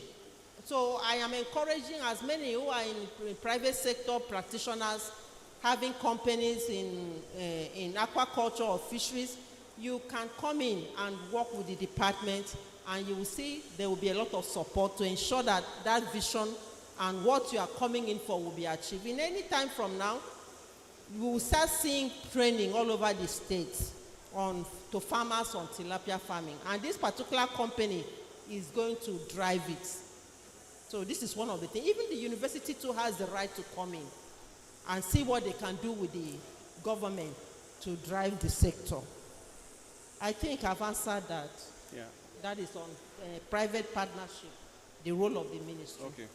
So, and the next question is that what relationship exists between the Minister of Environment and the Federal Minister of Marine and Blue Economy on able to cope pollution?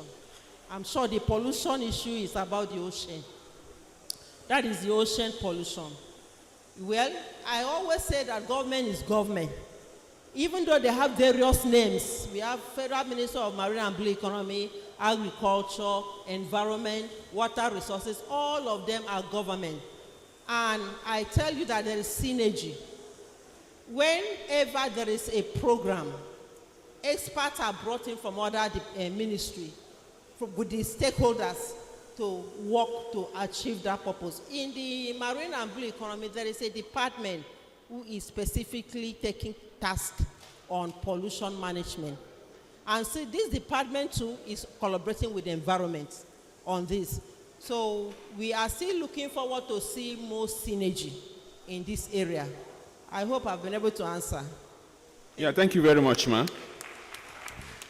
So can we move to Professor Adekunle to answer the next question? Thank you very much. I think there are just two questions too. Yeah. The person you are trying to say whether there can be synergy between SNR2 and the narcotic grass. Yes. There can't be any, and there shouldn't be any. It's just like you are telling the federal government of Nigeria to go and dialogue with Boko Haram. Boko Haram to be arrested, prosecuted. Narcotic grass to be arrested and prosecuted and jailed. Because it's narcotic, the law prevents the planting of that illicit Indian hemp. So I wonder, so what we're supposed to ask is, what is the government doing? What is NDLA doing? Why have they not gone there to arrest them? That's to be the question, which I have no answer for. So there can't be any synergy, and there shouldn't be any synergy between the federal government, Federal Republic of Nigeria, and Boko Haram or kidnappers or those Baba people. No synergy. Thank you very much. The second one, I don't think if I understand. How do you stem down the tide? Sir? How do you stem down the tide? How to stem it down? Yeah, how to reduce it? Yes. Yeah, that's why I presented it. It's for all of us here, all stakeholders. Now, I think the greatest problem is the unwilling government. Okay, what do we call it now? Government having the will to stop it. Government is powerful. If they want to stop it today, they will stop it. Through NDLA, they have their headaches. So, but understand the Nigeria system. So the question, I can't answer it. Why we cannot do it? All of us here, we know why we have not been able to stop Indian hemp planters. We know it. Except we want to pretend that we don't know. Okay. Because we are not in Nigeria. I don't know too. Thank you very much, sir. Yeah, thank you very much. So I think somebody was asking that I was saying there should be conservation, then I should marry conservation with entrepreneurship. There is entrepreneurial in forestry, like I've said. There is degradation, there is deforestation. We forestry, we are happy that people are using our resources. We shouldn't be sad that people are harvesting wood, harvesting non-timber forest product. We shouldn't be sad. We are very happy that they are using it, but they should use it sustainably, not recklessly, the way it is being done. Imagine somebody enter the SNR, destroy 133 trees in just about 2 months. Big trees.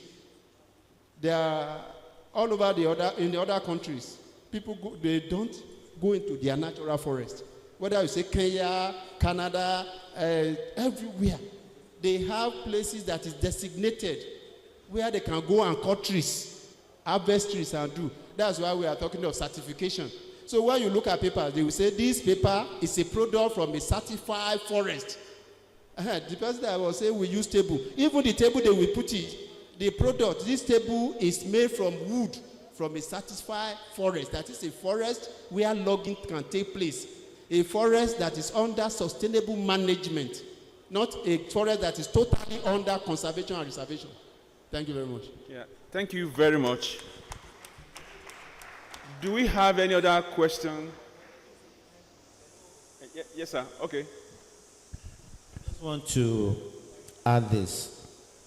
I know that the speaker will not agree with what I want to say. Indian hemp is a resource, and a very good resource. Whether you want to use it for medical purposes, whether you want to turn it into bioenergy, whether you want to use it for pulp and paper. In fact, the fibers of cannabis is one of the best fiber for making specialty paper. Tell me, when you have headache, you have pains, you use analgesics, isn't it? That analgesic has cannabis. Your ear cream, excellent ones, they have cannabis, and so on and so forth. You see, the major thing is that our laws always have holes, and we are not prepared to know how to implement these laws. In US, cannabis are grown with license. There was an interview sometimes, premium times, that they had with me. In a single day, NDLA destroyed over 1 trillion worth of cannabis. And they sought my opinion about it. I said it's a wasteful exercise. Wasteful in the sense that that particular product has been harvested. All they need to do, those who are into it, why not deal with them and then turn those materials into something useful rather than just burn it off. So I think what is happening, you mentioned the farm platform sometimes. What is happening with these farmers will continue until government can come and say, okay, if you want to use cannabis, how are you going to use it? If you want to produce it, maybe for a particular raw material supply, how will you do it? What are the laws that will govern all those things? Thank you. Okay. It's as if Prof is supporting gay marriage. Yeah, maybe you will also support gay marriage. We said in Ondo State, the governor, the late Akeredolu, said they should be planting cannabis, they should legalize it. The whole world rose against him. The whole world. Please, sir, your statement is trying to mislead us. I'm sorry to say. Cannabis is a crime. It should not be planted in Nigeria today by law. That is what NDLA are fighting against for now. Do you want to say NDLA out of the job, out of their job? Sir, we are not here to debate. You know what I'm saying. All of us are new. Akeredolu, the governor of Ondo State, governor of, you know how bold he is, or he was. He couldn't. The whole world rose against him that you cannot legalize the planting of cannabis. So please, we say it's illegal today in Nigeria. Tomorrow, probably possible. Number two, sir, even if you want to plant your cannabis, should it be planted in the SNR? Should it be inside the forest reserve that is gazetted and for another purpose? So if government is even going to legalize it, let it be legalized, no problem. But must it be planted in the SNR? Okay. Yeah, this is interesting. That's why we are here. We are not after the planting of cannabis. Yeah, Professor Ojo.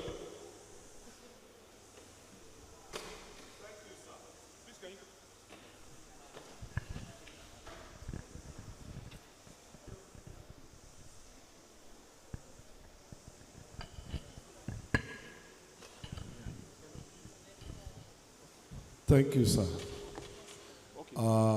Whether we like it or not, if countries of the world are now making good money from the farming of cannabis, not farming to consume illegally, irrationally, the way it's being done in Nigeria, I think Nigeria too can key in cocaine.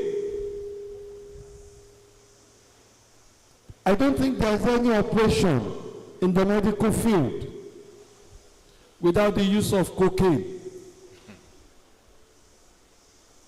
If people are progressing, I think it's just a way for our policymakers to be truthful with us. All of us are gathered here since morning. If it were to be some whatever meeting they have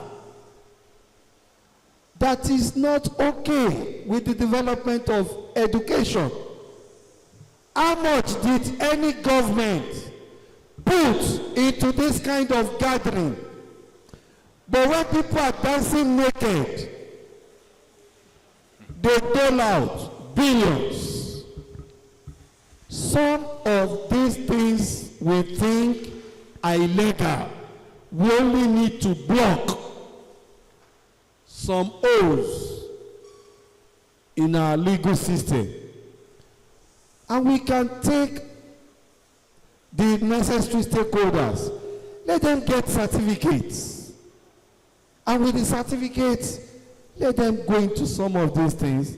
By that time, a lot of what we call crime will reduce. Thank you. Yeah, thank you, sir. Yeah.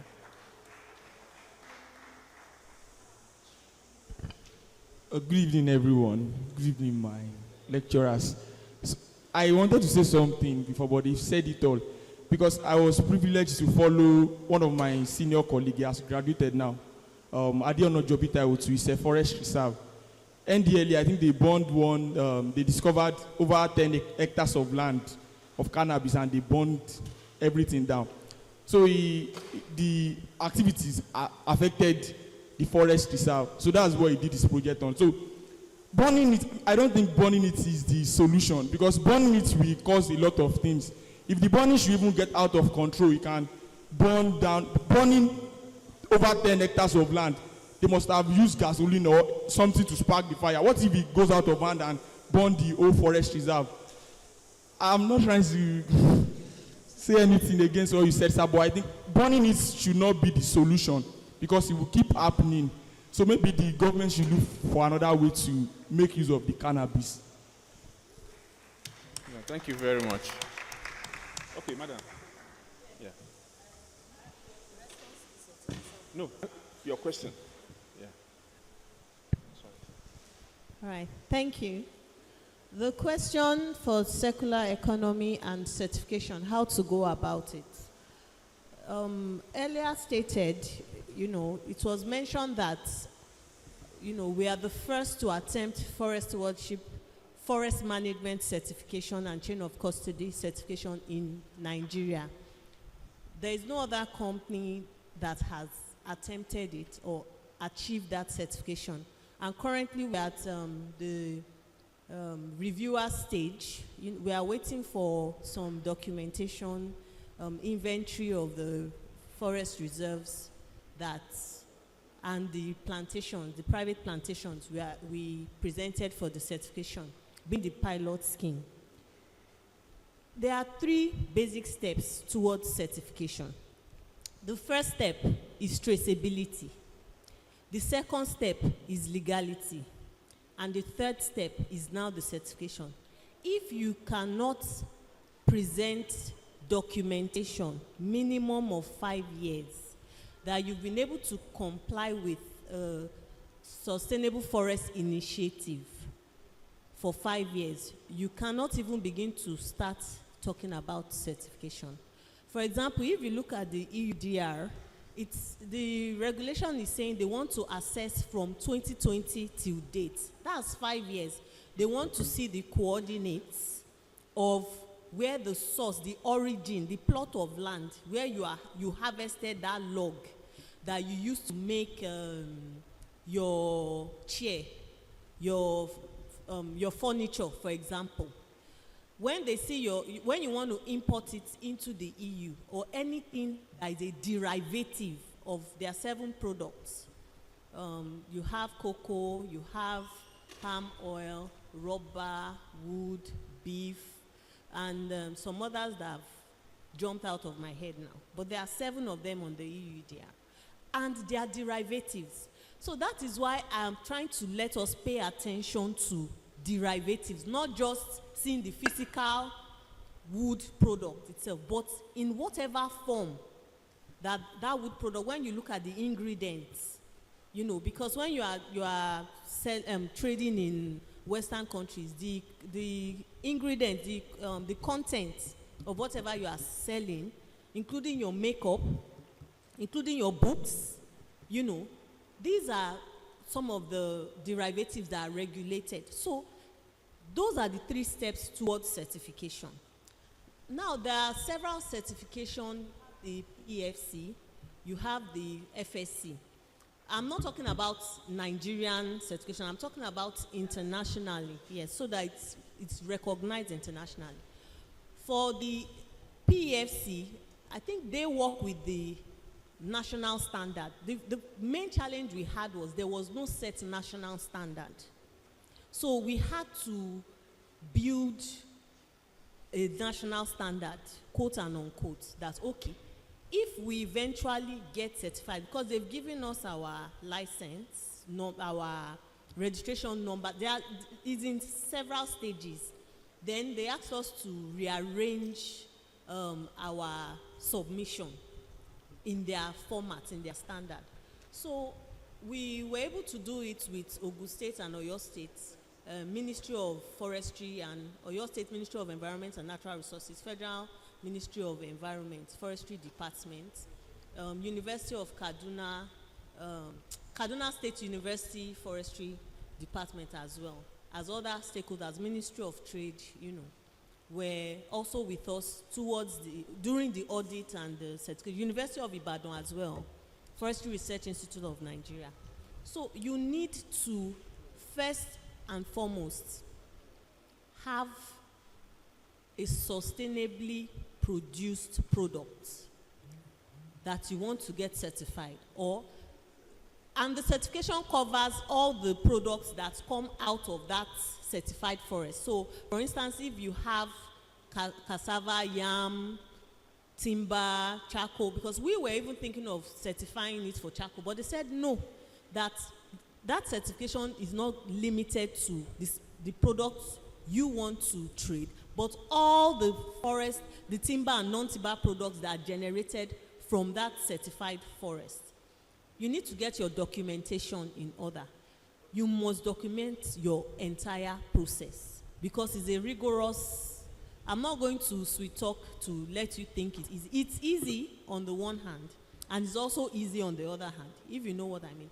But once you can start building, it's a purposeful thing. Once you can start building it, then you cannot have something to present to them that you want to certify. Some people think it's like a Nigerian certificate that they'll give you a piece of paper, or when they come, they are the ones that will tell you, oh, this is our standard. No, you must first have an SFI. You must first have a system. And that system you have must be credible and it must work. Then they are coming to certify that your existing system. Because they are not going to run after you to say, oh, come and comply. Did you plant? No. You would have been planting. If it's cut 1, plant 5 you are doing. If it's pruning, whatever system you are doing, you must have established that. Then they will now come to certify it based on their own standard. You understand? So if you want further explanation on it, that will be a subsequent discussion. Thank you. Thank you very much, madam. Okay. The last question. Yeah, my question was on the fate of the next generation concerning revenue generation from tourism, especially foreign exchange.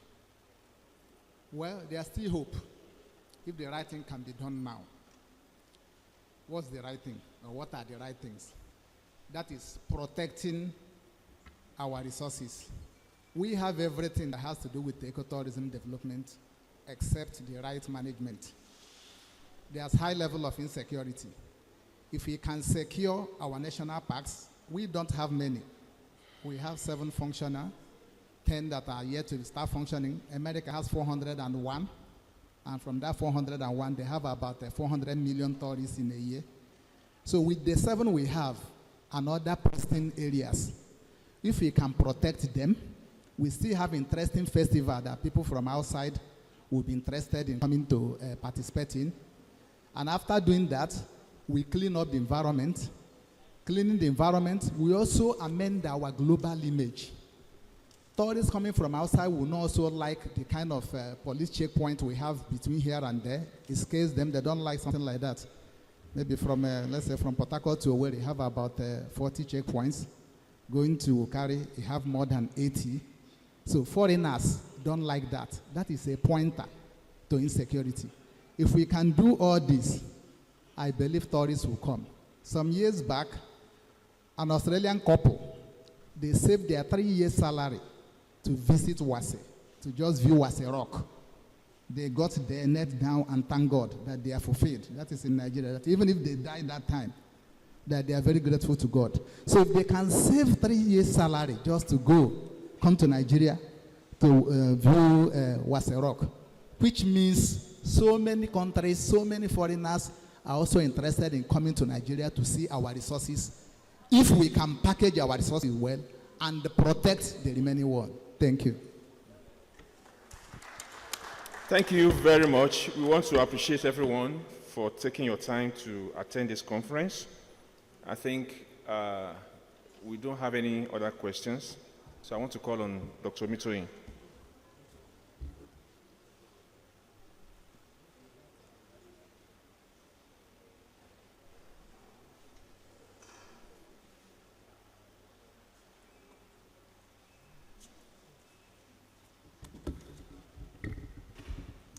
I want to say that the issue of cannabis has to do with ethical issues and what else? Ethical and what? Personally, as a businessman, I can make money from cannabis. But just like Dr. Ojo said, I think the government needs to put things in place. As at today in Nigeria, cannabis is a banned substance. All over the world, they are making money out of it. A lot of hair creams that helps in hair growth has cannabis there, if you look at the content. So who are we fooling? The ostrich burying his head in the sand, but the other body is outside. The people that are trading in cannabis, they know themselves. When forests are burnt, it's just that they have not done the proper settlements within the Nigerian ecosystem. But we are calling on policymakers to look at some of these things. Tramadol, for example, is a banned substance, but tramadol is used in medication when it comes to acute pain. There are some of these things that it is the misuse that is actually the problem. I know there are states in the United States that cannabis is legalized, but because we are not in the United States, we are in Nigeria. Foresters, young foresters, I don't encourage you to go into planting of cannabis. If not, you will be picked up. However, if there are regulations that says register, and then we know you are planting cannabis in this particular area, and you are monitored, and they monitor where you sell your cannabis to, maybe to pharmaceutical companies and things like that, then you are covered within the ethical space. On this, I want to say thank you. Young guys, even without legalized cannabis, I know some of us take it. But please, we are begging you. We don't want a number of people in our mental again. Be responsible enough. As you plan to make money from cannabis, be responsible and take hold of your life. I want to say thank you very much for this. I'm going to call Professor Oluwadare for the closing remarks and some of the announcements. But I want to say that it has been a fruitful experience going through today. Very tiring. The next few minutes, the cocktail is set. And just go out there with your tickets. There's a ticket for the cocktail, and then we'll enjoy it together. And tomorrow, 9 o'clock, the paper presentation begins concurrently. So please, I'd advise all the presenters to check on the presenters platform and see where they fall in, and then they can do the presentation. And I want to encourage all students, postgraduates in particular, you know it's mandatory. that you'll be there during the presentation. The presentation starts at 9 o'clock. And I want to ask, Madam, what led you into charcoal? A whole lawyer. And the challenge is you that you are here spending 5 years in renewable natural resources, and you are not making use of these opportunities. People that are from different fields are cashing in on you. So it's a challenge. There must be collaboration. Madam, some of these students will need mentoring from you, and I'm sure today opens the door. Oh, she's buying 10 of the books. Please put your hands together for her. Ushers, can I have 10 of the books? 10 of the books. 10 of the books immediately. So, everybody, we have been mandated. Okay. Hello, sir. Bring the carton. Bring the carton. That everybody seated here must buy at least one. Account details, please, on the platform. They will. So one of our presenters is telling us it should be mandatory, because this book is actually a well-written book that you can get a lot of information from it, and you can also reference the book. Give and collect your money. Oh, yeah, please, please 10 copies to her. And as we are doing that, Professor Oluwadare takes the stage on the final conclusion for the day. Well, thank you very much. Thank you, my LOC chair. Thank you very much. She has thanked us, and I want to bless the name of the Lord for this period so far. Yeah, we started late. Nevertheless, I want to believe every part of this opening ceremony, the delivery of the keynote address, the sub-team speakers, I want to believe that we have all enjoyed it. Let me equally thank our living legends, and especially let me thank Mama Adegaye. The Lord will continue to strengthen you. Just as it was rightly said, tomorrow by 9 a.m. the technical sessions will begin. And please, the books, they are well written, reviewed. And please get a copy for you to be able to get more information. And I want to say this, especially to all our postgraduate students. Please, these conference papers and articles, some of them will still be reviewed via the Renewable, which is the journal of the Faculty of Renewable Natural Resources. It is in its 5th volume. And the peer review system is very, very rigorous, right? I wrote a paper. They sent it to me almost 4 times. I'm still on it. You can see how rigorous our reviews are. So some of the papers that have been technically written in this conference will still be selected for further review in the journal. And if you are contacted that your paper has been selected and that they want you to publish it in the journal, please don't hesitate to go ahead and publish when you pay the necessary subscription fee. And I thank you very much.